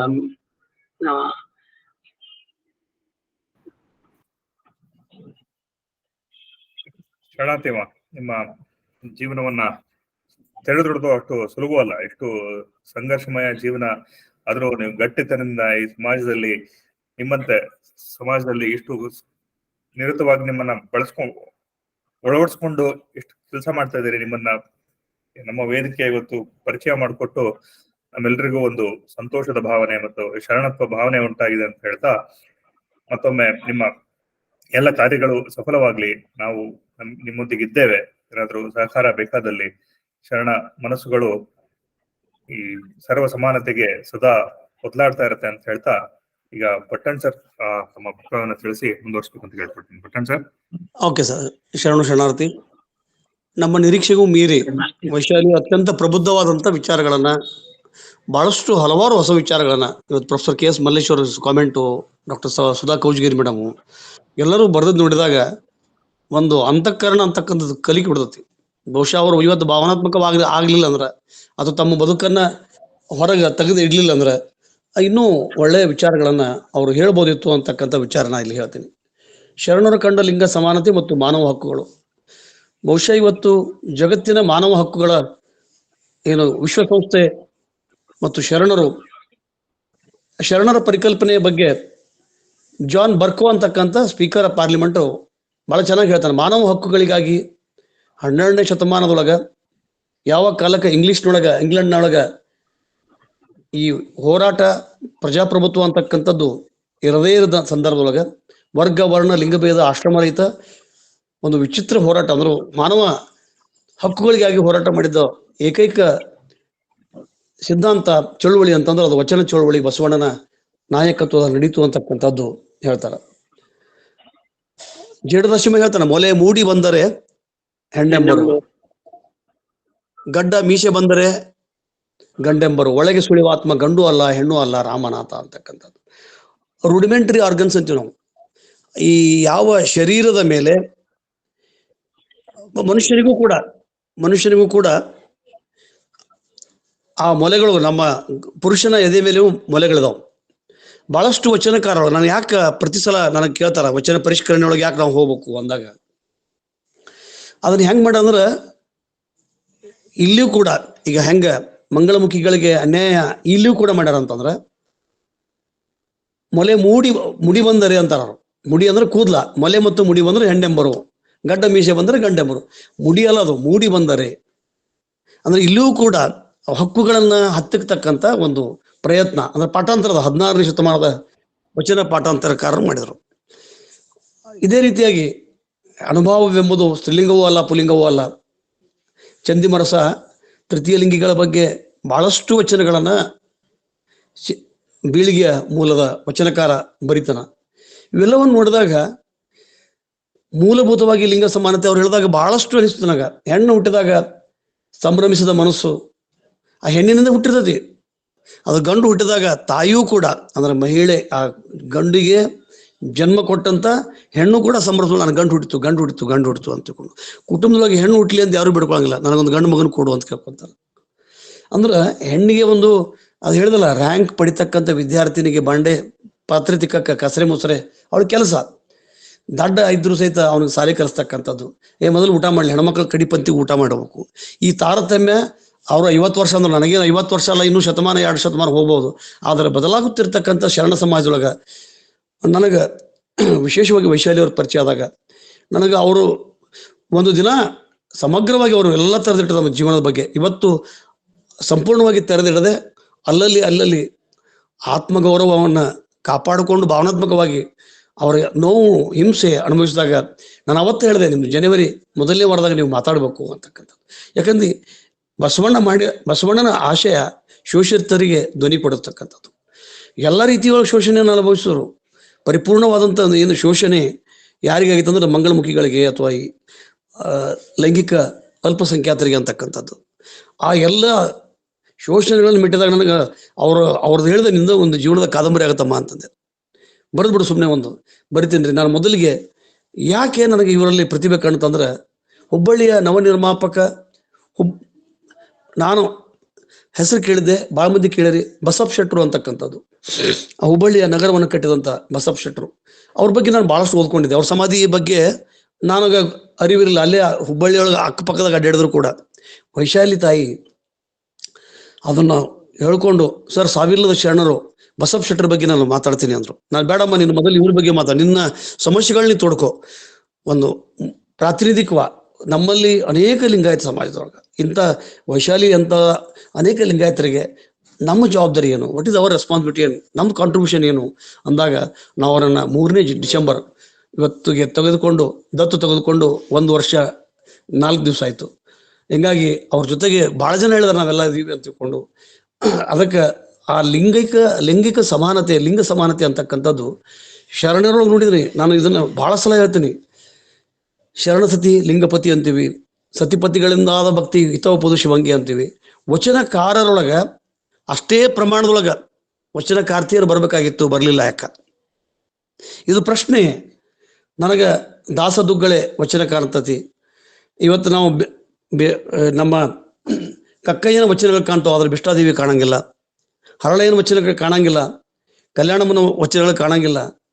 ಎಲ್ಲೋ ಒಂದು ಹಂತದೊಳಗ ಅಸ್ಪೃಶ್ಯರ ಮಹಿಳೆಯರ ವಚನಗಳನ್ನ ವೈದಿಕ ಶಾಹಿಗಳು ಸುಟ್ರು, ಆದ್ಯತೆ ಪ್ರಕಾರವಾಗಿ ಸುಟ್ರು. ತಮ್ಮದೇ ವರ್ಗಕ್ಕೆ ಸಂಬಂಧಪಟ್ಟಂತ ಬಸವಣ್ಣ, ಚನ್ನ ಬಸವಣ್ಣ, ಅಕ್ಕನಗಮ್ಮ, ಮೇಲ್ವರ್ಗದವ್ರನ್ನ ವಚನಗಳು ಅಷ್ಟು ನಾಶಕ ಆಗ್ಲಿಲ್ಲ. ತಳವರ್ಗದವರು ಈ ಸುಳ್ಳ ಸಂಕವೇ ಒಂದೇ ವಚನ, ಕೊಟ್ಟಣದ ಸೊಮ್ಮವೇ ಒಂದೇ ವಚನ. ನೋಡ್ರಿ, ವಚನಕಾರನ ಗುರುತಿಸುವುದು ಕೂಡ ಆ ಸುಳ್ಳೆಗಾರಿಕೆ ಪೂರ್ವಾಶ್ರಮ ಮಾಡಿದ್ರು ಕೂಡ, ಅವಳ ಅನುಭವಗಳನ್ನು ಹೇಳ್ಕೊಂಡ್ರು ಕೂಡ, ಕೊಟ್ಟಣದ ಸೊಮ್ಮವೇ ಆಗ್ಲಿ ಅವಳಾಗ್ಲಿ, ಅವಳನ್ನು ಕರಿತಕ್ಕಂಥ ಕೆಲಸ ನಾವು ವಚನಕಾರರು ಅಥವಾ ವಚನಕಾರರ ಅಧ್ಯಯನಕಾರರು ಏನ್ ಮಾಡಿದ್ರು ಅಂದ್ರೆ ಸುಳ್ಳೆ ಸಂಕವೇ. ಹೆಂಡದ ಕಾಯಕದ ಮಾರಯ್ಯ, ಆತನ ಎಲ್ಲಿಯೂ ಕೂಡ ಹೆಂಡ ಕುಡಿ ಅಂತ ಹೇಳಿಲ್ಲವ. ಪೂರ್ವಾಶ್ರಮದೊಳಗ ಹೆಂಡ ಮಾರ್ತಿದ್ದವ. ಪೂರ್ವಾಶ್ರಮದೊಳಗೆ ಮಾರ್ತಕ್ಕಂಥ ಹೆಂಡದ ಕಾಯಕದ ನಾವು ಆ ಪರಿಷ್ಕರಣೆ, ಆ ಶುದ್ಧೀಕರಣಕ್ಕೆ ಹೋಗಲೇ ಇಲ್ಲ. ಆ ತಪ್ಪನ್ನ ತಿದ್ದುಕೊಳ್ತಕ್ಕಂಥ ಕೆಲಸವನ್ನು ನಾವು ಮಾಡಲಿಲ್ಲ. ಹಿಂಗಾಗಿ ಆ ಒಂದು ಲಿಂಗ ಸಮಾನತೆಯನ್ನ ನಾವು ಮೊಟ್ಟ ಮೊದಲಿಗೆ ಅವ್ರು ಹೇಳ್ದಂಗ ಅಕ್ಕಮಹಾದೇವಿ ದಿಟ್ಟವಾಗಿ ಹೇಳ್ತಾಳ. ಎಷ್ಟು ಚಂದ ಅಂದ್ರ, ಒಂದಲ್ಲ, ಎರಡಲ್ಲ, ಮೂರಲ್ಲ, ನಾಲ್ಕಲ್ಲ, 1,84,000 ಯೋನಿ ಒಳಗೆ ಹುಟ್ಟಿ ಬಂದೆ ಕಾಣ ಅಂತ ಹೇಳ್ತಾಳ.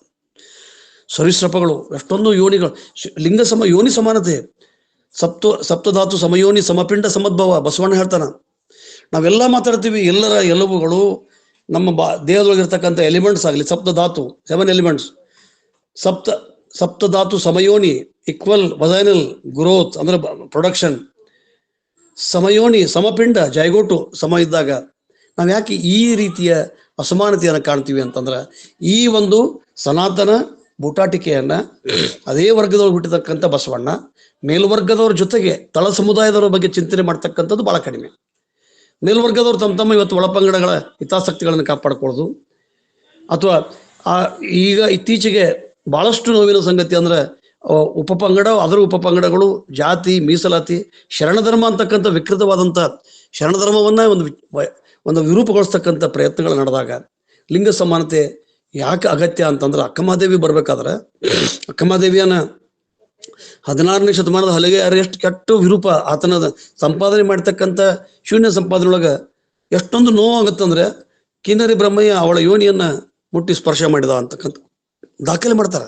ಎಷ್ಟೊಂದು ಅಸಹ್ಯ ವಯಸ್ಸಿನವ ಕಿನ್ನರಿ ಬ್ರಹ್ಮಯ್ಯ. ಅಂದ್ರೆ ಎಲ್ಲಿಯೋ ಒಂದು ಕುತಂತ್ರ ನಿರಂತರವಾಗಿ ಈ ವಚನ ಚಳುವಳಿಯನ್ನು ಹತ್ತಕ್ಲಿಕ್ಕೆ ಮಾಡತಕ್ಕಂಥದ್ದು. ಅದಕ್ಕೆ ಅವಳಂತ ಹೆಣ್ಣು ಮಾಯೆಯಾಗಿ ಕಾಡಿತ್ತು. ನೋಡ್ರಿ, ಸ್ತ್ರೀಯಾಗಿ ಮಾಯೆಯಾಗಿ ಪುರುಷ ಕಾಡಿತ್ತು, ಪುರುಷನಿಗೆ ಸ್ತ್ರೀಯಾಗಿ ಕಾಡಿತ್ತು, ಮಾಯೆಯಾಗಿ ಕಾಡಿತ್ತು. ಮಾಯೆ ಅಂತಕ್ಕಂಥದ್ದು ಮನದ ಮುಂದನ ಆಸೆ. ಮಾಯೆ ಅಂತಕ್ಕಂಥದ್ದು ಎಷ್ಟು ಸರಳವಾಗಿ, ಎಷ್ಟು ನೇರವಾಗಿ ಅಲ್ಲಮ್ಮ ಪ್ರಭುದೇವರನ್ನ ಎದುರಿಸ್ತಾಳ. ಅಷ್ಟೇ ಅಲ್ಲ, ಮುಕ್ತಾಯಕ್ಕಳು ಕೂಡ ಅಲ್ಲಮ್ಮನಿಗೆ ಬುದ್ಧಿ ಹೇಳ್ತಕ್ಕಂಥ ಕೆಲಸ ಮಾಡ್ತಾಳ.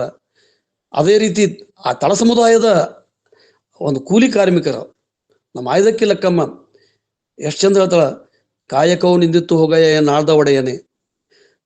ಕೆಲಸ ನಿಂತದ್ದು ಹೋಗು, ಮಾಡಿ ನೀಡಿ ಹೋದಿ ಏನಂದಾಗ ಕೈಲಾಸವೇನು ಕೈಕೂಲಿಯೇ.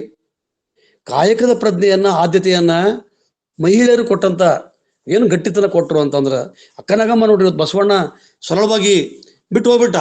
ಆತನ ಉದ್ದೇಶನೂ ಕೂಡ ಇದನ್ನ ಸಂಗ್ರಹಿಸ್ಬೇಕು ಅಥವಾ ಇದನ್ನ ಸಾಂಸ್ಥೀಕರಣಗೊಳಿಸ್ಬೇಕು, ಮಠ ಕಟ್ಟಬೇಕು ಅಂತಕ್ಕಂಥದ್ದು ಇರ್ಲಿಲ್ಲ, ಬಿಟ್ಟು ಹೋಗ್ಬಿಟ್ಟ.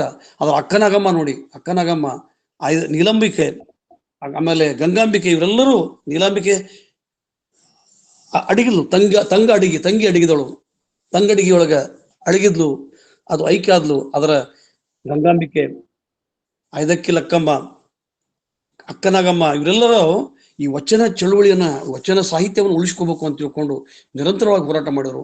ಲಿಂಗ ಎಷ್ಟೊಂದು ಮಹಿಳೆಯರು ತಮ್ಮ ತ್ಯಾಗ ಬಲಿದಾನವನ್ನ ಮಾಡಿದ್ರಂದ್ರ, ಹೋಗದಾರಾಗನ ತಿಗಡಿಯೊಳಗ ಪಾಪ ಗಂಡ ಕೊಂದ್ಬಿಡ್ತಾರ, ಅದರ ತಿಗಡಿವರೆಗೆ ಬಂದು ನಮ್ಮ ಕಲ್ಯಾಣಮ್ಮ, ಹರಳೆಯನ ಹೆಂಡತಿ ಕಲ್ಯಾಣಮ್ಮ, ಕಕ್ಕೀರೊಳಗೆ ಬಿಷ್ಟಾದೇವಿ ಮತ್ತು ಕಕ್ಕಯ್ಯ ಐಕ್ಯಗರ. ನೋವಿನ ಸಂಗತಿ ಅಂದ್ರೆ ಬಿಷ್ಟಾದೇವಿ ಮತ್ತು ದುರ್ಗಿಯನ್ನು ಮಾಡಿ ಅಲ್ಲಿ ವರ್ಷಕ್ಕೆ 1000 ಕುರಿಕೋಳಿಗಳನ್ನ ಕೊಯ್ತಾರ. ಯಾವುದೇ ಖಾನಾಪುರ ತಾಲೂಕಿನ ಬೆಳಗಾವಿ ಜಿಲ್ಲೆ ಮಠಾಧೀಶರು ತಪ್ಪು ಇದು ಮಾಡಬಾರ್ದು ಅಂತಕ್ಕಂಥ ಹೇಳ್ತಕ್ಕಂಥ ಕೆಲಸಕ್ಕೆ ನಾವು ಹೋಗಿಲ್ಲ. ಅಂದ್ರೆ ಲಿಂಗ ಸಮಾನತೆಗಾಗಿ ಹೋರಾಡ್ತಕ್ಕಂಥ ಲಿಂಗ ಸಮಾನತೆಯನ್ನ ಪ್ರತಿಪಾದನೆ ಮಾಡಿದ್ರು ಅಷ್ಟೇ ಅಲ್ಲ, ಅದನ್ನ ಪ್ರಾರಂಭಿಕವಾಗಿ ಮಾಡಿದ್ರು.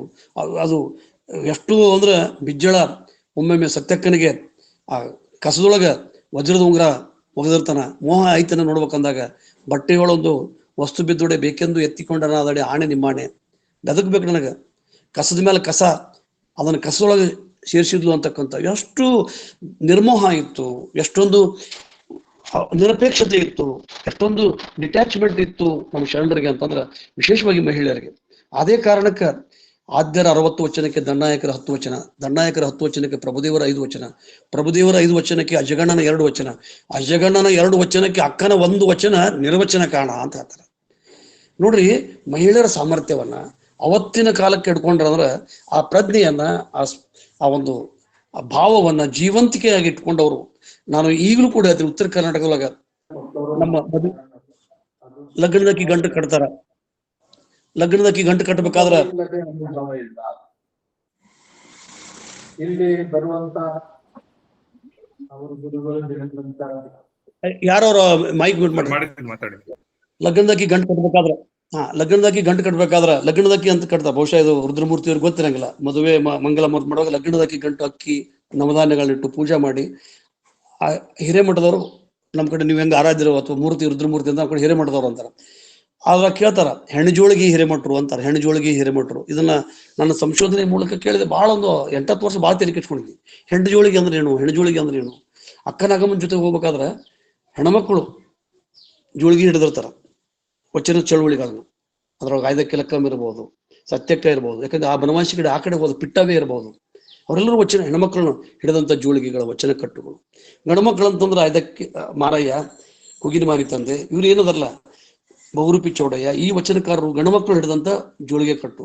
ಈ ಪರಂಪರೆಗೆ ಒಳಪಟ್ಟವರು ಅಂದ್ರೆ ಹೆಣ್ಣು ಜೋಳಿಗೆಯನ್ನ ಹಿಡಿದುಕೊಂಡು ಹೋದಂತ ಪರಂಪರೆಗೆ ಒಳಪಟ್ಟವರು ಅಂದ್ರೆ ಹೆಣ್ಮಕ್ಳು ವಚನ ಸಾಹಿತ್ಯವನ್ನ ಉಳಿಸಿಕೊಟ್ರು, ಲಿಂಗಾಯತ ಧರ್ಮವನ್ನು ಉಳಿಸಿಕೊಟ್ರು ಅಂತಕ್ಕಂಥದ್ದು ಸೂಕ್ಷ್ಮವಾಗಿ ನಾ ತಿಳ್ಕೊಂಡು ಹೆಣ್ಣುಜೋಳಿಗೆ ಅವ್ರು ಬೇಕು, ಹೆಣ್ಣುಜೋಳಿಗೆ ಏನಿದು ಹೆಣ್ಣುಜೋಳಿಗೆ ಅಂದ್ರೆ ಭಿಕ್ಷಾ ಬಿಡ್ತಾರ ಅಂತ ನಾ ತಿಳ್ಕೊಂಡಾಗ ಕಡಿಕ ನನಗೆ ಉತ್ತರ 10-12 ವರ್ಷದ ಮೇಲೆ ಲಕ್ಷ್ಮೀಶ್ವರದಾಗ ಸಿಕ್ತು. ಇಲ್ರಿ, ನಮ್ಮ ಹಿರಿಯ ಕಾಲಕ್ಕೆ ನಮ್ಮ ಹಿರಿಯ ಪರಂಪರೆ ಒಳಗ ಮಹಿಳೆ ವಚನ ಚಳವಳಿಯನ್ನ ಭಾಗವಹಿಸಿದ್ಲು. ಆಕೆ ಜೋಳಿಗೆ ಒಳಗೆ ತನ್ನ ವಚನ ಕಟ್ಟುಗಳು ಹಿಡ್ಕೊಂಡು ಹೋಗಿದ್ಲು. ಇಲ್ಲಿಯವರೆಗೆ ಕೂಡ ಹೆಣ್ಣು ಜೋಳಿಗೆ ಅವ್ರನ್ನ ಕರ್ಕೊಂಬರ್ರಿ ಅಂತ ಅಂತಾರ. ಕಾರಣ ಈ ಲಿಂಗಾಯತ ಧರ್ಮ ಅಂತಕ್ಕಂಥದ್ದನ್ನ ಹೆಣ್ಮಕ್ಳು ಉಳಿಸಿದಷ್ಟು ಗಂಡು ಮಕ್ಕಳು ಉಳಿಸಿಲ್ಲ. ನೇರವಾಗಿ ಹೇಳ್ತೀನಿ, ಅದನ್ನ ಬಹಳ ನೇರವಾಗಿ ಹೇಳ್ತೀನಿ. ಲಿಂಗವೆನ್ನೆ, ಲಿಂಗೈಕ್ಯವೆನ್ನೆ, ಸಂಘವೆನ್ನೆ, ಸಮರಸವೆನ್ನೆ, ನಾಯೆಣ್ಣೆ, ಏನು ಎಣ್ಣೆ ಅಂತಕ್ಕಂಥ ಮಾತು ಸರಳಲ್ಲ. ಅಕ್ಕಮಾದೇವಿ ಮಾತು ಸರಳಲ್ಲ, ಬಹಳ ದೊಡ್ಡ ವಚನ. ಲಿಂಗವೆನ್ನೆ, ಲಿಂಗೈಕ್ಯವೆನ್ನೆ, ಸಂಘವೆನ್ನೆ, ಸಮರಸವೆನ್ನೆ, ನಾಯೆಣ್ಣೆ. ದೇವಲೋಕಕ್ಕೂ ಬಸವಣ್ಣನ ದೇವರು, ನಿಮಗೂ ಯಮಗೂ ಬಸವಣ್ಣನ ದೇವರು. ಬಸವಣ್ಣ ಅಂತಕ್ಕಂಥದ್ದು ಮೌಲ್ಯಗಳ ಮೊತ್ತ. ಬಹಳ ದೊಡ್ಡ ವ್ಯಕ್ತಿ ಅದನ್ನ. ಆ ಚಳುವಳಿಗೆ ನಾನಾದೆ, ಬಸವಣ್ಣನ ಮಗಳಾದೆ ಅಂತ ಹೇಳ್ತಾರ ಅವರು. ಯಾವ ಮಹಿಳೆ ಚನ್ನಮಲ್ಲಿಕಾರ್ಜುನ ನನ್ನ ಗಂಡ ಅಂತಾಳ, ಆ ಚನ್ನಮಲ್ಲಿಕಾರ್ಜುನ ನಿನಗ ನನ್ನ ಬಸವಣ್ಣ ದೇವರು ಅಂತ. ಅಂದ್ರ ಯಾವ ಮಟ್ಟಕ್ಕೆ ತಾನು ಬೆಳೆದ್ಲು, ಆ ಒಂದು ಹಿನ್ನೆಲೆಯೊಳಗ ಈ ವಚನ ಚಳುವಳಿಯ ಆಶಯಗಳನ್ನು ಗುರುತಿಸ್ತಕ್ಕಂಥ ಲಿಂಗ ಸಮಾನತೆ ಬಗ್ಗೆ ಬಹುಶಃ ಜಗತ್ತಿನೊಳಗೆ ಎಲ್ಲಿಯೂ ಕೂಡ ಇವತ್ತು ಫೌಂಡೇಶನ್, ಈಗ ಕೆನಡಾದವರು ಕೂಡ ಇಂಗ್ಲೆಂಡ್ದಾಗ ಕೆನಡಾದಾಗ ಹ್ಯೂಮನ್ ರೈಟ್ಸ್, ಮಾನವ ಹಕ್ಕುಗಳಿಗೆ ಯಾರ ಹೆಸರು ಹೇಳ್ತಂದ್ರೆ ಬಸವೇಶ್ವರ ಅಂತ ಹೇಳ್ತಾರೆ. ಇವತ್ತು 24 ನಗರದೊಳಗೆ, ಅಮೆರಿಕದೊಳಗೆ ಡಲ್ಲಾಸ್, ಟೆಕ್ಸಾಸ್ ಎಲ್ಲ ನಗರದೊಳಗೆ ಬಸವಣ್ಣನ ಮೂರ್ತಿಗಳು ಕುಂತಾವ್. ಅಲ್ಲಿ ಮೂರ್ತಿಗೆ ಸುಮ್ಮನೆ ಕುಂಡಿಸಂಗಿಲ್ಲ. ಅಲ್ಲಿ ಇಂಗ್ಲೆಂಡ್ನಾಗ ಆಗ್ಲಿ ಎಲ್ಲೇ ಆಗ್ಲಿ ಇಟ್ಸ್. ಯಾಕಂದ್ರೆ ನಮ್ಮ ರುದ್ರಮೂರ್ತಿಯವರು ತಿಂಗಳಿಗೆ 1-2-3 ಸಲ ಬೇರೆ ಬೇರೆ ಲಂಡನ್ಗೆ ಇಂಗ್ಲೆಂಡ್ ಹೋಗ್ತಾರ. ನಮ್ಮಲ್ಲಿ ಕುಂಡಿಸಿದಂಗೆ ಮೂರ್ತಿಗಳನ್ನ ಕುಂಡಿಸಂಗಿಲ್ಲ. ಅಲ್ಲಿ ಕುಂಡಿಸಂಗಿಲ್ಲ, ನಿಜಕ್ಕೂ ಕುಂಡಿಸಂಗಿಲ್ಲ. ಅಲ್ಲಿ ಎಷ್ಟೊಂದು ಕಾನೂನಾತ್ಮಕವಾಗಿ ಅಂತಂದ್ರೆ ಬಸವಣ್ಣನ ಮೂರ್ತಿ ಕುಂತ ಮೇಲೆ ಗಾಂಧಿಗೆ ಅಲ್ಲಿ ಪರ್ಮಿಷನ್ ಸಿಕ್ಕೈತಿ. ಅಂದ್ರೆ ಬಸವಣ್ಣ ಅಂತಕ್ಕಂಥ ಡೆಮೋಕ್ರೆಟಿಕ್ ಪರ್ಸನ್. ನಾವೇನು ಇವತ್ತು ಮೌಲ್ಯಗಳು ಅಂತೀವಲ್ಲ, ಅವೆಲ್ಲ ಮೌಲ್ಯಗಳನ್ನು ಪ್ರತಿಪಾದನೆ ಮಾಡಿದ್ರು. ಇನ್ನು ಹಕ್ಕುಗಳು, ಅಕ್ಷರ ಜ್ಞಾನ ಶಿಕ್ಷಣ, ಅಕ್ಷರವ ಕಲಿಸೋದು ವ್ಯರ್ಥವಾಗಲಿಲ್ಲ ಮಾದಾರ ಚೆನ್ನಯ್ಯ. ಮಾದಾರ ಚೆನ್ನಯ್ಯ ಅಕ್ಷರ ಕಲಿಸಿದ ವ್ಯರ್ಥ ಆಗಲಿಲ್ಲ, ಆ ಹಕ್ಕನ್ನು ಕಲಿಸಿಕೊಟ್ಟ. ಕಂಬಳಿನಾಗಿದ್ದೇವನ ಮನೆಗೆ ಹೋಗಿ ಊಟ ಮಾಡಿದ, ಅಸ್ಪೃಶ್ಯತೆ ನಿವಾರಣೆ ಮಾಡಿದ್ರು. ಅವಳು ನೈತಿಕ ಹಕ್ಕು, ಧಾರ್ಮಿಕ ಹಕ್ಕು. ಧರ್ಮ ಅಂತಂದಾಗ ಲಿಂಗವನ್ನ ಅರಿವಿನ ಕುರುವಾಗಿ ಮಾಡಿದ್ರು ವಿನ ಮತ್ತೆ ಕಾಲಾಂತರದೊಳಗೆ ಅದನ್ನ ಲಿಂಗವನ್ನೇ ಪೂಜೆ ಮಾಡಿ ಒಂದು 50-60 ಸ್ವಾಮಿಗಳನ್ನ ನೋಡ್ತಿರ್ತೀವಿ. ಎಷ್ಟು ಹೂವು ಲಿಂಗನ ಕಾಣಂಗಿಲ್ಲ. ಮತ್ ಕಲ್ಲು ಮೇಲೆ ಹೂ ಇಡುದೇನು, ಲಿಂಗದ ಮೇಲೆ ಹೂ ಇಡುದನು. ನನಗರ ವ್ಯತ್ಯಾಸ. ನನಗೆ ನಾನು ತಪ್ಪಿರ್ಬೋದು, ಅಥವಾ ನಾನು ಸರಿಯಾಗಿ ತಿಳ್ಕೊಂಡಿಲ್ಲೋ, ಅಥವಾ ಅವ್ರು ಸರಿಯಾಗಿ ತಿಳ್ಕೊಂಡ್ರು ಗೊತ್ತಿಲ್ಲ. ಈ ರೀತಿಯಾಗಿ ಧಾರ್ಮಿಕ ಹಕ್ಕು, ಶೈಕ್ಷಣಿಕ ಹಕ್ಕು, ಆರ್ಥಿಕ ಹಕ್ಕು, ರೈಟ್ ಟು ಸ್ಪೀಕ್, ಮಾನವ ಅಭಿವ್ಯಕ್ತಿ ಸ್ವಾತಂತ್ರ್ಯ ಕೊಟ್ಟರು. ರೈಟ್ ಪ್ರೆಸ್, ಒಂದು ಅಭಿವ್ಯಕ್ತಿ ಸ್ವಾತಂತ್ರ್ಯ, ಪತ್ರಿಕೆ.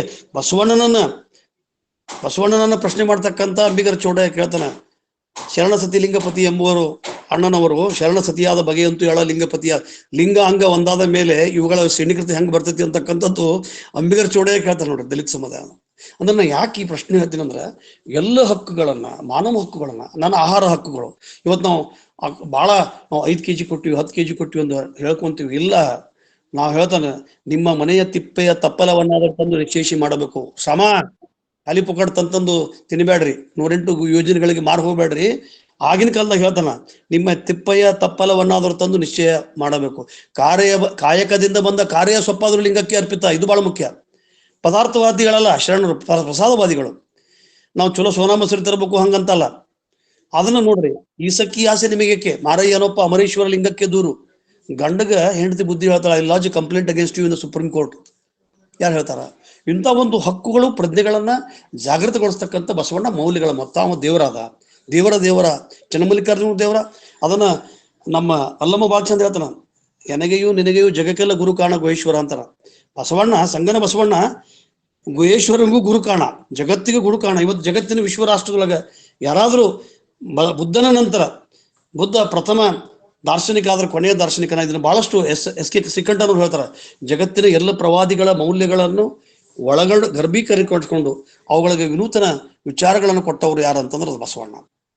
ಈ ಹಿನ್ನೆಲೆಯೊಳಗೆ ನಮ್ಮ ವೈಶಾಲಿ ಪಾಪ ಬಹಳಷ್ಟು ಭಾವನಾತ್ಮಕ ನಡಕ ಚೋಕಾಕಿತ್ತು, ವಯಸ್ಸಾಕಿತ್ತು. ನಾವು ಅದು ಎಷ್ಟು ಸಣ್ಣ ಹುಡುಗಿ, 35-36 ವರ್ಷದ ಹುಡುಗಿ, ಹಿಂಗಾತಲ್ಲ ಜೀವನದಾಗಿದ್ದಕ್ಕೆ ಏನು ಮಾಡ್ಬೇಕು ನಾವು ಅಂತಕ್ಕಂಥ ಚಿಂತನೆ ನಾವು ಹೇಳಿದ್ವಿ. ಇಲ್ಲ, ನಿಮ್ಗೆ ಏನಿಲ್ಲ ಅಂದ್ರೆ ನಿಮ್ಗೆ ಇದು ವೇದಿಕೆ ಐತವ, ಇದು ನಿನ್ನ ತವ್ರ ಮನೆ, ಇದು ನಿನ್ಗೆಲ್ಲ ಸರ್ವಸ್ವ, ಇದು ಮಾಡು ಅಂದಾಗ ಅವ್ರು ನನಗೆ ಬಹಳ ನೋವಿದ್ರೆ, ಸರ್ ನಾನು ಬಸಪ್ಪ ಶೆಟ್ಟರ್ ಬಗ್ಗೆ ಇತಿಹಾಸ ಬರಿತೀನಿ ಅಂತ ತಿಳ್ಕೊಂಡು ಕುಂತ್ಕೊಂಡು 25 ಪುಟದ ಲೇಖನ ಬರೋದು.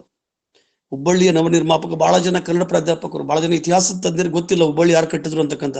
ಕೆಂಪೇಗೌಡ ಬೆಂಗಳೂರು ಕಟ್ಟಿದ್ರು ಅಂತಾರೆ. ಅದರ ನಂತರ ದೊಡ್ಡ ಸಿಟಿ ಅಂದ್ರೆ ಹುಬ್ಬಳ್ಳಿ, ಅದನ್ನು ಕಟ್ಟಿದವರು, ಅದರ ಸಮಾಧಿಯ ಸಮೇತ ಲೇಖನ ಬರೆದವ್ರು ಅಂದ್ರೆ ವೈಶಾಲಿಯನ್ನು ಸುಮ್ಮನೆ ಉತ್ಪ್ರೇಕ್ಷೆ ಮಾಡ್ತಿಲ್ಲ. ಅವಳೊಬ್ಬ ಪ್ರತಿಭೆ ಐತಿ. ಅವಳು ಬರೀ ಬೆಣ್ಣು ತಟ್ಟಬೇಕು.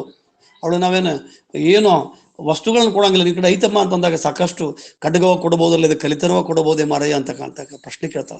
ನಾ ಖಡ್ಗ ಕೊಡಬಹುದು, ಸ್ತ್ರೀಯವ ಕೊಡಬಹುದು, ಕುಟುಂಬ ಕೊಡಬಹುದೇ ಮಾರಯ್ಯ. ನೋಡ್ರಿ, ಮಹಿಳೆಯರ ಪ್ರಜ್ಞೆಗಳು ಮಾನವ ಹಕ್ಕುಗಳು ಮತ್ತು ಲಿಂಗ ಸಮಾನತೆ ಬಗ್ಗೆ ಎರಡನ್ನ ಸಮೀಕರಿಸಿದ್ರು. ನಾನು ಕಡಿಮೆ ಅಲ್ಲ, ಲಿಂಗ ಸಮಾನತೆ ಜೊತೆಗೆ ಆಕೆ ಐದಕ್ಕೆ ಲಕ್ಕಮ್ಮ ಖಡ್ಗವ ಕೊಡಬಹುದಲ್ಲದೆ ಕಲಿತನವ ಕೊಡಬಹುದೇ ಮಾರಯ್ಯ ಅನ್ಕೊಂತ ಮಾಡಿ ನೀಡಿ ಹೋದಿ ಹನ್ನಂದಾಗ ಕೈಲಾಸವೇನು ಕೈಕೂಲಿ ಅಂತ. ಏನು ನಾ ಇಷ್ಟು ದಕ್ಷಿಣ ಕೊಟ್ಟು ನಾ ಕೈಲಾಸ ಸಿಗ್ತತಿ, ಅದೇನು ಈಸಿ ಡೈಲಿ ವೇಜಸ್ ಅನ್ನೋದು ಕೈಕೂಲಿಯೇ, ಕೈಲಿ ಕೊಟ್ಟಂತ ಕೂಲಿ ಅಂತಕ್ಕಂಥ ಪ್ರಶ್ನೆ ಮಾಡ್ತಕ್ಕಂಥದ್ದು. ಹಿಂಗಾಗಿ ಜಗತ್ತಿನೊಳಗ ನಾವು ಬಹಳಷ್ಟು ಸಲ ಅಂತೀವಿ, ನಾನು ನಾನ್ ಲಿಂಗಾಯತ ಆಗಿ ನಾನು ವಚನ ಸಾಹಿತ್ಯ ಓದಿದ್ರೆ ಚೆನ್ನಾಗಿತ್ತಲ್ಲ. ನಾವಾಗ್ಲಿ ರುದ್ರಪ್ರವೃತ್ತಿ ಅವ್ರಿಗೆ 3 ವರ್ಷಗಳಿಂದ ಅವ್ರಿಗೆ ಹೇಳ್ಕೊಂಡು ಇವ್ರಿಗೆ ಹೇಳ್ಕೊಂಡು ಬಿಡ್ರಿ ಅವೇನು ಲಿಂಗಾಯತ ಸಮಾಧಾನ ಹೇಳ್ತಾನೆ ಬಸವಣ್ಣ ಬಗ್ಗೆ. ಇಂಥ ಒಂದು ಆರೋಪ. ಬಡವರಿಗೆ ಬೇಕಾಗಿಲ್ಲ, ಶ್ರೀಮಂತರಿಗೆ ಗೊತ್ತಿಲ್ಲ. ಬಡವರಿಗೆ ಬೇಕಾಗಿಲ್ಲ, ಶ್ರೀಮಂತರಿಗೆ ಬೇಕಾಗಿಲ್ಲ, ಬಡವರಿಗೆ ಗೊತ್ತಿಲ್ಲ, ಮಧ್ಯಮ ವರ್ಗದವರಿಗೆ ಶಕ್ತಿ ಇಲ್ಲ ಅಂತಾರೆ ಬಸವಣ್ಣ. ಎಲ್ಲ ಸಮುದಾಯದವ್ರನ್ನ ಅಲ್ಲಿ ಬಸವಣ್ಣ ಬಿಜ್ಜಳನ ಭಂಡಾರವೆಷ್ಟು ಎಂತ ಪ್ರಜಾಪ್ರಭುತ್ವವಾದಿ. ಭವಿ ಬಿಜ್ಜಳ ಅಂತಾರ ಅವನಿಗೆ. ನಾವು ಇವತ್ತು ನಮ್ಮ ಹೆಚ್ಚಿನ ಮ್ಯಾಲಿನ ಆಫೀಸರ್ಗೆ, ನಾನು ಅಸಿಸ್ಟೆಂಟ್ ಮ್ಯಾನೇಜರ್ ಇರ್ತೀನಿ, ಮ್ಯಾನೇಜರ್ಗೆ ಅಂದ್ರೆ ನಾನು ನೌಕರಿ ಹೋಗತ್ತೆ. ಅಂದ್ರೆ ಇಂಥ ಒಂದು ಪ್ರಜಾಪ್ರಭುತ್ವವನ್ನ ಮ್ಯಾಗ್ನಾ ಕಾರ್ಟಾದಕ್ಕಿಂತ ಮುಂಚೆ ಮಾನವ ಹಕ್ಕುಗಳ ಪ್ರತಿಪಾದನೆ ಮಾಡ್ತಕ್ಕಂಥದ್ದು.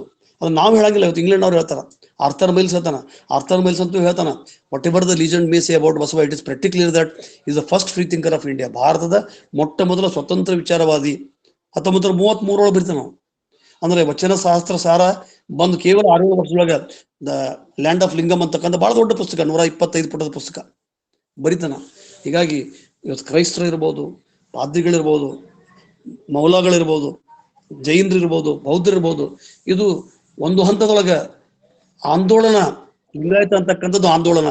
ಲಿಂಗಾಯತ ಅಂತಕ್ಕಂಥದ್ದು ಮಾನವ ಹಕ್ಕುಗಳಿಗಾಗಿ ನಿಂತಂತ ಬಹಳ ದೊಡ್ಡ ಆಂದೋಲನ. ಆ ಆಂದೋಲನ ಮಾನವ ಹಕ್ಕುಗಳಿಗಾಗಿ ವಚನ ಚಳುವಳಿ ಅಂತಕ್ಕಂಥದ್ದು ಅಸ್ತ್ರ ಕೊಟ್ಟರು. ವಚನ ಚಳುವಳಿ ಸತ್ಯದ ಕೂರಗಲಗಳನ್ನು ಹಿಡಿದು ಬಸವಣ್ಣ ಹೇಳ್ತಾ, ನನಗೆ ಕೂರಲಗ ಅಂತಂದ್ರೆ ಸತ್ಯ ಮತ್ತು ಸಮತೆ. ಬಹಳ ಮಂದಿ ಕೇಳ್ತಾರೆ ಸತ್ಯ ಸಮತೆ ಏನು. ಬಸವಣ್ಣನಿಗೆ 2 ಕಣ್ಣು. ಒಂದ್ ಕಡೆ ಪರಿಪೂರ್ಣ ಸತ್ಯ ಹೇಳ್ತಾನೆ, ಆ ಪರಿಪೂರ್ಣ ಸತ್ಯವನ್ನು ಕಂಡು ಇನ್ನೊಂದು ಕೈನೊಳಗೆ ಸಾಧಿಸಿ ತೋರಿಸ್ತಾನೆ. ಸತ್ಯ ಸಮತೆಯನ್ನು ಸಾಧಿಸಿದ್ರು. ಹೀಗಾಗಿ ಸಮಾನತೆ ಎಲ್ಲ ಹಂತದೊಳಗೆ ಬಂತು. ಲಿಂಗ ಸಮಾನತೆಯನ್ನು ಸಾಧಿಸೋ ಜೊತೆಗೆ ಮಾನವ ಹಕ್ಕುಗಳು, ಎಲ್ಲ ಹಕ್ಕುಗಳು ಇವತ್ತ ನಾನು ಒಂದು ಹೇಳ್ತೀನಿ, ತ್ರಿಪುರಾಂತಕ ಕೆರೆಯೊಳಗ ಕೇವಲ ಮೇಲ್ವರ್ಗದ ಜನರಿಗಿತ್ತು ರಾಜಾಶ್ರಯ. ರಾಜ ಬಂದು ರಾಜನ ಕುದುರೆಗಳು ಕುಡಿದ್ರೆ ಹಿಡಿತೈತಿ, ಆದ್ರೆ ತಳ ಸಮುದಾಯದವರಿಗೆ ಹಕ್ಕಿರಲಿಲ್ಲ. ಬಸವಣ್ಣ ಒಂದು ಒಂದು ಜಿಯೋ ತೆಗಿತಾನ, government order, anybody can use it. Anubhava Mantapa, it was selected only for few. Basavanna ಅಂತನ ಬರ್ರಿ ಅಂದ್ರೆ ಎಷ್ಟೊಂದು ಬದಲಾವಣೆಗಳನ್ನ ತಂದ ತನ್ನ ಕಾಲಘಟ್ಟದೊಳಗೆ ಅಂತಂದ್ರ, ಯಾವ ಅವಕಾಶ ವಂಚಿತವಾದಂತ ಸಮುದಾಯ ಹಕ್ಕುಗಳಿಗೆ ಒದ್ದಾಡಿ ತಮ್ಮ ಇತಿಮಿತಿ ಒಳಗೆ ಬದುಕತಕ್ಕಂಥ ಮಾದಾರ ಚೆನ್ನಯ್ಯ, ಡೋಹಾರ ಕಕ್ಕಯ್ಯ, ಕಿನ್ನರಿ ಬ್ರಹ್ಮಯ್ಯ, ತಳ ಸಮುದಾಯದ ಎಲ್ಲರನ್ನ ಅಪ್ಪಿಕೊಂಡು ಹೆಂಗಂದ್ರ ಮೇಲ್ವರ್ಗದವರ ಜೊತೆಗೆ ಶಾಂತರಸ, ಆಮೇಲೆ ಚಂದಿಮರಸ, ಸಕಲೇಶ ಮಾದರಸ, ಇವರೆಲ್ಲ ಬ್ರಾಹ್ಮಣರು. ಇವರ ಜೊತೆಗೆ ಕ್ಷತ್ರಿಯರು, ಬ್ರಾಹ್ಮಣರು, ಜೈನರು ಎಲ್ಲ ವರ್ಗದವ್ರ ಜೊತೆಗೆ ಕೂಡಿಕೊಂಡು ದಲಿತರಿಗೆ ಅಪ್ಪ ಬಪ್ಪ ಅಂತಂದ. ಅಪ್ಪನು ನಮ್ಮ ಮಾದಾರ ಚೆನ್ನಯ್ಯ, ಬಪ್ಪನು ನಮ್ಮ ಡೋಹಾರ ಕಕ್ಕಯ್ಯ. ಹೀಗಾಗಿ ಎಲ್ಲ ಹಕ್ಕುಗಳನ್ನ ಮಾಡಿದ. ನೋವಿನ ಸಂಗತಿ ಅಂದ್ರೆ ಆ ವಚನಗಳ ಪಾಠಾಂತರದೊಳಗೆ ಆಗ್ತಕ್ಕಂಥ ಪರಿಷ್ಕರಣೆ ಆಗ್ತಕ್ಕಂಥದ್ದು ಅನಿವಾರ್ಯತೆ ಇದೆ. ವಚನಗಳ ಆಚರಣೆ, ನಮ್ಮ ಶುಷ್ಕ ಆಚರಣೆ ಒಳಗೆ ನಾವು ಬಹಳಷ್ಟು ನೋವು ಲಿಂಗಾಯತರು ಅಂತಂದಾಗ ಲಿಂಗ ಹಿಡ್ಕೊಂಡವ್ರ ಮೇಲೆ ನೀರು ಬಿಟ್ಟು, ಅದು ಭಾವನಾತ್ಮಕ. ಲಿಂಗ ಪೂಜೆ ಅಂತಕ್ಕಂಥ ನಿಮ್ಗೆ ವ್ಯಕ್ತಿಗತವಾಗಿ ಬಿಟ್ಟದ್ದು, ನಾನು ತಪ್ಪು ಸರಿ ಅಂತ ಹೇಳಂಗಿಲ್ಲ. ಅದಕ್ಕೆ ವಿಭೂತಿ ಹಚ್ಚಿ, ಅದಕ್ಕೆ ಹೂ ಹೆಟ್ಟು, ಆ ಲಿಂಗ ಪೂಜೆ ಅಂತಾದಾಗ ಅದು ಸೋಲ್ತತಿ. ಲಿಂಗ ಯೋಗ ಅವ್ರಿಗೂ ನೆರಿಯಲ್ಲ. ಬ್ರಹ್ಮಾಂಡ ಈ ಇಡೀ ಬಾಹ್ಯ ಒಳಗೆ ನಡ್ತಕ್ಕಂಥ ಲಿಂಗದ ತತ್ವ ಅಂತ ತಿಳ್ಕೊಳಕ ಅಂತರಂಗದ ಪಯಣ, ಬಹಿರಂಗದ ಪಯಣಕ್ಕ ಇದೊಂದು ಒಂಥರ ಜಂಕ್ಷನ್ ಇದ್ದಂಗ, ಒಂದು ಸ್ಥಳ. ಲಿಂಗ ಅಂತಕ್ಕಂಥ ಒಂದು junction. It the journey between the inner and outer ಅಂತಕ್ಕಂಥ ಮಾತನ್ನ ಹೇಳಿ ನಾನು ಸ್ವಲ್ಪ ಹೆಚ್ಚು ಸಮಯ ತಗೊಂಡ ಕ್ಷಮೇಶೆ ಮಾಡ್ತಾ ಇರ್ತಕ್ಕಂಥ ವೈಶಾಲಿ ಅವರಿಗೆ ಮುಕ್ತವಾದಂತ ಅವಕಾಶವನ್ನ ಮತ್ತೊಮ್ಮೆ ಬಸಪ್ಪ ಶೆಟ್ಟರ್ ಬಗ್ಗೆ ನಾವು ಮಾತಾಡ್ತಿದ್ರಿ ಅಂತಿದ್ರು. ಬೇಡಮ್ಮ, ನೀನು ಮೊದಲಿಗೆ ಇದ್ರ ಬಗ್ಗೆನೇ ಮಾತಾಡು. ಇದನ್ನ ಐ ಓಪನಿಂಗ್ ಕೀನೋಟ್ ಅಡ್ರೆಸ್ ಅಂತ ತಿಳ್ಕೊಂಡು ಬಹಳಷ್ಟು ವಿಚಾರಗಳನ್ನ ಮುಂದಿನ ದಿನದೊಳಗೆ ಇನ್ನೂ ಹೆಚ್ಚಿನ ವಚನ ಸಾಹಿತ್ಯ ಪುಸ್ತಕ ಅವ್ರು ಓದ್ಲಿ. ಸುಮಾರು ತನ್ನ ಮನೆಯೊಳಗೆ 2-3 ಸಾವಿರ ವಚನ ಸಾಹಿತ್ಯ ಪುಸ್ತಕ ತೋರಿಸಿದ್ರು. ತನ್ನ ಕಡೆ ಇಷ್ಟು ಇಟ್ಕೊಂಡಿದ್ದೀನಿ ಅಂತ ತಿಳ್ಕೊಂಡು. ವೈಶಾಲಿಗೆ ಒಳ್ಳೇದಾಗ್ಲಿ, ನಮ್ಮ ಕುಟುಂಬದ ಸದಸ್ಯೆ. ಅವಳಿಗೆ ಇನ್ನೂ ನಮ್ಮ ಹೊಸ ವರ್ಷ ನಂಬೋದಿಲ್ಲ, ಅದರ ಅಕ್ಕನ ಅರಿವಿನ ಮೂಲಕ ನಾವೆಲ್ಲರೂ ಕೂಡ್ಕೊಂಡು ಅವಳಿಗೆ ಕೈ ಜೋಡಿಸ್ತೀವಿ ಅಂತ ಮಾತನ್ನ ಹೇಳ್ತಾ, ಅವಳಿಗೆ ಮತ್ತೊಮ್ಮೆ ಅವಳ ಪಾದಕ್ಕೆ ನಮಸ್ಕಾರ ಹೇಳಿ ನನ್ನ ಮಾತನ್ನ ಮುಗಿಸುತ್ತೇನೆ. ಶರಣ. ಮತ್ತೊಮ್ಮೆ ಶರಣ ಸಾಹಿತ್ಯದ ಶರಣೆಯರಿಗೆ ನನ್ನ ಬಂಗಾಲ ಪೂರ್ವಕ ನಮಸ್ಕಾರಗಳು. ನನ್ನ ತಂದೆ ಅತನಿ ಶಿವಯೋಗಿಗಳ ಒಂದು ಜೀವನಕ್ಕೆ ತುಂಬಾ ಪ್ರಭಾವಿತರಾದವರು. ನಾನು ಚಿಕ್ಕವನಿದ್ದಾಗ ನಮ್ಗೆ ಡೈಲಿ ವಚನ ಕಮ್ಮಟ ಅಂತ ಹೇಳಿ ನಮ್ಗೆ ಸಾಯಂಕಾಲ ಮಠದಲ್ಲಿ ಕ್ಲಾಸ್ ಇರ್ಬೇಕಾದ್ರೆ ನಾನು ಅಲ್ಲಿಗೆ ಹೋಗ್ತಿದ್ದೆ. ಅಲ್ಲಿ ಹೋಗಿ ಬಂದ ನಂತರ ಅಲ್ಲಿ ನಡೆದಿರೋದನ್ನ ಹೇಳ್ತಿದ್ರು. ಅವಾಗ ಹೇಳ್ತಿದ್ರು ಸಿಸಂಗಿ ಲಿಂಗರಾಜ್ ದೇಸಾಯರ ಬಗ್ಗೆ, ಅರಕಾಳ್ ರುದ್ರಗೌಡ್ರ ಬಗ್ಗೆ, ವಾರದ ಮಲ್ಲಪ್ಪನವ್ರ ಬಗ್ಗೆ, ಈ ತರ ಎಲ್ಲ ಹೇಳ್ಬೇಕಾದ್ರೆ ನಿಜವಾಗ್ಲೂ ನಮ್ಮ ಒಂದು ಲಿಂಗಾಯತ ಒಂದು ಪರಂಪರೆಯಲ್ಲಿ ಎಂತ ಭವ್ಯವಾದ ಗುಣಲಕ್ಷಣಗಳಿರ್ತಕ್ಕಂಥ ಸಂಪನ್ಮೂಲ ವ್ಯಕ್ತಿಗಳಿದ್ದಾರೆ ಅಂತ ನಾನು ಒಂದು 7-8ನೇ ಕ್ಲಾಸ್ ಅಲ್ಲಿ ಇರ್ಬೇಕಾದ್ರೆ ಅಪ್ಪ ನಮ್ಮಮ್ಮ ಹೇಳೋದನ್ನ ಆಗಿನ ಕಾಲಕ್ಕೆ ನಮ್ಮ ತಾಯಿ ಮುಲ್ಕಿ ಪರೀಕ್ಷೆ ಮಾಡಿದವರು ಮ್ಯಾಟ್ರಿಕ್ ಇದ್ದಾಗೆ. ನಮ್ಮ ತಾಯಿ ಶಿಕ್ಷಣ ನನ್ನ ಇವತ್ತು ಇಲ್ಲಿಗೆ ತಂದು ನಿಲ್ಲಿಸಿದೆ. ಈ ಒಂದು ವೇದಿಕೆಯಲ್ಲಿ ಇಷ್ಟೆಲ್ಲ ಒಂದು ಸಂಪನ್ಮೂಲ ವ್ಯಕ್ತಿಗಳ ಕಂಡು ನಿಜವಾಗ್ಲೂ ನಾನು ತುಂಬಾ ಭಾವೋದ್ವೇಗ ಯಾಕೆ ಆಗ್ತಿದ್ದೀನಿ ಅಂದ್ರೆ, ನಮ್ಮ ಅಪ್ಪ ಅಮ್ಮ ನಿಮ್ಮೆಲ್ಲರ ರೂಪದಲ್ಲಿ ಇನ್ನೂ ಜೀವಂತವಾಗಿದ್ದಾರೆ.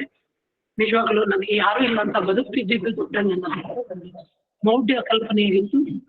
ಆ ಬದುಕು, ಆ ಭಾವನೆ, ನಂಬಿಕೆ ಸುಳ್ಳಾಯ್ತು. ಇದು ನನ್ನ ನಿಜವಾದ ಬದುಕು ಅನ್ನೋದನ್ನ ಇವತ್ತು ಈ ಒಂದು ವೇದಿಕೆ ಮುಖಾಂತರ ಹೇಳಲಿಕ್ಕೆ ಇಷ್ಟಪಡ್ತೀನಿ.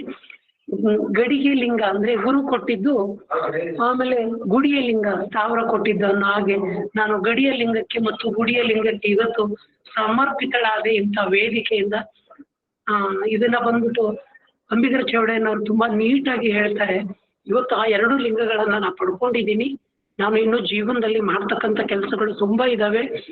ಈ ಒಂದು ದೆಸೆಯಲ್ಲಿ ಒಂದು ನಿಟ್ಟಿನಲ್ಲಿ ನಿಮ್ಮೆಲ್ಲರ ಸಹಕಾರ ಮತ್ತು ಒಂದು ದೊಡ್ಡ ಒಂದು ಬಾಂಧವ್ಯದಿಂದ ನಾನು ನಿಜವಾಗ್ಲೂ ಮತ್ತೊಮ್ಮೆ ಸಂಕಲ್ಪ ಮಾಡಿ ಹೇಳ್ತೇನೆ. ನಾನು ನನ್ನ ಸುತ್ತಮುತ್ತಲ ಪ್ರದೇಶವನ್ನ ಹಾಗೆ ನನ್ನ ಸುತ್ತಮುತ್ತಲ ಜನರ ಜೊತೆ ಇದನ್ನ ವಿಚಾರ ವಿನಿಮಯಗಳು ವೈಚಾರಿಕ ಪ್ರಜ್ಞೆಯಿಂದ ಇದನ್ನು ವಿನಿಮಯ ಮಾಡ್ತಾ, ನಾನು ಸಮಾಜದಲ್ಲಿ ಯಾವ್ಯಾವ ಒಂದು ಸಮಸ್ಯೆಗಳನ್ನ ಅನುಭವಿಸ್ತಿದ್ದೀನಲ್ವಾ ಅದನ್ನೆಲ್ಲ ನಿಮ್ಗೆ ತುಂಬಾ ಒಂದು ಅಭಿವ್ಯಕ್ತಿ ಪಡಿಸೋ ರೀತಿ ಕ್ಲಿಯರ್ ಆಗಿ ಇರ್ಲಿಕ್ಕಿಲ್ಲ. ಪದಗಳ ಸಂಖ್ಯೆ ಕಮ್ಮಿ ಆಗಿದೆ ನನ್ನಲ್ಲಿ. ಪದ ಸಂಪತ್ತು ಸಾಕಷ್ಟು ಸಂಘರ್ಷಗಳಲ್ಲಿ ನಾನು ಪದ ಸಂಪತ್ತು ಕಮ್ಮಿ ಆಗಿರ್ಬೋದು. ತಾವೆಲ್ಲ ಶರಣ ಬಂಧುಗಳು ಅರ್ಥ ಮಾಡ್ಕೊಂಡಿದ್ದೀರಿ ಅನ್ಕೊಂಡಿದ್ದೀನಿ. ಅದನ್ನ ಅಭಿವ್ಯಕ್ತ ಪಡಿಸೋ ರೀತಿ ನನ್ಗೆ ಇನ್ನೂ ಬರ್ತಾ ಇಲ್ಲ. ಯಾಕಂದ್ರೆ ನಾನು ಫಸ್ಟ್ ಇವಾಗ ಅನುಭಾವಿಯಾಗಿ ಈ ಕಾರ್ಯಕ್ರಮಕ್ಕೆ ಜಾಯಿನ್ ಆಗಿರೋದು. ನಾನು ಸಿರ್ಸಂಗಿ ಮಾಮಲೆ ದೇಸಾಯರ ಬಗ್ಗೆನು ಓದಿ ಬರ್ದಿರೋದಿದೆ. ಹಾಗೆ ಗುರುಗಳ ಮುಂದೆ ಹೇಳಿದಾಗೆ ಬಸಪ್ಪ ಶೆಟ್ರು ಹುಬ್ಬಳ್ಳಿ ನಿರ್ಮಾತೃ ಕರ್ನಾಟಕ ಇತಿಹಾಸದಲ್ಲಿ ಇವತ್ತು ಅವ್ರ ಗದ್ದಿಗೆಗಳನ್ನ ಪೂಜೆ ಮಾಡೋದು, ಆಮೇಲೆ ಮಠದಲ್ಲಿ ಯಾವ್ದಾದ್ರು ಸಣ್ಣ ಪುಟ್ಟ ಗುರುಜಿಯವ್ರ ಜೊತೆ ಡಾಕ್ಟರ್ ಚಂದ್ರಶೇಖರ್ ಗುರುಜಿಯವ್ರ ಜೊತೆ ಕಾರ್ಯದರ್ಶಿ ಕೆಲಸಗಳನ್ನ ಪತ್ರ ವಿಲೇವಾರಿ ಕೆಲಸಗಳನ್ನ ಮಾಡ್ತಾ ಇದ್ದೀನಿ. ಜೊತೆಗೆ ಸರ್ಕಾರದ ಜೊತೆ ಬೇರೆ ಬೇರೆ ಇಲಾಖೆಗಳ ಜೊತೆ ಪತ್ರೇನ ಮುಖಾಂತರ, ಗೋಡೆ ಪತ್ರೇನ ಮುಖಾಂತರ, ಅಕ್ಷರಗಳ ಮುಖಾಂತರ ಸಾಕಷ್ಟು ಹೋರಾಟಗಳಲ್ಲಿ ನಾನು ಬಂದಿದ್ದೀನಿ. ನನ್ಗೆ ಯಾವುದೇ ರೀತಿ ಸನ್ಮಾನ ಹಾರ ತುರಾಯಿಕ್ಕಿಂತ ನಮ್ಮ ಜನಕ್ಕೆ ಒಂದು ಅವಕಾಶ ಬೇಕು. ಎಲ್ಲೋ 5 ನಿಮಿಷ ವೇದಿಕೆಗಳಲ್ಲಿ ನಮ್ಮನ್ನ ಕೂರಿಸಿ ಹಾರ ತುರಾಯಿ ಹಾಕೋದ್ರಿಂದ ಯಾವುದು ಅದು ಬರಲ್ಲ. ಆ ಶಾಲ್ಗಳು ಹಿಂದೆ ರಾಜಮನೆತನದಲ್ಲಿ ಪೌರೋಹಿತ್ಯದವರಿಗೆ ಭಟ್ರಿಗೆ ಒಂದು ಉಡುಗೊರೆಯಾಗಿ ಕೊಡ್ತಕ್ಕಂಥ ಶಾಲೆಗಳು ಇವತ್ತು ಅದು ಒಂದು ಇದು ಟ್ರೆಂಡ್ ಆಗಿದೆ. ನಾನು ಅದನ್ನ ಯಾವುದನ್ನು ಆಸೆ ಮಾಡಲಾರ್ದೆ ನಿಮ್ಮೆಲ್ಲ ಸಹಕಾರ, ನಿಮ್ಮ ಒಂದು ಮೌಲ್ಯಗಳು ನನ್ನ ಜೊತೆ ದಿನ ವೇದಿಕೆಗಳಲ್ಲಿ ಶೇರ್ ಆಗ್ಬೇಕು. ಗ್ರೂಪ್ಗಳಲ್ಲಿ ನಾನು ಇನ್ಮೇಲೆ ಇದಕ್ಕೆ ಜಾಸ್ತಿ ಒತ್ತು ಕೊಡ್ತೀನಿ. ಜೊತೆಗೆ ನನ್ನ ಕೆಲಸದ ಜೊತೆ ನಾನು ನನ್ನ ಕಾರ್ಯಕ್ರಮನ ಮುಂದುವರಿಸ್ತೀನಿ. ಮಾತಾಡೋದ್ರಲ್ಲಿ ಏನಾದ್ರು ತಪ್ಪಾಗಿದ್ದಲ್ಲಿ ಎಲ್ಲರಿಗೂ ತಮ್ಮ ಪಾದಗಳಿಗೆ ನನ್ನ ಶಿರಸಾಷ್ಟಾಂಗ ನಮಸ್ಕಾರಗಳು. ನಾನು ನಿಜವಾಗ್ಲೂ ನಂಬ್ಕೊಳ್ತಿದ್ದೀನಿ. ಎಲ್ಲರೂ ತುಂಬಾ ಹಿರಿಯ ಜೀವಿಗಳಿದ್ದೀರಿ, ತುಂಬಾ ಭಾವನಾತ್ಮಕ ಜೀವಿಗಳಿದ್ದೀರಿ ಅಂತ ಹೇಳ್ತಾ ಈ ದಿನ ವೇದಿಕೆಯಲ್ಲಿ ನನಗೆ ಅನುಭವ ಎಂಬ ಒಂದು ಶೀರ್ಷಿಕೆ ಕೊಟ್ಟು ನನ್ನನ್ನು ಇಲ್ಲಿ ಈ ಕಾರ್ಯಕ್ರಮದಲ್ಲಿ ಜಾಯಿನ್ ಮಾಡಿದ್ದಕ್ಕೆ ಎಲ್ಲರಿಗೂ ಅನಂತ ನನ್ನ ಶತನಮನಗಳನ್ನು ಹೇಳಲಿಕ್ಕೆ ಇಷ್ಟಪಡ್ತೀನಿ. ಎಲ್ಲರಿಗೂ ಧನ್ಯವಾದಗಳು. ಓಂ ಬಸವಲಿಂಗಾಯ ನಮಃ. ಶರಣಾರ್ಥಿಗಳು ಎಲ್ಲರಿಗೂ ಧನ್ಯವಾದಗಳು. ಈಗ ರತ್ನಕ್ಕ ಕಾದ್ರೋಳಿ ಅವರು ತಮ್ಮ 2 ನಿಮಿಷದೊಳಗೆ. ರತ್ನಕ್ಕ ಕಾದ್ರೋಳಿ. ಶರಣಾರ್ಥಿಗಳು. ಓಂ ಶ್ರೀ ಗುರು ಬಸವಲಿಂಗಾಯ ನಮಃ. ಸರ್ವರಿಗೂ ಶರಣಾರ್ಥಿಗಳು. ನಾನು ಧಾರವಾಡದ ಒಂದು ಶಶಿಕಾಂತ್ ಅನ್ನರ ಪ್ರಶಸ್ತಿ ಸಮಾರಂಭದಲ್ಲಿ ವೈಶಾಲಿ ಅಕ್ಕರನ್ನ ನೋಡಿದೆ. ಬಹಳ ಚಂದ ಇದ್ದಾರೆ ಅವ್ರು, ಅಷ್ಟೇ ಆಕ್ಟಿವ್ ಆಗಿದ್ದಾರೆ. ನಿಜವಾಗ್ಲೂ ಇವತ್ತು ಅವರ ಅನುಭವ ಬಹಳ ಚೆನ್ನಾಗಿತ್ತು. ಅವರು ಪರಿಸರದ ಪ್ರಭಾವದಿಂದನೋ ಅಥವಾ ನಿಮ್ಮ ತಂದೆ ತಾಯಿ ತಪ್ಪಿಂದನೋ ಅಥವಾ ನಿಮ್ಮ ಕುಟುಂಬದಿಂದ ದೂರವಾಗಿ ಕಷ್ಟಪಟ್ಟು ಹೇಗೋ ಈ ಲಿಂಕಿಗೆ ಪರಿಚಯ ಆಗಿದ್ದೀರಿ. ಈ ಶರಣ ತತ್ವದಲ್ಲಿ ಸಾಕಷ್ಟು ಸಾಧನೆಗೆ ನಿಮಗೆ ಅವಕಾಶ ಇದೆ. ಹೆಣ್ಣಾಗ್ಲಿ ಗಂಡಾಗ್ಲಿ ಪರಮಾತ್ಮನ ಪರಿಧಿನಲ್ಲಿ ಎಲ್ಲರೂ ಸಮಾನರೇ. ಎಲ್ಲ ಈಗ ಹೇಳಿದ್ರು ಅನ್ನೋರು, ಒಳಗೆ ಸುಳಿಯುವ ಆತ್ಮ ಒಂದೇ ಅಂತ ಹೇಗೆ ಶರಣರು ಹೇಳಿದಾರಲ್ಲ, ಹಂಗೆ ಸಾಮಾನ್ಯರ ತರ ನಿಮಗೆ ಜೀವನ ಮಾಡಕ್ಕ ಆಗದೆ ಇರ್ಬೋದು.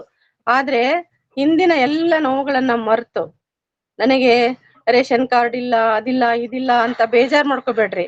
ನಿಮ್ ಜೊತೆ ಈ ಲಿಂಕಿನ ಬಳಗ ಇದೆ. ಶರಣರ ತತ್ವದಲ್ಲಿ ಯಾರು ಏಕಾಂಗಿ ಅಲ್ಲ. ಈ ತತ್ವದಲ್ಲಿ ನೀವು ಆದಷ್ಟು ತೊಡಗಿಸ್ಕೊಳ್ರಿ. ನೀವು ನಮ್ ಜೊತೆಗಿರ್ರಿ, ನಾವು ನಿಮ್ ಜೊತೆಗಿರ್ತೀವಿ. ಸಂಸಾರದಿಂದ ಮುಕ್ತಿ ಇಲ್ಲ. ನಿಜವಾಗ್ಲೂ ಶರಣರ ತತ್ವದಲ್ಲಿ ಜ್ಞಾನದಿಂದ ಮುಕ್ತಿ ಇದೆ ಅಂತ ಹೇಳಿದ್ದಾರೆ ಶರಣರು. ಹಾಗೆ ನಿಮಗೆ ಸಾಕಷ್ಟು ಜ್ಞಾನ ಇದೆ. ಈಗ ನೀವು ಮಾತಾಡೋದ್ ನೋಡಿದ್ರೆ ನೀವು ಸಾಕಷ್ಟು ಜ್ಞಾನನೂ ಇದೆ, ನಿಮಗೆ ಅನುಭವನೂ ಇದೆ. ಸರಿಯಾದ ಒಂದು ಪ್ರೋತ್ಸಾಹ ಸಿಕ್ಕಿದ್ರೆ ನೀವು ದೊಡ್ಡ ವ್ಯಕ್ತಿ ಆಗ್ತಿದ್ರಿ ಅಂತ ಅನಿಸ್ತು ನಿಮ್ ಮಾತುಗಳನ್ನೆಲ್ಲ ಕೇಳಿದಾಗ. ಈಗಲೂ ಕಾಲ ಮಿಂಚಿಲ್ಲ, ನಿಮಗ್ ಅವಕಾಶ ಇದೆ. ಏನಾದ್ರೂ ಸಾಧನೆ ಮಾಡ್ರಿ, ನಾವೆಲ್ಲ ನಿಮ್ ಜೊತೆಗೆ ಇರ್ತೀವಿ. ಎಷ್ಟೊಂದು ನೈತಿಕ ಬೆಂಬಲವನ್ನ ಶಶಿಕಾಂತ್ ಅನ್ನೋರು ಹೇಳಿದ್ರು, ಸಾಕಷ್ಟು ಹೇಳಿದ್ರು. ಪುನರ್ಜನ್ಮ ಅಂತ ಹೇಳಿ ಇಲ್ಲಿ ಮೆಸೇಜ್ ಹಾಕ್ತಾ ಇದ್ರು ಎಲ್ಲರೂ. ಪುನರ್ಜನ್ಮ ಅಲ್ಲ ನಿಮಗೆ, ಇದು ಹೊಸ ವರ್ಷ ಹೊಸ ಜನ್ಮ ಅಂತ ಹೇಳ್ತಾ ಶರಣಾರ್ಥಿ ಅಕ್ಕರೆ. ಶರಣಾರ್ಥಿ. ಧನ್ಯವಾದಗಳು. ಶುಭಾ ಶೆಟ್ಟಿ ಅವರು ಸಂಕ್ಷಿಪ್ತವಾಗಿ. ಶುಭಾ ಶೆಟ್ಟಿ ಅವರು.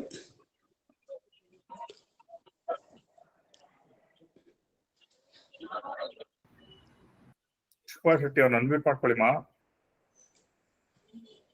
ಶುಭಾ ಶೆಟ್ಟಿ ಅವರು ಇದಾರ? ಇಲ್ಲ ಕಣ. ಮೃತ್ಯುಂಜಯ ಶೆಟ್ಟರ್ ಸರ್. ಮೃತ್ಯುಂಜಯ ಶೆಟ್ಟರ್ ಸರ್ ಅಣ್ಣ ಅನ್ಮ್ಯೂಟ್ ಮಾಡ್ಕೊಡ್ರಿ ಸರ್. ಹಲೋ, ಹಾ ಮಾತಾಡಿ ಸರ್. ಕೇಳ್ತಾ ಇದೆ? ಹಾ ಕೇಳ್ತಾ ಇದೆಯಲ್ಲ ಸರ್? ಸರ್ ಕೇಳ್ತಾ ಇದೆ, ಮಾತಾಡಿ. ಸರ್ವ ಶರಣರಿಗೆಲ್ಲರಿಗೂ ಶರಣಾರ್ಥಿ. ಇವತ್ತು ವೈಶಾಲಿ ಅಕ್ಕ ಅವರು ಅತ್ಯಂತ ಮನ ಕಲಕುವ ಹಾಗೆ, ಹೃದಯ ಕಲಕುವ ಹಾಗೆ ತಮ್ಮ ನೋವುಗಳನ್ನು ಹಂಚಿಕೊಂಡಿದ್ದಾರೆ. ಅದೇ ರೀತಿ ಮಾನವ ಹಕ್ಕುಗಳ ವಿಷಯ ಕುರಿತು ಸುಂದರವಾಗಿ ಮಾತನಾಡಿದ್ದಾರೆ. ಅವರಿಗೆ ಅನಂತ ಶರಣಾರ್ಥಿಗಳನ್ನ, ಧನ್ಯವಾದಗಳನ್ನ, ಅಭಿನಂದನೆಗಳನ್ನ ತಿಳಿಸ್ತೇನೆ. ಅದರ ನಂತರ ಒಟ್ಟಾರೆಯಾಗಿ ಶರಣರ ಮಾನವ ಹಕ್ಕುಗಳ ಕುರಿತು ಮತ್ತು ಸ್ತ್ರೀವಾದಿ ನೆಲೆಯಲ್ಲಿ ಬದುಕನ್ನ ಹೇಗೆ ನೋಡಿದ್ರು ಅನ್ನೋದ್ರ ಕುರಿತು ಶಶಿಕಾಂತ್ ಅಣ್ಣವರು ಅಪ್ರತಿಮವಾಗಿ ಮಾತನಾಡಿದ್ದಾರೆ. ಅವರಿಗೂ ಧನ್ಯವಾದಗಳನ್ನು ಹೇಳ್ತೇನೆ. ಬಹುಶಃ ಸ್ತ್ರೀವಾದಿ ನೆಲೆಯಲ್ಲಿ ಕೆಲವು ವಿಚಾರಗಳನ್ನ, ಎರಡು ವಿಚಾರಗಳನ್ನ ನಾನು ಹೇಳಿ ಮುಗಿಸ್ತೇನೆ. ಮಧುಭಾಂಡ ಮತ್ತು ತನು ವಿಸ್ತಾರದ ಅರ್ಥದಲ್ಲಿ ಸ್ತ್ರೀಯನ್ನ ನೋಡಿಕೊಂಡದ್ದು, ದೇಹ ಅನ್ನೋ ಒಂದು ಅರ್ಥದಲ್ಲಿ ಸ್ತ್ರೀಯನ್ನ ನೋಡಿಕೊಂಡದ್ದು, ಗಂಡಾಡಳಿತದ ಹಿನ್ನೆಲೆಯಲ್ಲೇ ಸ್ತ್ರೀಯನ್ನ ನೋಡ್ಕೊಂಡದ್ದು, ದೇವ ಆ ಹಿನ್ನೆಲೆ ನೋಡದೆ ದೈವ ಮತ್ತು ದೇವಿಯಾಗಿ ಅವಳನ್ನ ನೋಡಿ ಅವಳನ್ನ ಪೂರ್ಣ ಹಿಂದಕ್ಕಿಟ್ಟಿರ್ತಕ್ಕಂತಹ ಸಮಾಜದಲ್ಲಿ ಅವಳನ್ನ ಮುನ್ನೆಲೆಗೆ ತೆಗೆದುಕೊಂಡು ಬಂದು ಅತ್ಯಂತ ಸುಂದರವಾಗಿ ಗೌರವಪೂರ್ಣವಾಗಿ ಅವಳನ್ನ ಕರೆದು ಅನುಭವ ಮಂಟಪಕ್ಕೆ ತಂದು ಅನುಭವವನ್ನು ನೀಡ್ಲಿಕ್ಕೆ ಅವಕಾಶ ಮಾಡಿಕೊಟ್ಟಿರ್ತಕ್ಕಂಥ ಬಸವಣ್ಣ ನಿಜಕ್ಕೂ ಬಹಳ ದೊಡ್ಡವನು, ಅತ್ಯಂತ ಜಗತ್ತಿನ ಪ್ರಭಾವಿ ವ್ಯಕ್ತಿ ಮತ್ತು ಮಹಾಮಾನವತಾವಾದಿ. ಸ್ತ್ರೀಯರು ಇವತ್ತು ತಮ್ಮ ಧ್ವನಿಯನ್ನ ಎತ್ತಬೇಕಾದ್ರೆ ಅದ್ರ ಹಿಂದೆ ಬಸವಾದಿ ಪ್ರಮುಖರ ಬಹಳ ದೊಡ್ಡ ಶಕ್ತಿ ಕಾರಣ ಈ ಜಗತ್ತಿನಲ್ಲಿ ಅಂತ ಹೇಳ್ತಾ, ಸೂಳೆ, ಸಂಕಬ್ಬೆ, ಅಕ್ಕಮ್ಮ ಎಲ್ಲರೂ ನಾವಿವತ್ತು ಕರೆಯಬಹುದಾಗಿರ್ತಕ್ಕಂಥ ಕೆಲವಷ್ಟು ಹೆಸರುಗಳಲ್ಲಿ ಅವುಗಳು ಕೂಡ ಬಹಳಷ್ಟು ಪ್ರಮುಖ. ಆದ್ರೆ ಒಂದು ವಿಷಯವನ್ನು ನಾನು ಇಲ್ಲಿ ಹೇಳಲಿಕ್ಕೆ ಇಷ್ಟಪಡ್ತೇನೆ. ಏನು ಅಂತಂದ್ರೆ, ಒಂದು ವಚನದಲ್ಲಿ ಬರ್ತದೆ ಸಮಶೀಲನ ಸಮಗ್ರಾಹಕನ ಅಂತ ಹೇಳಿ. ಬಹುಶಃ ತಮ್ಮ ಆ ವೇಷವಾಟಿಕೆಯನ್ನೇ ಆ ಕಾಯಕದ ಒಂದು ಘನತೆಯನ್ನು ಕೊಡ್ತಾ ಅದಕ್ಕೆ ತಮ್ಮ ಇಷ್ಟ ದೈವವಾಗಿ ಅದನ್ನ ಅವರು ನೋಡಿದ್ರು ಅನ್ನೋದಿದೆಯಲ್ಲ, ಅದು ಬಹಳ ಎತ್ತರದ ಸಂಗತಿ ಅಂತ ಹೇಳಿ ಅಂದುಕೊಂಡು, ಹಾಗಾಗಿ ಅವರು ಯಾವುದೇ ರೀತಿಯಾಗಿರ್ತಕ್ಕಂಥ ತಮ್ಮ ಆ ಲೈಂಗಿಕವಾಗಿರ್ತಕ್ಕಂಥ ಯಾವುದೇ ದೌರ್ಜನ್ಯಕ್ಕೆ ಒಳಗಾಗಿದ್ರು ಅಥವಾ ಈ ಹಿಂದೆ ಏನಾದ್ರೂ ಆಗಲಿ, ಆದ್ರೆ ಬಸವ ವೇದಿಕೆಗೆ ಬಂದ್ಮೇಲೆ ಅವ್ರ ಬಹಳಷ್ಟು ಅವರಿಗೆ ಶಕ್ತಿ ಬಂದಿದೆ. ಅವ್ರನ್ನ ಮುನ್ನೆಲೆಗೆ ತೆಗೆದುಕೊಂಡು ಬಂದು ಈ ರೀತಿಯಾಗಿ ಅವರಿಗೊಂದು ಆ ಬಸವನ ಮಹಾ ಬೆಳಗಿನಲ್ಲಿ ಮಹಾಬೈಲ್ನಲ್ಲಿ ಅವ್ರಿಗೊಂದು ಅವಕಾಶ ಮಾಡಿಕೊಟ್ಟಿರ್ತಕ್ಕಂಥ ಶಶಿಕಾಂತ್ ಅಣ್ಣ ಅವ್ರಿಗೆ ಅನಂತ ಧನ್ಯವಾದಗಳನ್ನ ಹೇಳ್ತಾ, ರುದ್ರಮೂರ್ತಿ ಅವರಿಗೆ ಧನ್ಯವಾದಗಳನ್ನ ಹೇಳ್ತಾ, ಮತ್ತು ಇಲ್ಲಿ ನೆರೆದಿರ್ತಕ್ಕಂಥ ಎಲ್ಲ ಸಮಸ್ತ ಮಹಾದೈವಕ್ಕೆ ಅವರ ಶ್ರೀಚರಣಗಳಲ್ಲಿ ಕೊಡಮಟ್ಟು ನನ್ನ ಮಾತು ಮುಗಿಸ್ತೇನೆ. ಸರ್ವರಿಗೂ ಶರಣು ಶರಣಾರ್ಥಿ. ಡಾಕ್ಟರ್ ನಿರ್ಮಲಾ ಭಟ್ಲ.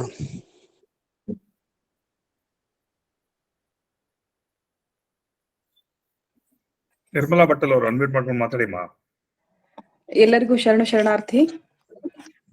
ವೈಶಾಲಿ ಬ್ಯಾಳಿ ಅವರು ಇವತ್ತು ತಮ್ಮ ಮನಸ್ಸಿನ ಮತ್ತು ಸಮಾಜದಲ್ಲಿ ತಾವು ಅನುಭವಿಸಿದಂತಹ ನೋವು ಸಂಕಟಗಳನ್ನ ತೋಡ್ಕೊಂಡ್ರು. ಜೊತೆಗೆ ಇವತ್ತು ಸಮಾಜ ಬದಲಾಗ್ತಾ ಇದೆ.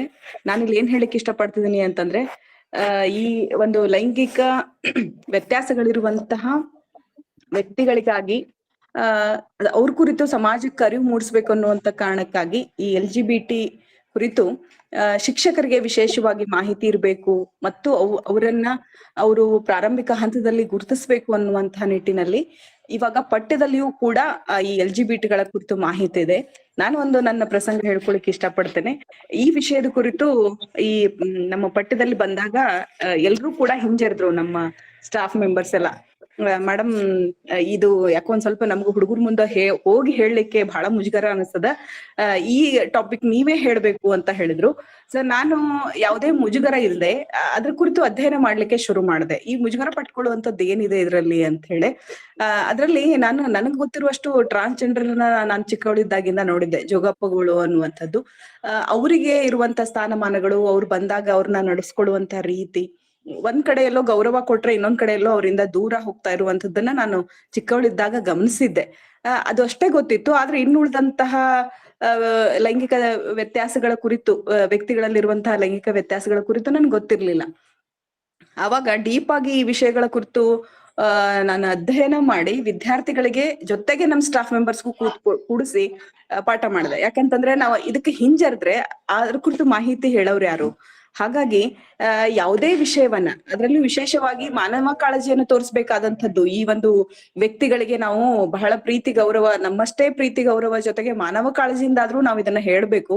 ನೀವು ವಿದ್ಯಾರ್ಥಿಗಳಿಗೆ ಪಾಠ ಮಾಡುವವರು, ಜೊತೆಗೆ ವಿದ್ಯಾರ್ಥಿಗಳ ಜೊತೆಗೆ ಬರೀಬೇಕಾದಂತಹ ಶಿಕ್ಷಕರಾಗುವವರಿಂದ ನೀವು ಇದನ್ನ ಅರ್ಥ ಮಾಡ್ಕೊಳ್ಬೇಕು ಅಂತ ನನ್ನ ಸ್ಟೂಡೆಂಟ್ಸ್ ಜೊತೆಗೆ ನಮ್ಮ ಶಿಕ್ಷಕರಿಗೆ ಈ ವಿಷಯದ ಕುರಿತು ಪಾಠ ಮಾಡಿದೆ. ನಂತರದಲ್ಲಿ ಅವರು ಇವಾಗ ಬಹಳ ಚೆನ್ನಾಗಿ ಆ ವಿಷಯವನ್ನ ಹ್ಯಾಂಡಲ್ ಮಾಡ್ತಾರೆ. ಜೊತೆಗೆ ಇದಕ್ಕೆ ಸಂಬಂಧಪಟ್ಟಂತಹ ಶೋಷಣೆಗೆ ಸಂಬಂಧಪಟ್ಟಂತಹ ಬಹಳಷ್ಟು ವಿಡಿಯೋಸ್ಗಳು, ಚಿತ್ರಗಳು, ಸಿನಿಮಾಗಳು ನನಗೆ ಸಿಕ್ಕು. ಅದು ಅವ್ರಿಗೆ ವಿಷಯವನ್ನ ವಿಶ್ಲೇಷಣೆ ಮಾಡ್ಲಿಕ್ಕೆ ಇನ್ನೂ ಸರಳ ಅನಿಸ್ತು. ನಾವು ಅವರ ಅಂತರ್ಯವನ್ನ ಅರ್ಥ ಮಾಡ್ಕೋಬೇಕೇ ವಿನಃ ಅವರ ಬಾಹ್ಯ ವರ್ತನೆಗಳಿಂದ ಅವರನ್ನ ನಾವು ಸಮಾಜದಿಂದ ದೂರ ತಳ್ಳಬಾರ್ದು ಅನ್ನುವಂತಹ ಭಾವನೆಯನ್ನ ನಮ್ಮ ವಿದ್ಯಾರ್ಥಿಗಳಲ್ಲಿ, ಶಿಕ್ಷಕರಲ್ಲಿ ಮೂಡಿಸುವಲ್ಲಿ ನಾನು ಯಶಸ್ವಿಯಾದೆ. ಇವತ್ತು ನಾವು ಬಹಳ ಸಹೃದಯದಿಂದ ನಾವು ಆ ಒಂದು ಕಮ್ಯುನಿಟಿಯನ್ನ ನೋಡ್ತೇವೆ ಅಂತ ಹೇಳ್ಕೊಳ್ಳಿಕ್ಕೆ ನನಗೆ ಬಹಳ ಖುಷಿ ಅನಿಸ್ತದ. ಪಠ್ಯದಲ್ಲಿ ಇದನ್ನು ಪರಿಚಯ ಮಾಡಿಸಿದ್ದಾರೆ. ಹಾಗಾಗಿ ಇವತ್ತು ನಾವು ಬಹಳ ಮುಕ್ತವಾಗಿ ವೈಶಾಲಿ ಬ್ಯಾಳಿ ಅಂತವ್ರನ್ನ ನಾವು ನೋಡ್ತೇವೆ, ಸಮಾಜದಲ್ಲಿ ನೋಡ್ತೇವೆ, ಅವರನ್ನ ಗೌರವಿಸ್ತೇವೆ, ಅವ್ರಿಗೆ ನಾವು ಪ್ರೀತಿಯನ್ನ ಕೊಡ್ತೇವೆ ಅನ್ನುವಂಥ ಮಾತನ್ನ ಹೇಳ್ತಾ ಅವಕಾಶಕ್ಕಾಗಿ ಧನ್ಯವಾದಗಳು. ನಮಸ್ತೆ. Doctor KS Mallesh sir. ಎಲ್ಲರಿಗೂ ಶರಣಾರ್ಥಿ. ಶರಣೆ ವೈಶಾಲಿ ಅವರ ಅನುಭವದ ನುಡಿಗಳು ನಮ್ಮ ಒಳಗನ್ನ ಎಚ್ಚರಿಸಿದವು. ನನಗೆ ಇಲ್ಲಿ ಒಂದು ಮಾತು ಜ್ಞಾಪಕ ಆಗುತ್ತೆ.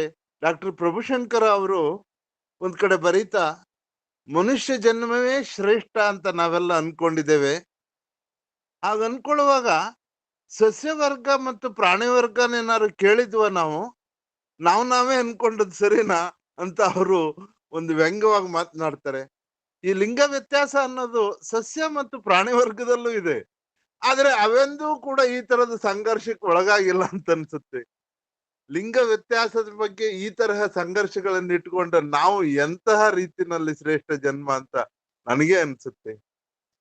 ಇನ್ನೊಂದು ಮಾತಿಲ್ಲಿ ಹೇಳಲೇಬೇಕು. ಅಲ್ಲಮ ಪ್ರಭು ಅವರ ಇನ್ನೊಂದು ವಚನ, ಹರಿಯುವ ನೀರಿಗೆ ಮೈಯೆಲ್ಲ ಕಾಲು, ಉರಿಯುವ ಬೆಂಕಿಗೆ ಮೈಯೆಲ್ಲ ನಾಲಗೆ, ಬೀಸುವ ಗಾಳಿಗೆ ಮೈಯೆಲ್ಲ ಕೈ, ಗುಹೇಶ್ವರ ನಿನ್ನ ಶರಣರ ಸರ್ವಾಂಗ ಲಿಂಗ ಅಂತ. ಆ ಒಂದು ವಚನದ ಸಾಕ್ಷಾತ್ಕಾರ ಎಂದು ನನಗಾಯ್ತು. ಆ ಅಕ್ಕನವರ ನುಡಿಗಳನ್ನ, ಅವರನ್ನ ನೋಡಿ ಆ ದರ್ಶನ ಆಯ್ತು ಅಂತ ಅನ್ಸುತ್ತೆ. ಮತ್ತೆ ಡಾಕ್ಟರ್ ಶಶಿಕಾಂತ್ ಪಟ್ಟಣ ಅವರ ಮಾತುಗಳು ಕೂಡ ಎಷ್ಟು ಸಮಯೋಚಿತವಾಗಿ, ಎಷ್ಟು ವಿವರಗಳನ್ನ ಒಳಗೊಂಡಿವೆ ಅನ್ನೋದು ಕೂಡ ನನ್ನನ್ನ ಒಳಗೆ ತಟ್ಟಿದವು, ಮುಟ್ಟಿದವು. ಕೊನೆಯದಾಗಿ ನನ್ನದೊಂದು ವಿನಂತಿ, ನನ್ನಿಂದೇನಾದ್ರೂ ಸಹಾಯ ಆಗಬಹುದಿದ್ರೆ ನಾನು ಖಂಡಿತ ಸಿದ್ಧನಿದ್ದೇನೆ ಅಂತ ಹೇಳಿ ನನ್ನ ಮಾತನ್ನು ಮುಗಿಸ್ತೇನೆ. ಎಲ್ಲರಿಗೂ ಶರಣಾರ್ಥಿಗಳು.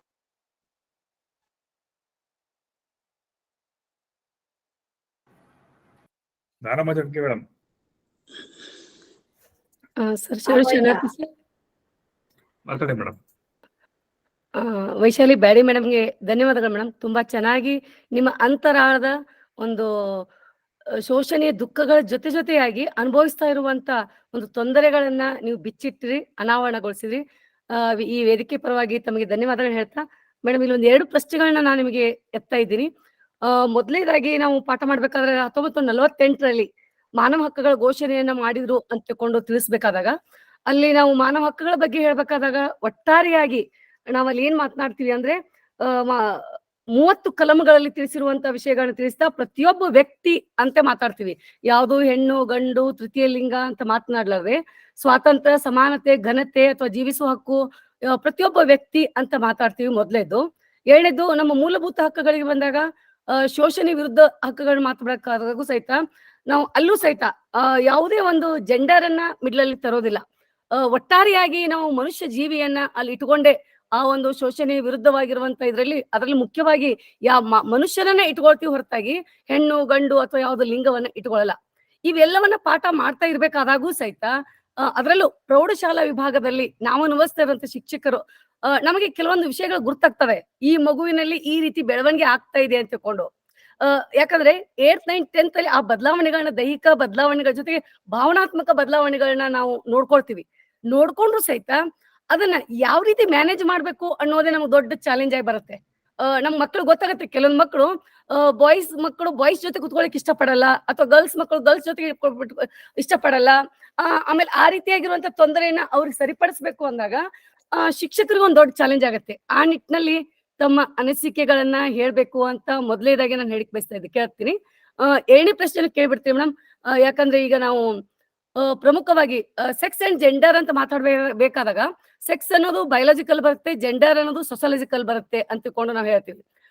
ಆದಾಗ್ಯೂ ಸಹಿತ ಈ ಒಂದು ಪರಿಜ್ಞಾನ ನಮ್ಮ ಶಿಕ್ಷಕರಲ್ಲಿ ಇದ್ದಾಗೂ ಸಹಿತ ನಾವು ಸೊಸಾಲಜಿಕಲ್ ಆಗಿ ಇವತ್ತಿಗೂ ತರಗತಿ ಕೊಠಡಿಗಳಲ್ಲಿ ಪರಿಗಣಿಸ್ತಾ ಇಲ್ಲ. ಕೇವಲ ನಾವು ಪರಿಗಣಿಸ್ತಾ ಇರೋದು ಯಾವುದು ಅಂದ್ರೆ ಬಯೋಲಾಜಿಕಲ್ ಬೇಸ್ರಿ ಪರಿಗಣಿಸ್ತಾ ಇದೀವಿ. ಇದಕ್ಕೇನಾದ್ರೂ ತಮ್ಮ ಉತ್ತರ ಏನಿದೆ ಅಂತ ನಾನು ಕೇಳಕ್ ಬಯಸ್ತೀನಿ. Thank you ma'am.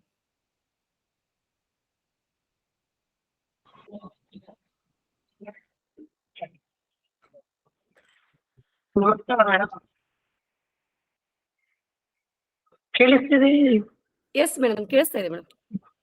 ಮೇಡಮ್ ಇಷ್ಟೇ. ವಾಸ್ತವದಲ್ಲಿ ನೋಡೋದಾದ್ರೆ ಔಪಚಾರಿಕ ಸಂವಿಧಾನ, ಅನೌಪಚಾರಿಕ ಸಂವಿಧಾನ ಅಂತ ಹೇಳ್ಬೋದು. ಇವತ್ತು ಸರ್ಕಾರಿ ಸೇವಾ ಸೌಲಭ್ಯಗಳನ್ನ ಮತ್ತು ಹಕ್ಕುಗಳನ್ನ ಮತ್ತು ಅದಕ್ಕೆ ತೆರನಾದಂತ ಕರ್ತವ್ಯಗಳನ್ನ ಸಲ್ಲಿಸುವಲ್ಲಿ ಭಾರತ ಸಂವಿಧಾನದ ಪೂರ್ವ ಪೀಠಿಕೆ ಅಡಿಯಲ್ಲಿ ನಾವು ಬದ್ಧವಾಗಿದ್ದೀವಿ.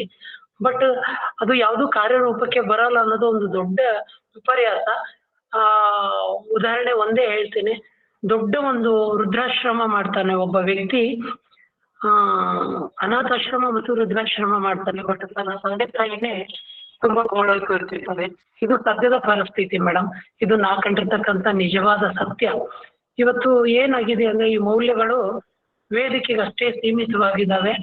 ನಾನು ಅನುಭವವೇ ಜೀವ, ಅನುಭವವೇ ಪ್ರಸಾದ, ಅನುಭವವೇ ಲಿಂಗನ ಅನ್ನೋ ಒಂದು ಆಧಾರದ ಮೇಲೆ ನನ್ನ ಅನುಭವದ ಮಾತುಗಳನ್ನ ಹೇಳ್ತಾ ಇದ್ದೀನಿ. ನಾನು ನಿಮ್ಮೆಲ್ಲರಷ್ಟು ವಚನದಲ್ಲಿ ನುಡ್ತಿಲ್ಲ. ಇನ್ನು ಮೇಲತ್ತು ಯಾವ ಅನುಭವಗಳು ನನ್ಗೆ ಆ ಮಟ್ಟದಲ್ಲಿ ಅನುಭವಗಳಲ್ಲಿ ಆಗಿಲ್ಲ ಅಂದಾಗ ಈ ಒಂದು ಔಪಚಾರಿಕ ಸಂವಿಧಾನದ ಅಡಿಯಲ್ಲಿ ಇವೆಲ್ಲ ಇದಾವೆ ಅಂತ ಒಪ್ಕೊಳ್ತೀವಿ. ಬಟ್ ಅನೌಪಚಾರಿಕವಾಗಿ ಯಾವುದು ಜಾರಿಗೆಯಲ್ಲಿ ಬರ್ತಾ ಇಲ್ಲ. ಅದಕ್ಕೆ ಅಸಂವಿಧಾನಿಕ ಅಂತಾನೆ ಹೇಳ್ಬೋದು. ಅದನ್ನ ನಾವು ಅನುಭವಿಸಿದೀವಿ. ಇದಕ್ಕೆ ಉತ್ತರ ಇದು ಅಂತ ಅನ್ನಿಸ್ತಾ ಇದೆ ಮೇಡಮ್ ನನ್ಗೆ. Thank you madam. Thank you sir.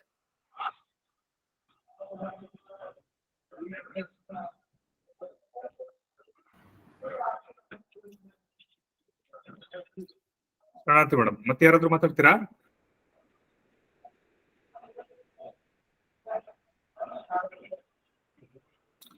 ಹೊರಟಿ sir, ಮಾತಾಡಿ ಸರ್, ಅನ್ಮ್ಯೂಟ್ ಮಾಡ್ಕೊಂಡು.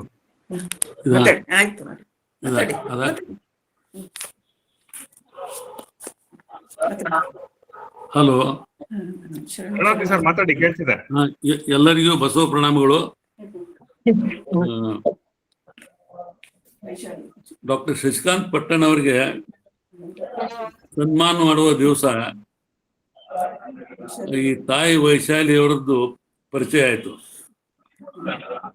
ಡಾಕ್ಟರ್ ಶಶಿಕಾಂತ್ ಪಟ್ಟಣ್ ಅವ್ರ ಇಂಥ ದೊಡ್ಡ ಗುಣ ಅದ ಅಂದ್ರೆ ತನ್ನ ಸನ್ಮಾನಕ್ಕಿಂತ ಹೆಚ್ಚಾಗಿ ಅವತ್ತು ಈ ತಾಯಿ ವೈಶಾಲಿ ಅವರ ಸನ್ಮಾನದಲ್ಲಿ ಅವ್ರ ಭಾಳ ಇಂಟ್ರೆಸ್ಟ್ ಇತ್ತು. ಅವರು ಇಷ್ಟು ಚೆನ್ನಾಗಿ ಅವ್ರು ಸನ್ಮಾನ ಮಾಡಿದ್ರಂದ್ರೆ ಅವತ್ತು ನಮಗೆಲ್ಲ ಕಣ್ ತೆರೆಸಿದ್ರು. ಅದಕ್ಕೆ ಮೊದಲೇ ಸಲ ನಾನು ಮೊದಲ ಬಾರಿ ಡಾಕ್ಟರ್ ಶಶಿಕಾಂತ್ ಪಟ್ಟಣ್ ಅವರಿಗೆ ನನ್ನ ಶರಣಾರ್ಥಿಗಳನ್ನ ಹೇಳ್ತೇನೆ. ವೈಶಾಲಿ ಅವರು ತಮ್ಮ ಜೀವನದ ಅನುಭವ ಹೇಳಿದರು. ಇವತ್ತು ಅಕ್ಕನ ಅರಿವು ಮತ್ತು ವಚನ ಅಧ್ಯಯನ ವೇದಿಕೆ ಇದೊಂದು ಹೊಸ ಅನುಭವ ಮಂಟಪ ಆಗಿದೆ. ಅವರಿಂದ ಸೇರ್ಪಡೆಯಿಂದ ಇದೊಂದು ಹೊಸ ಅನುಭವ ಮಂಟಪ ಪ್ರಾರಂಭ ಆಯ್ತು ಅಂತ ನಾನು ತಿಳ್ಕೊಳ್ತೇನೆ. ಮಾನವ ಹಕ್ಕುಗಳ ಬಗ್ಗೆ ಹೇಳಬೇಕಾದ್ರೆ, ಯಾಕಂದ್ರೆ ನಾನು ಕರ್ನಾಟಕ ಪ್ರದೇಶ ಕಾಂಗ್ರೆಸ್ ಕಮಿಟಿಯ ಮಾನವ ಹಕ್ಕುಗಳ ವಿಭಾಗದ ಅಧ್ಯಕ್ಷ ಆಗಿದ್ದೆ. ಭಾರತದ ಮುಖ್ಯ ನ್ಯಾಯಾಧೀಶರಾಗಿದ್ದ ರಂಗನಾಥ್ ಮಿಶ್ರಾರ್ ಅವರು ರಿಟೈರ್ ಆದಾಗ ಅವ್ರನ್ನ ಆಲ್ ಇಂಡಿಯಾ ಕಾಂಗ್ರೆಸ್ ಕಮಿಟಿಯ ಮಾನವ ಹಕ್ಕುಗಳ ವಿಭಾಗದ ಅಧ್ಯಕ್ಷ ಮಾಡಿದ್ರು. ಅವರು ಕರ್ನಾಟಕ ವಿಭಾಗದ ಅಧ್ಯಕ್ಷ ಮಾಡಿದ್ರು. ಬಸವಣ್ಣನವರ ಕಾಲದ ಆ ಒಂದು ಮಾನವ ಹಕ್ಕುಗಳ ಚಳವಳಿ ಏನು ಪ್ರಾರಂಭ ಆಯಿತು, ನಮ್ಮ ಶಶಿಕಾಂತ್ ಪಟ್ಟಣ್ ಅವರು ಹೇಳಿದಂಗೆ ಇಡೀ ವಿಶ್ವದಲ್ಲಿ ಮೊದಲೇ ಸಲ ಮಾನವ ಹಕ್ಕುಗಳ ಚಳವಳಿ ಪ್ರಾರಂಭ ಆಗಿದ್ದು ಅದು ಕಲ್ಯಾಣದಲ್ಲಿ. ಅದನ್ನ ಇಂಪ್ಲಿಮೆಂಟ್ ಮಾಡಲಿಕ್ಕೆ ನಾನು ಪ್ರಯತ್ನ ಮಾಡಿದೆ. ಬಹಳ ಚೆನ್ನಾಗಿ ಮಾಡಿದೆ. ಬಹಳ ವ್ಯವಸ್ಥಿತವಾಗಿ 50% ಹೆಣ್ಮಕ್ಳನ್ನ ಹಾಕೊಂಡು, ಆಮೇಲೆ ಶೋಷಿತರನ್ನ, ದಮನಿತರನ್ನ, ತುಳಿದವ್ರನ್ನೆಲ್ಲ ಹಾಕೊಂಡು ಅದನ್ನ ಪ್ರಾರಂಭ ಮಾಡಿದೆ. ಮುಂದೆ ನನ್ನ ಪರಿಸ್ಥಿತಿ ಏನಾಯ್ತು ಆಮೇಲೆ ಹೇಳ್ತೇನೆ ನಿಮಗೆ. ಒಂದು ಮಾತನ್ನು ಹೇಳ ಬಯಸ್ತೇನೆ, ಏನಂದ್ರೆ ಮಾನವ ಹಕ್ಕುಗಳ ಬಗ್ಗೆ ಯಾರು ಹೋರಾಡ್ತಾರೋ ಅವರಿಗೆ ಇಂದಿನ ವ್ಯವಸ್ಥೆ ವಿರೋಧ ಮಾಡ್ತದೆ. 12ನೇ ಶತಮಾನದಲ್ಲಿ ಏನು ವಿರೋಧ ಮಾಡಿತು ಯಾವ ಶಕ್ತಿಗಳು ಆ ಒಂದು ಮಹಾ ಚಳವಳಿಯನ್ನ, ಅದೇ ರೀತಿ ಇವತ್ತಿಗೂ ಆ ದಮನ ಮಾಡ್ತಾ ಇದ್ದಾರೆ. 2ನೇ ಮಹಾಯುದ್ಧದಲ್ಲಿ ಬಾಂಬನ್ನು ಜರ್ಮನಿ ಮೇಲೆ ಹಾಕ್ಬೇಕಾಗಿತ್ತು. ಐನ್ಸ್ಟೈನ್ ವಿಜ್ಞಾನಿ ತಯಾರು ಮಾಡಿದಂಥ ಬಾಂಬನ್ನ ಅವ್ರು ಎಲ್ಲಿ ಹಾಕ್ಬೇಕಾಗಿತ್ತು ಅಂದ್ರೆ ಜರ್ಮನಿ ಮೇಲೆ ಹಾಕ್ಬೇಕಾಗಿತ್ತು. ಆದ್ರೆ ಬಿಳಿಯರು, ನಾವು ಬಿಳಿಯರ ಮೇಲೆ ಆ ಬಿಳಿಯರು ಬಹಳ ಲಕ್ಷಾಂಗಟ್ಟಲೆ ಸಾಯ್ತಾರೆ, ಅಣುವಿಕರಣದಿಂದ ಅದು ಎಷ್ಟೋ ವರ್ಷಗಳು ಅವರು ಸಫರ್ ಆಗ್ತಾರೆ ಅಂತ ಹೇಳಿ ಅವರು ಅದನ್ನ ಜಪಾನ್ ಮೇಲೆ ಹಾಕಿದ್ರು. ಇವತ್ತು ಏನಾಗಿದೆ ಅಂದ್ರೆ ಅಣ್ವಸ್ತ್ರ ರಾಷ್ಟ್ರಗಳು ಈ ಜಗತ್ತನ್ನ ಇನ್ಕ್ಲೂಡಿಂಗ್ ಇಂಡಿಯಾ ಅಂಡ್ ಪಾಕಿಸ್ತಾನ ಹೇಳ್ತಾ ಇರೋದು ನಾ ಮಾತನ್ನ, ಅಮೆರಿಕ, ಫ್ರಾನ್ಸು, ರಷ್ಯಾ ಎಲ್ಲ ಹಿಡಿದು 500 ಸಲ ಸುಡುವಷ್ಟು ಅಣ್ವಸ್ತ್ರಗಳನ್ನು ತಯಾರು ಮಾಡಿದ್ದಾರೆ. ಒಂದು ಚರ್ನೋಬಿಲ್ನಲ್ಲಿ ಒಂದು ಬಾಂಬ್ ಇಟ್ಟಲ್ಲೇ ಸ್ಫೋಟ ಆದಾಗ ಸಾವಿರಾರು ಜನ ಸತ್ತೋದು. ಅಂದ್ರೆ ಮಾನವ ಹಕ್ಕುಗಳ ದಮನ ಮಾಡುವಂತ ಶಕ್ತಿಗಳು ಎಷ್ಟು ಪ್ರಬಲ ಆಗಿವೆ ಇವತ್ತು. ಇವತ್ತು ಅಮೆರಿಕ ರಾಷ್ಟ್ರ ಜಗತ್ತು ನಾನು ಹೇಳ್ದಂಗೆ ಕೇಳ್ಬೇಕಂತ ಹೇಳ್ತದ. ಇವತ್ತು ಚೈನಾ ಬಲಶಾಲಿಯಾಗಿ ತನ್ನ ಅಣ್ವಸ್ತ್ರ ಪ್ರಭಾವದಿಂದ ಜಗತ್ತು ನಾನು ಹೇಳ್ಬೇಕು ಅಂತ ಕೇಳ್ಬೇಕಂತದೆ. ಯಾವಾಗಲೂ ರಾಜಕಾರಣದಲ್ಲಿ ಸಹಿತ ಅವನು ದುಡ್ಡಿನ ಪ್ರಭಾವದಿಂದ, ಅವನ ಆರ್ಥಿಕ ಪ್ರಭಾವದಿಂದ ಈ ಮಾನವ ಹಕ್ಕುಗಳ ವಿರೋಧಿಯಾಗ್ಯಾನ. ಇದು ಪ್ರಜಾಪ್ರಭುತ್ವದಲ್ಲಿ ಸತ್ಯ, ಡಿಕ್ಟೇಟರ್ಶಿಪ್ನಲ್ಲಿ ಅಷ್ಟೇ ಸತ್ಯ ಆಗ್ಯದ. ಅದಕ್ಕೆ ಇವತ್ತು ಮಾನವ ಹಕ್ಕುಗಳ ಚಳವಳಿ ಅವತ್ತಿನ 12ನೇ ಶತಮಾನ ಪ್ರಾರಂಭ ದಮನ ಆಯಿತು. ಅದು ಇವತ್ತು ಪ್ರಾರಂಭ ಆಗೋದು ಸಹಿತ ವಿರೋಧಿ ಶಕ್ತಿ ಬಹಳ ಪ್ರಬಲವಾಗಿವೆ. ಅದಕ್ಕಾಗಿ ಈ ಮಾನವ ಹಕ್ಕುಗಳನ್ನು ಈಗ ಮೊನ್ನೆ ವಿಚಾರ ಮಾಡಿದ್ ನೋಡಿ ತಾವು, ಇಸ್ರೇಲ್ ಮೇಲೆ ಕೇವಲ 12 ಜನರ ಮೇಲೆ ಹಮಾಸ್ದವರು ಏನು ದಾಳಿ ಮಾಡಿದ್ರು, 12 ಜನ ಸತ್ರು. ಇಸ್ರೇಲ್ದವರು ಅವ್ರನ್ನ ಹಮಾಸ್ದವ್ರು ಅಷ್ಟೇ ಕೊಲ್ಲಿಲ್ಲ, 25,000 ಜನ ಮುಗ್ಧ ನಾಗರಿಕರನ್ನ ಪ್ಯಾಲೆಸ್ಟೈನಿಂದ ಅವ್ರು ಕೊಂದು ಹಾಕಿದ್ರು. ಅವ್ರು ಗಾಜಾ ಪೆಟ್ಟಿನಿಂದ ದೂರ ಹೋದ್ರು. ಅವರು ಆ ಲಕ್ಷಾವಧಿ ಜನ ಸುತ್ತಲ ರಾಷ್ಟ್ರಗಳು ಹೋದ್ರೆ ಆ ರಾಷ್ಟ್ರಗಳು ಯಾರು ತಗೊಳ್ಳಿಲ್ಲ, ಅವರು ಮುಸ್ಲಿಂ ರಾಷ್ಟ್ರಗಳೇ. ಮತ್ತೆ ಅದಕ್ಕೆ ಅವ್ರಿಗೆ ರಿಫ್ಯೂಜಿ ಕ್ಯಾಂಪ್ ಮಾಡಿದರು.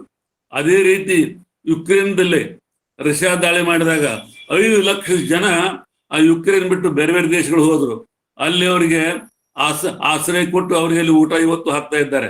ಅಂದ್ರೆ ಮಾನವ ಹಕ್ಕುಗಳ ದಮನ ಎಷ್ಟು ಈ ಜಗತ್ತಲ್ಲಿ ನಡೆದ ಅಂತಂದ್ರೆ, ಇವತ್ತು ಜಗತ್ತು ಮಾನವ ಹಕ್ಕುಗಳ ದಮನಕ್ಕಾಗಿ ಹೊರಟಿದೆ ಹೊರತಾಗಿ ಮಾನವ ಹಕ್ಕುಗಳನ್ನ ಪೋಷಿಸಕ್ಕೆ ಹೊರಟಿಲ್ಲ. ಅದಕ್ಕಾಗಿ 12ನೇ ಶತಮಾನದ ಈ ಮಹಾ ಚಳವಳಿಯ ಒಂದು ಪ್ರಚಾರವನ್ನ ನಾವು ಎಷ್ಟು ವ್ಯವಸ್ಥಿತರಿಂದ ಮಾಡ್ತೀವೋ, ಈ ಜಗತ್ತಿನಲ್ಲಿ ಮಾನವ ಹಕ್ಕುಗಳ ವಿರೋಧಿಗಳು ಎಷ್ಟು ಸಲ ಚೆನ್ನಾಗಿ ನಾವು ವಿರೋಧ ಮಾಡ್ತೀವೋ ಅಷ್ಟು ಜಗತ್ತು ಶಾಂತಿ ಪ್ರಯತ್ನ ಆಗ್ತದೆ ಅನ್ನುವಂಥ ಮಾತನ್ನು ಹೇಳಿ, ಇವತ್ತು ಮಾನವ ಹಕ್ಕುಗಳ ಈ ವಿಷಯವನ್ನ ಪಟ್ಟಣ್ಣವ್ರು ಚೆನ್ನಾಗಿ ಮಾತಾಡಿದ್ರು. ಮತ್ತು ಒಳ್ಳೆಯ ವಿಷಯ, ಇದಕ್ಕೆ ಇನ್ನೂ ಬಹಳ ಚೆನ್ನಾಗಿ ನಾವು ವಿಚಾರ ಮಾಡಬೇಕು. ಆದ್ರೆ ನಾನು ಯಾಕೆ ಈ ನಮ್ಮ ಅನುಭವ ಮಂಟಪ, ಈ ಅಕ್ಕನವರಿಗೂ ಮತ್ತು ವಚನ ಅಧ್ಯಯನ ವೇದಿಕೆ, ಈ ಹೊಸ ಅನುಭವ ಮಂಟಪ ಏನು ಪ್ರಾರಂಭ ಆಗಿದೆ, ಈ ಪ್ರಾರಂಭ ವೈಶಾಲಿಯವರ ಒಂದು ಜಾಯ್ನಿಂಗ್ ನಿಂದ ಪ್ರಾರಂಭ ಆಗಿದೆ. ಇದು ಇನ್ನಷ್ಟು ಬೆಳೀಲಿ ಅಂತ ನನ್ನ ಆಸೆ. ಎಲ್ಲರಿಗೂ ಶರಣಾರ್ಥಿ. ಶರಣಾರ್ಥಿ. ಸುವರ್ಣಕ್ಕ ಪಾಟೀಲ್ ಅವರು ಕೊನೆಗೆ, ರಾಣಿಬೆನ್ನೂರು. ಓಂ ಶ್ರೀ ಗುರು ಬಸವಲಿಂಗಾಯ ನಮಃ. ನಮ್ಮ ಅಕ್ಕನ ಅರಿವಿನ ಎಲ್ಲ ಶರಣ ಬಂಧುಗಳಲ್ಲಿ ಶರಣಾರ್ಥಿಗಳು. ವೈಶಾಲಿ ಅಕ್ಕನವರು ಇದುವರೆಗೂ ತಮ್ಮ ಅಂತರಾಳದ ಅಳಲನ್ನು ತೋಡಿಕೊಂಡು ಎಷ್ಟು ಒಂದು ಸಾಧನೆಯನ್ನು ಮಾಡ್ತಾ ಇದ್ದಾರೆ ಅಂತ ಬಹಳ ಅರಿವಿಗೆ ಬಂತು. ಇದಕ್ಕೆ ಮೂಲ ಕಾರಣ ನಮ್ಮ ಶಶಿಕಾಂತ್ ಅಣ್ಣ ಅವರು. ನಿಜವಾಗ್ಲೂ ತೆರೆಮರೆಯಲ್ಲಿ ಯಾವ ರೀತಿ ಅನುಭವ ಮಂಟಪಕ್ಕೆ ಎಲ್ಲೆಲ್ಲಿಂದ ಎಲ್ಲಾ ತರದ ಜನ ಬಂದ್ರಲ್ಲ, ಹಂಗೆ ನಮ್ಮ ಈ ಒಂದು ಅಕ್ಕನ ಅರಿವು ಎನ್ನುವಂತಹ ಅನುಭವ ಮಂಟಪಕ್ಕೆ ಇಂತಹ ಒಬ್ಬ ಪರಿಚಯವನ್ನು ಮಾಡಿಸಿಕೊಡುವಂತಹ ನಮ್ಮ ಶಶಿಕಾಂತ್ ಅಣ್ಣ ಅವ್ರಿಗೆ ಧನ್ಯವಾದಗಳು. ಹಾಗೂ ವೈಶಾಲಿ ಅಕ್ಕನವ್ರಿಗೆ ಹೇಳ್ತೇನೆ, ನನಗೆ ಮಂಗಳಮುಖಿಯರು ಅಂದ್ರೆ ಒಂಥರ ಜಿಗುಪ್ಸೆ ಇತ್ತು. ಕಾರಣ ಏನು ಅಂದ್ರೆ, ನಾವು ಒಂದ್ಸಲ ಡೆಹಲಿಗೆ ಟ್ರೈನಲ್ಲಿ ಹೋಗ್ಬೇಕಾದ್ರೆ ಆ ಬಟ್ಟೆನೇ ಎತ್ತಿಬಿಟ್ಟು ಅಶ್ಲೀಲವಾಗಿ ವರ್ತನೆ ಮಾಡಿ ಚಪ್ಪಾಳೆ ಹೊಡೆದು ಗಂಡ್ಮಕ್ಳಲ್ಲಿ ದುಡ್ಡನ್ನೇ ಎತ್ತುವಂತಹ ಒಂದು ಸ್ಥಿತಿಯನ್ನ ನಾನು ನೋಡಿದ್ದೆ. ಹಂಗೆಲ್ಲ ಮಾಡಬಾರ್ದಮ್ಮ ಅಂತ ತಾಯಿಗೆ ಹೇಳಕ್ ಹೋದ್ರೆ ಅವರು ನಮ್ಮನ್ನ ದೂಡ್ಬಿಟ್ಟು ನಮ್ದು ಇದೇ ಕೆಲಸ, ನಾವು ದುಡ್ಡು ವಸೂಲು ಮಾಡೋರೆ ಅಂತೇಳಿ ಜೋರು ಮಾಡಿ ಹೋದ್ರು ಆ ತಾಯಿ. ಹಂಗಾಗಿ ಇದೇನಪ್ಪ ಹಿಂಗ್ಯಾಕೆ ಮಾಡ್ತಾರ ಅಂತೇಳಿ ಒಂಥರ ಜಿಗುಪ್ಸೆ ಅನ್ಸಿತ್ತು. ಆದ್ರೆ ಇಂತಹ ಆತ್ಮಗಳು ಕೂಡ ಇದ್ದಾವೆ. ಒಳ್ಳೆಯ ಒಂದು ಎಂತಹ ಒಂದು ಹೋರಾಟವನ್ನು ಈ ಒಂದು ಸಮಾಜದ ಇಂತಹ ಮಂಗಳಮುಖಿಯರ ಒಂದು ಏಳಿಗೆಗಾಗಿ ಒಳಗ ಸುಳಿಯುವ ಆತ್ಮ ಹೆಣ್ಣು ಅಲ್ಲ ಗಂಡು ಅಲ್ಲ ಎನ್ನುವುದು ನಮ್ಗೆಲ್ಲರಿಗೂ ಗೊತ್ತು. ಒಳ್ಳೆಯ ಜಾಗಕ್ಕೆ ಅವ್ರು ಹೆಜ್ಜೆ ಇಟ್ಟಿದ್ದಾರೆ.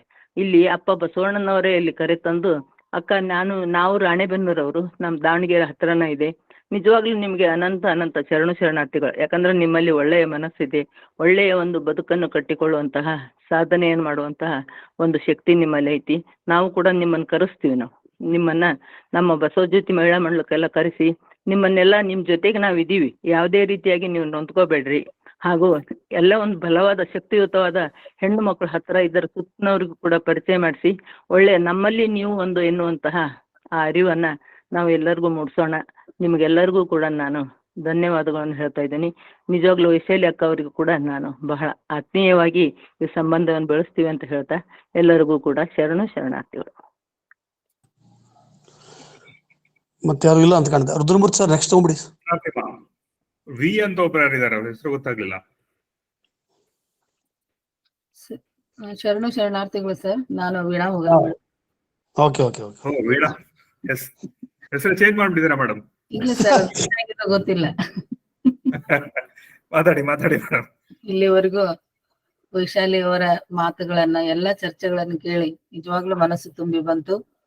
ಶರಣರ ಚಿಂತನೆಗಳ ಹಿನ್ನೆಲೆಯಲ್ಲಿ ಲಿಂಗ ಸಮಾನತೆ ಮತ್ತು ಮಾನವ ಹಕ್ಕುಗಳ ಬಗ್ಗೆ ಸಾಕಷ್ಟು ವಿಷಯಗಳು ವೇದಿಕೆಯೊಳಗೆ ಚರ್ಚೆ ಆದವು. ವೈಶಾಲಿ ಅವರ ಯೋಗ ಏನೋ ಕೆಲವೊಂದು ಸಂದರ್ಭದೊಳಗೆ ಜೀವನದೊಳಗೆ ನಾವು ಅನ್ಕೊಂತಿರ್ತೇವೆ.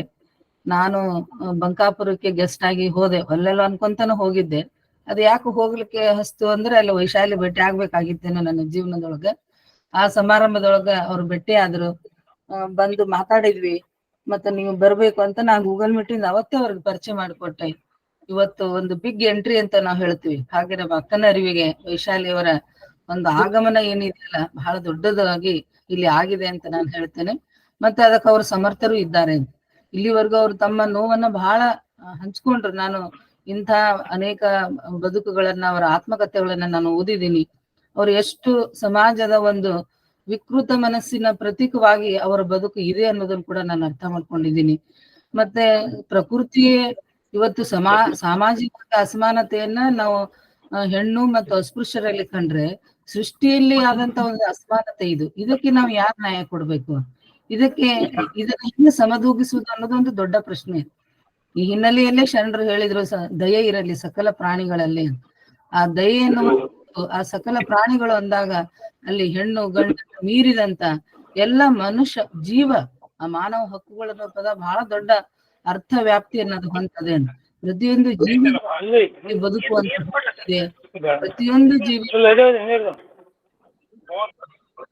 ಪ್ರತಿಯೊಂದು ಜೀವಿ ಇಲ್ಲಿ ಸ್ವತಂತ್ರವಾಗಿ ಬದುಕುವಂತ ಒಂದು ಹಕ್ಕನ್ನ ಅದು ಪಡೆದುಕೊಂಡಿದೆ ಅನ್ನುವ ಹಿನ್ನೆಲೆ ಒಳಗ ವಿಚಾರ ಮಾಡಿದಾಗ ಶಾಲೆಯವರು ತಮ್ಮ ಬದುಕಿನ ಇವತ್ತೇನು ನೀವು ಹೇಳ್ಕೊಂಡ್ರಿ, ಈ ನೋವು ನಮಗೆಲ್ಲರಿಗೂ ಅರ್ಥ ಆಗಿದೆ.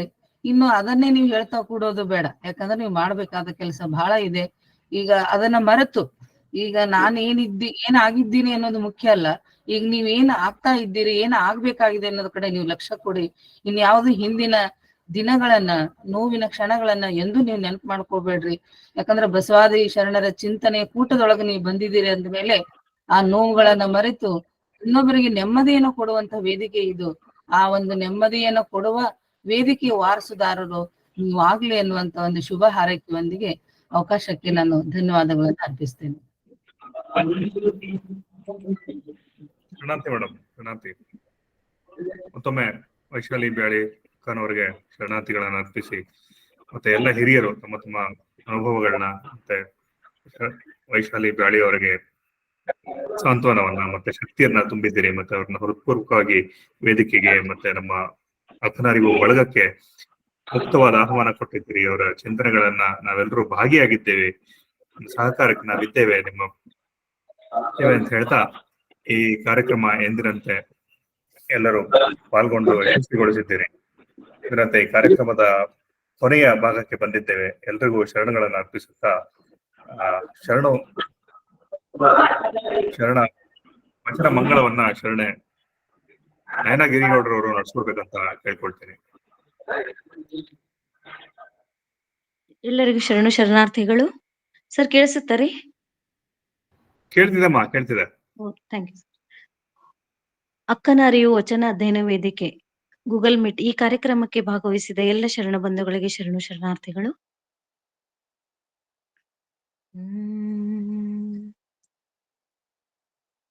ಎತ್ತಿತ್ತ ನೋಡಿದಡತ್ತತ್ತ ಬಸವನೆಂಬ ಬಳ್ಳಿ, ಎತ್ತೆತ್ತ ನೋಡಿದಡತ್ತತ್ತ ಬಸವನೆಂಬ ಬಳ್ಳಿ, ಎತ್ತಿ ನೋಡಿದಡೆ ಲಿಂಗವೆಂಬ ಗೊಂಚಲು, ಒತ್ತಿ ಹಿಂಡಿದರೆ ಭಕ್ತಿಯೆಂಬ ರಸವಯ್ಯ, ಆಯತವು ಸ್ವಾಯತವು ಸನ್ನಿಹಿತವು ಬಸವಣ್ಣನಿಂದ, ಆಯತವು ಸ್ವಾಯತವು ಸನ್ನಿಹಿತವು ಬಸವಣ್ಣನಿಂದ. ಗುರುಲಿಂಗ ಜಂಗಮ ಪದೋದಕ ಪ್ರಸಾದವು, ಗುರುಲಿಂಗ ಜಂಗಮ ಪದೋದಕ ಪ್ರಸಾದವು, ಇವೆಲ್ಲವೂ ಬಸವಣ್ಣನಿಂದ. ಅತ್ತ ಬಲ್ಲಡೆ ನೀವು ಹೇಳಿರಿ, ಇತ್ತ ಬಲ್ಲಡೆ ನೀವು ಕೇಳಿರಿ, ಅತ್ತ ಬಲ್ಲಡೆ ನೀವು ಹೇಳಿರಿ, ಇತ್ತ ಬಲ್ಲಡೆ ನೀವು ಕೇಳಿರಿ. ಬಸವಾ ಬಸವಾ ಬಸವಾ ಬಸವಾ ಬಸವಾ ಬಸವಾ, ಮಜ್ಜನ ಕೆರೆವ ಭಕ್ತಿ ಶೂನ್ಯ ಕಾನ, ಕಲಿದೇವರ ದೇವಾ ಕಲಿದೇವರ ದೇವಾ ಕಲಿದೇವರ ದೇವಾ. ಧನ್ಯವಾದಗಳು. ಧನ್ಯವಾದಮ್ಮ ಶರಣಾರ್ಥಿ. ಇಲ್ಲಿಗೆ ನಮ್ಮ ಗೂಗಲ್ ಮೀಟ್ ಶರಣ ಚಿಂತನ ಮಾಲಿಕೆ 200ರ ಸಾಮೂಹಿಕ ಸಂವಾದ ಮತ್ತು ಚಿಂತನೆ ಕಾರ್ಯಕ್ರಮ ಮುಕ್ತಾಯವಾಗುತ್ತೆ. ಎಂದಿನಂತೆ ತಮ್ಮ ಎಲ್ಲ ಶರಣ ಮನಸ್ಸುಗಳಿಗೆ, ತಮ್ಮ ಅಭಿಪ್ರಾಯಗಳಿಗೆ ವೇದಿಕೆ ಸದಾ ಆಸಕ್ತಿಯಾಗಿರುತ್ತೆ ಅಂತ ಹೇಳ್ತಾ, ಮುಂದಿನ ಶನಿವಾರದ ಚಿಂತನೆಯಲ್ಲಿ ಮತ್ತು ಸಂಜೆ 5 ಗಂಟೆ 30 ನಿಮಿಷಕ್ಕೆ ಮತ್ತೆ ಮುಂದಿನ ಭಾನುವಾರ 11 ಗಂಟೆಗೆ ಇದೇ ಗೂಗಲ್ ಮೀಟ್ ಲಿಂಕ್ ಮೂಲಕ ಮತ್ತೊಂದು ವಿಷಯದೊಂದಿಗೆ ಎಲ್ಲರೂ ಸೇರೋಣ ಅಂತ ಹೇಳ್ತಾ, ಎಲ್ಲರಿಗೂ ಭಕ್ತಿಪೂರ್ವಕ ಶರಣಗಳನ್ನು ಅರ್ಪಿಸ್ತಾ ಈ ಕಾರ್ಯಕ್ರಮ ಇಲ್ಲಿಗೆ ಮುಗಿತಾ ಇದೆ. ಮತ್ತೊಮ್ಮೆ ಎಲ್ರಿಗೂ ಶರಣಾರ್ಥಿಗಳು. ಸರ್ವರಿಗೂ ಶರಣಾರ್ಥಿಗಳು. ಸರ್ವರಿಗೂ